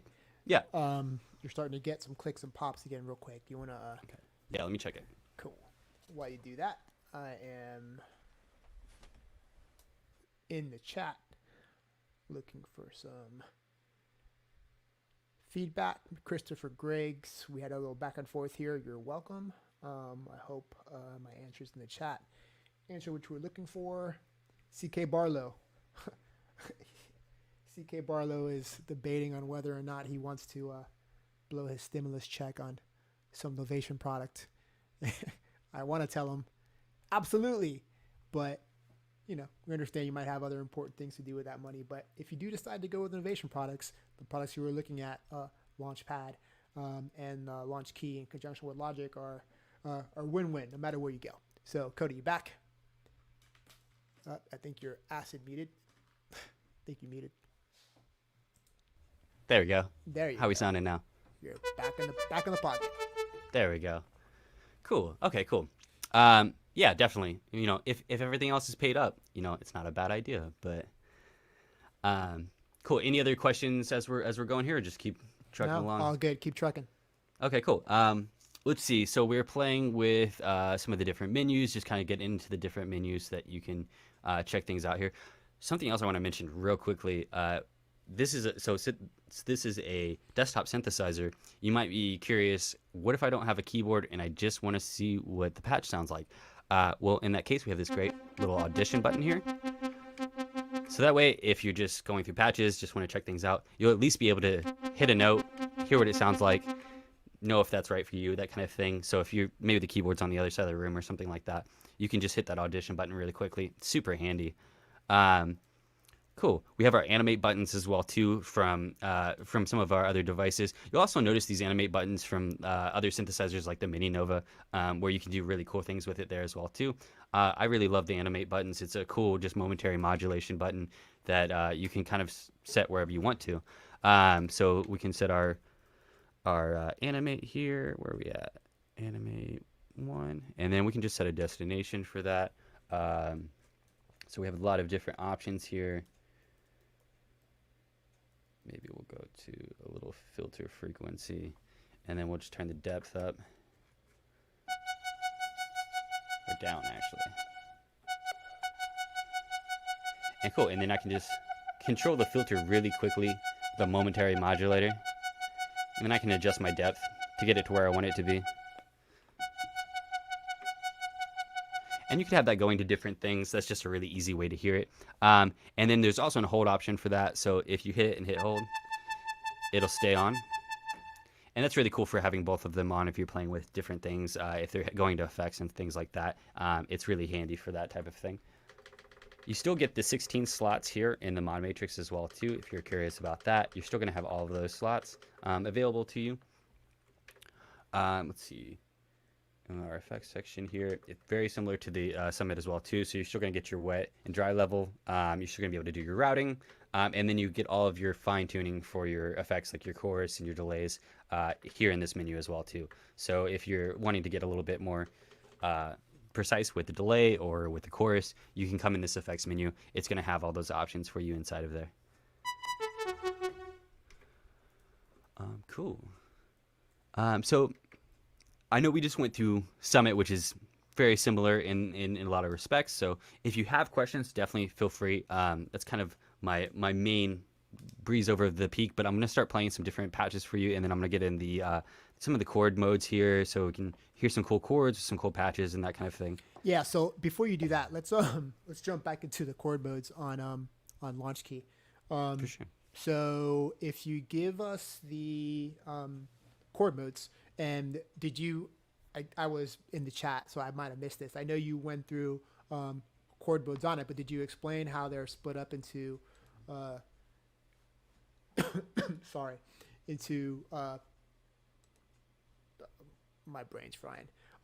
It's all good. How they're split into thirds, fifths, sevenths, ninths. Yeah. So we went through the different. Yeah, exactly. So if we go all the way to the top, the first road's the triads, and then the next row is going to be your sevenths.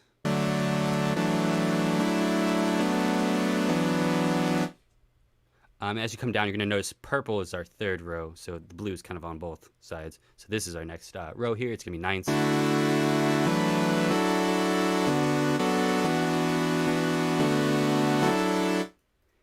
And then our pink row, our bottom row, is going to be both 6ths and 9ths.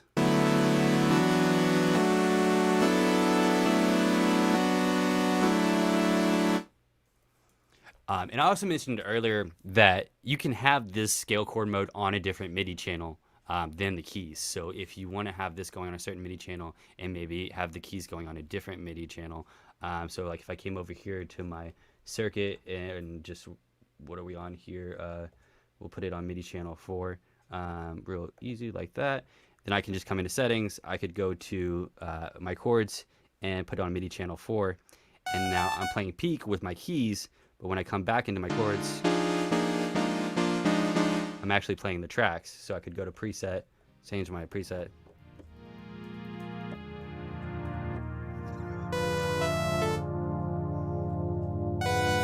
So you could be controlling 2 different synthesizers at one time with this keyboard.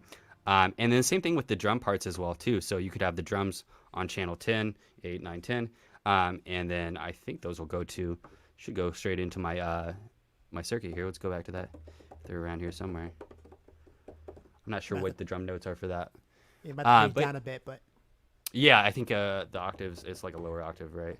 yeah, that's really powerful. I mean, just in case, so let me kind of explain that a little bit more in detail. So For sure. one of the cool things, since Launchkeys have MIDI outputs now, so if you had a hybrid setup where you're using a DAW with some virtual instruments and you might have some external gear as well, like peak, one of the cool things you can do with Launchkey is that you can you can also do this just via a 5-pin in MIDI into peak out through the out and daisy chain it that way. But in essence, you can play chords on the pads from one sound source and then solo on the keys with another, which is really powerful when you're, number one, performing live on stage, and you have a pretty robust track that you're reproducing, and then when you combine that with the fact that you've got chord modes on board in this particular fashion, thirds, sevenths, ninths, 6/9ths, it gives you a pretty wide palette to go ahead and start creating when you're actually in the studio creating some music. So I just want to make sure you drive that home. It's a really, really powerful feature of being able to have the pads and chord mode respond to or send out one set of MIDI information on one channel, and then the keys send out MIDI information on another. Definitely. And then also I wanted to mention too, we have this in a mini key set as well as larger formats as well in a 49 and 61. So if you're looking for something really compact that has a MIDI out that's able to do a lot of these fun things like these chord modes, definitely check out the mini as well too, because it'll give you a nice on-the-go small format that you can still do all of this MIDI control with as well too. Let's see, what else can we show them? What didn't we cover? I think you covered everything pretty well. I'd like to go back and kind of run through the ARP again with mutate and deviate if you can. Yeah, definitely. Just make sure that those are on, because I think once they're on, once you turn the knobs, I don't think you have to hold shift. I might be wrong, but I don't think you do. Let me see. Or if you just hold you it. definitely do. Okay, so then do this. So it's while you're holding it. Yeah, so if I'm holding it. Hold the ARP and latch it. Right. Let me get an init so I can hear Yeah, cool. what we're doing. Latch on. Yeah, that's still going to my filter frequency. So you do have to hold shift while you're adjusting the top row. Okay, so go to mutate and deviate, because I don't think that we got a good demo of that exactly. So you're mutating now, right? Yeah, I'm mutating. Okay, so just to reiterate what mutate does, mutate as you add or turn the knob, the encoder during mutate, what it does is it takes the arpeggiator and then it will start adding other notes, other pitch values outside of the initial arpeggiator, right? So also, if you have that in scale, you don't have to worry about it giving you some crazy random notes. It'll stay in scale, but actually make your arpeggio more diverse, right? So as you move to deviate. Yeah, let me turn mutate down. I'll turn deviate up. So if you start all the way at the bottom. Yep. So go the other way. Hang on, I'm going to turn the tempo down. down just a little bit. Right, cool. And then, Right. So what deviate will do, it will actually start adding rests and change the rhythm of the arpeggio. So in combination with mutate and deviate, you can dial in some really wild, or not wild, but some patterns that you probably wouldn't have developed on your own by just simply dialing in what you want on the pitch, dialing in the pattern and the rhythmic values on mutate, and then stop when you're done. So it's another really strong creative feature that you get on board the Launchkey itself. And since the Launchkey now has MIDI outputs, it's not only in your software, it can go to other pieces of external hardware as well. So if we combine what we just talked about, Cody just demoed. So he demoed chord mode, he demoed the arpeggiator with mutate and deviate. There's user chord mode. Did you cover user chord mode, Cody? Yeah, we popped in there real quick. So user chord mode, you can actually assign your own predetermined chords to selected pads, which Cody's doing right now. Exactly. So give me another one right next to it so people can get it. There you go. There you go. Play them back and forth. Right. Cool. So Cody can add those notes to a particular pad to build a chord, and he can recall those, based on, back whenever he wants. So another really creative feature. We also showed fixed chord, right? Correct. Yeah. Okay, So let's do that one more time. Yeah. We'll do it without the scale first. So, and it's just going to transpose that chord up or down, depending on what key I hit. Exactly. So these are all features that are actually dedicated on board the Launchkey itself. So that's a big difference from the last, the Mark IIs to the Mark IIIs. So a lot of the functionality on the Mark IIs were only for, well, it had to be for software because it was MIDI over USB. But now that we have 5-pin DIN MIDI outs to control external gear, we actually added these creative features on board the unit itself. It's not software specific. So you can actually get control and have these creative features with other external gear as well as your DAW. So where the Mark II versions are still the best keyboard controllers on the market for Ableton Live, the MK3s are still the best keyboard controllers on the market for Ableton Live. You can throw that out there now. We're confident in saying it's the best keyboard controller on the market for Logic as well. And it does a fantastic job with the other DAWs on the market. Aside from that, with the MIDI output, you exponentially expand what you can control. So hybrid studios, again, with DAWs and hardware, or if you just want to talk to your hardware alone, you still have those creative functions on board that live on the Launchkey that are DAW agnostic. They just live on there. So again, your chord modes, your scale modes, your arpeggiator that has mutate and deviate, all really creative tools to help you, create your music and perform. Definitely. Also, I wanted to mention too, with all the custom modes that we've added is another great feature. With the components, you can go and edit those. So you can really start to bend the knobs and the pads to fit your synthesizer. So if you want to have some of those custom pop modes for your synth, you can definitely do that. Or for your DAW too, maybe if you're working in something specific that you don't necessarily have a script for, you can set those up as well too. So I think the custom modes have really opened up a lot more of what you can do with these controllers. 100%. We didn't really talk about custom modes here too much, did we? We talked a little bit about them. I've got a little custom knob mode for my filter section here. So we should probably talk a little bit about components and custom modes. Definitely. It wasn't really the focus of this live stream today because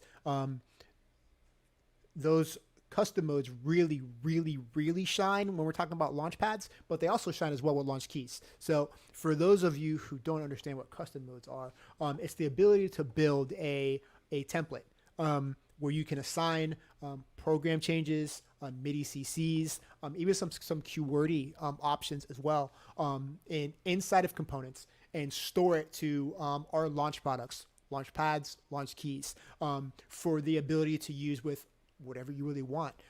So for example, we have on board, presets, custom modes for peak that are readily available on our component site. But if you had another external piece of gear that you wanted to control from Launchkey, You can very simply whip up your own template to be able to control that, store it to the unit, and recall it whenever you want. When discussing the launch pads, that even gets even more wild, because the launch pads, in conjunction with components, can speak to such a wide variety of MIDI gear, whether it's music creation tools, whether it's lighting gear, whether it's DJ software. So you may purchase a launch, or you may think about launch keys. Well, let's not talk about launch keys, launch pads as grid-based controllers for Ableton Live, and also for external gear as well, with the Launchpad Pro that has MIDI outputs, 4-track standalone sequencer. But we've really opened the box of what we can control outside of the music domain. So the launch pads have really become an extremely versatile MIDI controller. And when I say MIDI controller, I don't necessarily mean MIDI controller for music. I mean anything that can take MIDI information can utilize a launch pad now. And the same can actually be said for the launch key. Although, since it's got keys and it's a keyboard, chances are the use is going to be, for music. But don't let the keys and the keyboard limit you to thinking that that's all it can be used for. Custom modes, again, exponentially expands what you can do with them. Definitely. And with the larger format, with the 49, the 61, you also get some faders as well too. So you can do some custom fader modes, and that's, it's really great for, if you need to do any kind of cross fading in softwares or things like that, it's really easy to map those faders to whatever you want. Exactly. Not a lot of questions in the chat. Excuse me. No worries. But there's a lot of back and forth conversation in there with users helping users, and I appreciate that, so I can focus on other things. Definitely. We're getting close to the end of our stream. We've got about 10 more minutes before we have our final performance of the day by BlaKMOTH. So we'll just hang out here and talk some more between Cody and myself. Was there anything else that we missed that maybe we didn't discuss between Peak and Launchkey? Let's see. You talked Mod Matrix, right? Yeah, we talked Mod Matrix. We got into it a little bit. We were assigning it to the animate button a little bit. Also talked about how you can use some of the like the mod envelopes and things like that. So like, did we talk about looping envelopes on Peak? Yeah, we actually got into it in the envelope menu there on how to actually access it, because I was mentioning we don't really have the button like what's nice on the Summit, but if you get into the envelope menu there, just page over, you'll find repeats in there. And then, yeah, you can, so we're in 1, we can turn that on, and then we can turn the repeats up to just on if we want.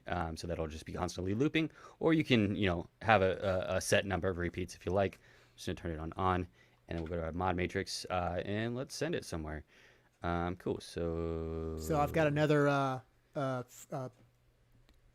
question about firmware updates. So we're always looking to make our products better. However, whatever that means, more stable. I mean, we launch stable products out the box anyway, but if we can make them even more stable, then great. If we can add feature updates to that as well, great. We're always looking to make our products better. So you can always rest assured that we are looking to do that exact same thing to make our products better. So while I can't say, hey, for sure, there's a firmware update coming for any of our products down the road, again, we're always looking to update our products and to make them as stable and as robust as possible. So definitely take that for what it's worth. Let's see. Definitely. Also, that we've got really great forums and groups, like the circuit owners group and that kind of thing. All of that great feedback in those groups definitely gets fed back for future updates and things like that. So if it's doable, we're definitely gonna try. Solid question by Robert Trauber. I'm hoping. I hope I didn't mangle your name. But he was asking about the mystery symbols on the launch key. If we have any features that are set for those. Well, currently, right now, those actually do some pretty cool things. So within DAWs, you can utilize the mystery key to actually scroll through browsers. For example, on Ableton Live, if you're an Ableton Live user, on the right-hand panel, you have a browser view that you can scroll through your samples or through your plugins or instruments, etc. You can actually utilize the pads to scroll up and down through those, actually select and actually, or and if you select something you don't like, since there's an undo button on Launchkey, you can undo and keep scrolling and select. So it gets to be really, really, really robust. Aside from that, there's that's one of the features for the mystery keys. Another feature is you can actually utilize it to the cursor to scroll across the timeline enables in live. So that's another feature that a lot of people don't know about. Will there be more? We're definitely talking about more features, but nothing I can report to you right now. Like I said, we're always looking to make our products better and more robust. So you can count on us to keep trying to do that as much as possible. Let's see. BlaKMOTH in the chat. Hey, BlaKMOTH, how you doing? Really stoked to launch your live performance, well, your video performance coming up soon. So if anyone in the chat is not familiar with BlaKMOTH, please stick around, take a look. And for those of you that are familiar with BlaKMOTH, I know you're not going anywhere because I know what you're in for. So let's see what else we have in here. Bom dia to somebody's Portuguese in here. So bom dia to you if you are. Joao Barbosa. Bom dia, Joao. Let's see what else. Wish I had a peak, Panda Cat. I feel it. I hope you get one.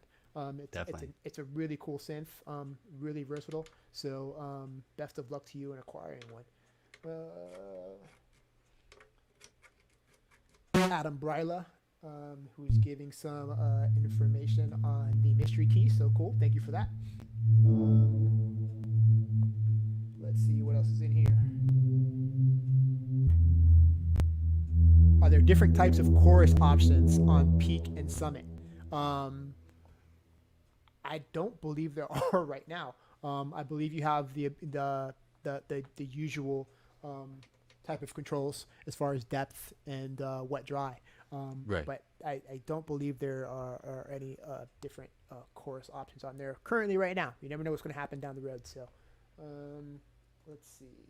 And they are the same effects between the two units. So the same chorus you have on Summit will be the same chorus on Peak. Spissnagel in there actually clarifying a little bit more about what I said. So I appreciate that. Let's see, what else?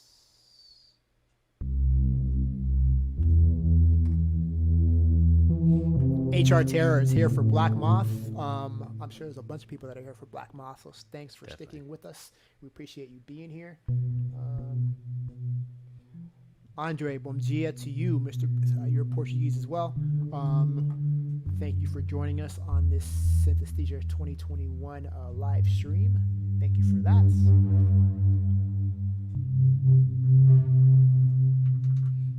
Question from H Keys. Since Launchpad has got integration with Logic, is there any plans to improve it with Cubase? Again, we can't really comment on future plans, future updates, but we're always looking to, again, update our products and make them as robust and as flexible as possible. So the fact that you're actually, again, so I said this a couple of times throughout the stream, you simply just dropping your requests and your feature wants and your just ideas in the chat really helps us, because we get to go back and look through what our users want, what they like, what they don't like, so maybe some ideas that we hadn't thought about. So rest assured, your idea is documented. It's here in the chat, so we can actually go back and look at that stuff. So they will be seen. BlaKMOTH, BlaKMOTH says me too. So I'm assuming that means me too, that you're Portuguese. If you are BlaKMOTH, bom dia. Hey, you guys should come to Portugal.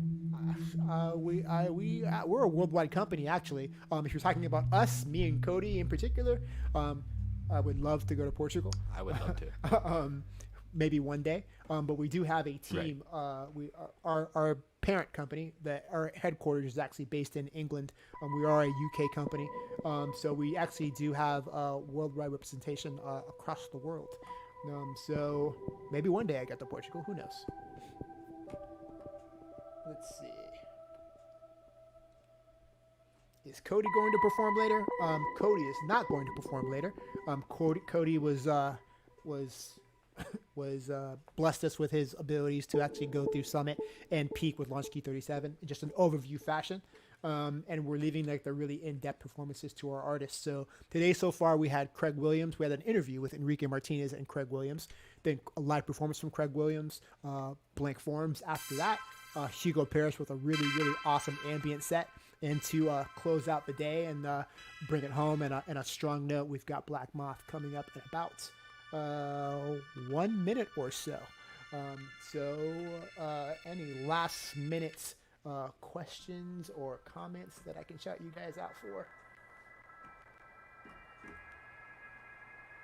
Oh, HR Terror is correcting me. He was BlaKMOTH apparently is curious about what he can do on Summit. I'm actually curious on that too. So, who knows what lays ahead of us? Product ideas: a line of Novation guitar pedals. Interesting. It's out there in the ether, so again, you never know.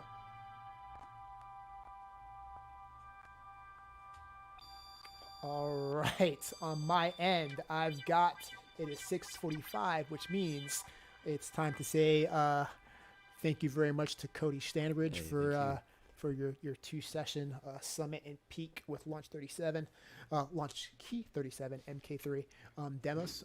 Thank you for spending some time with me. I appreciate it. Did a great job. Have a glorious day. So we're saying goodbye to Cody now, dropping you out of the stream. And for our last performance of the day, we've got BlaKMOTH. So sit back, relax, and enjoy. Now for our closing set, we bring you BlaKMOTH performing on his modular setup plus circuit tracks.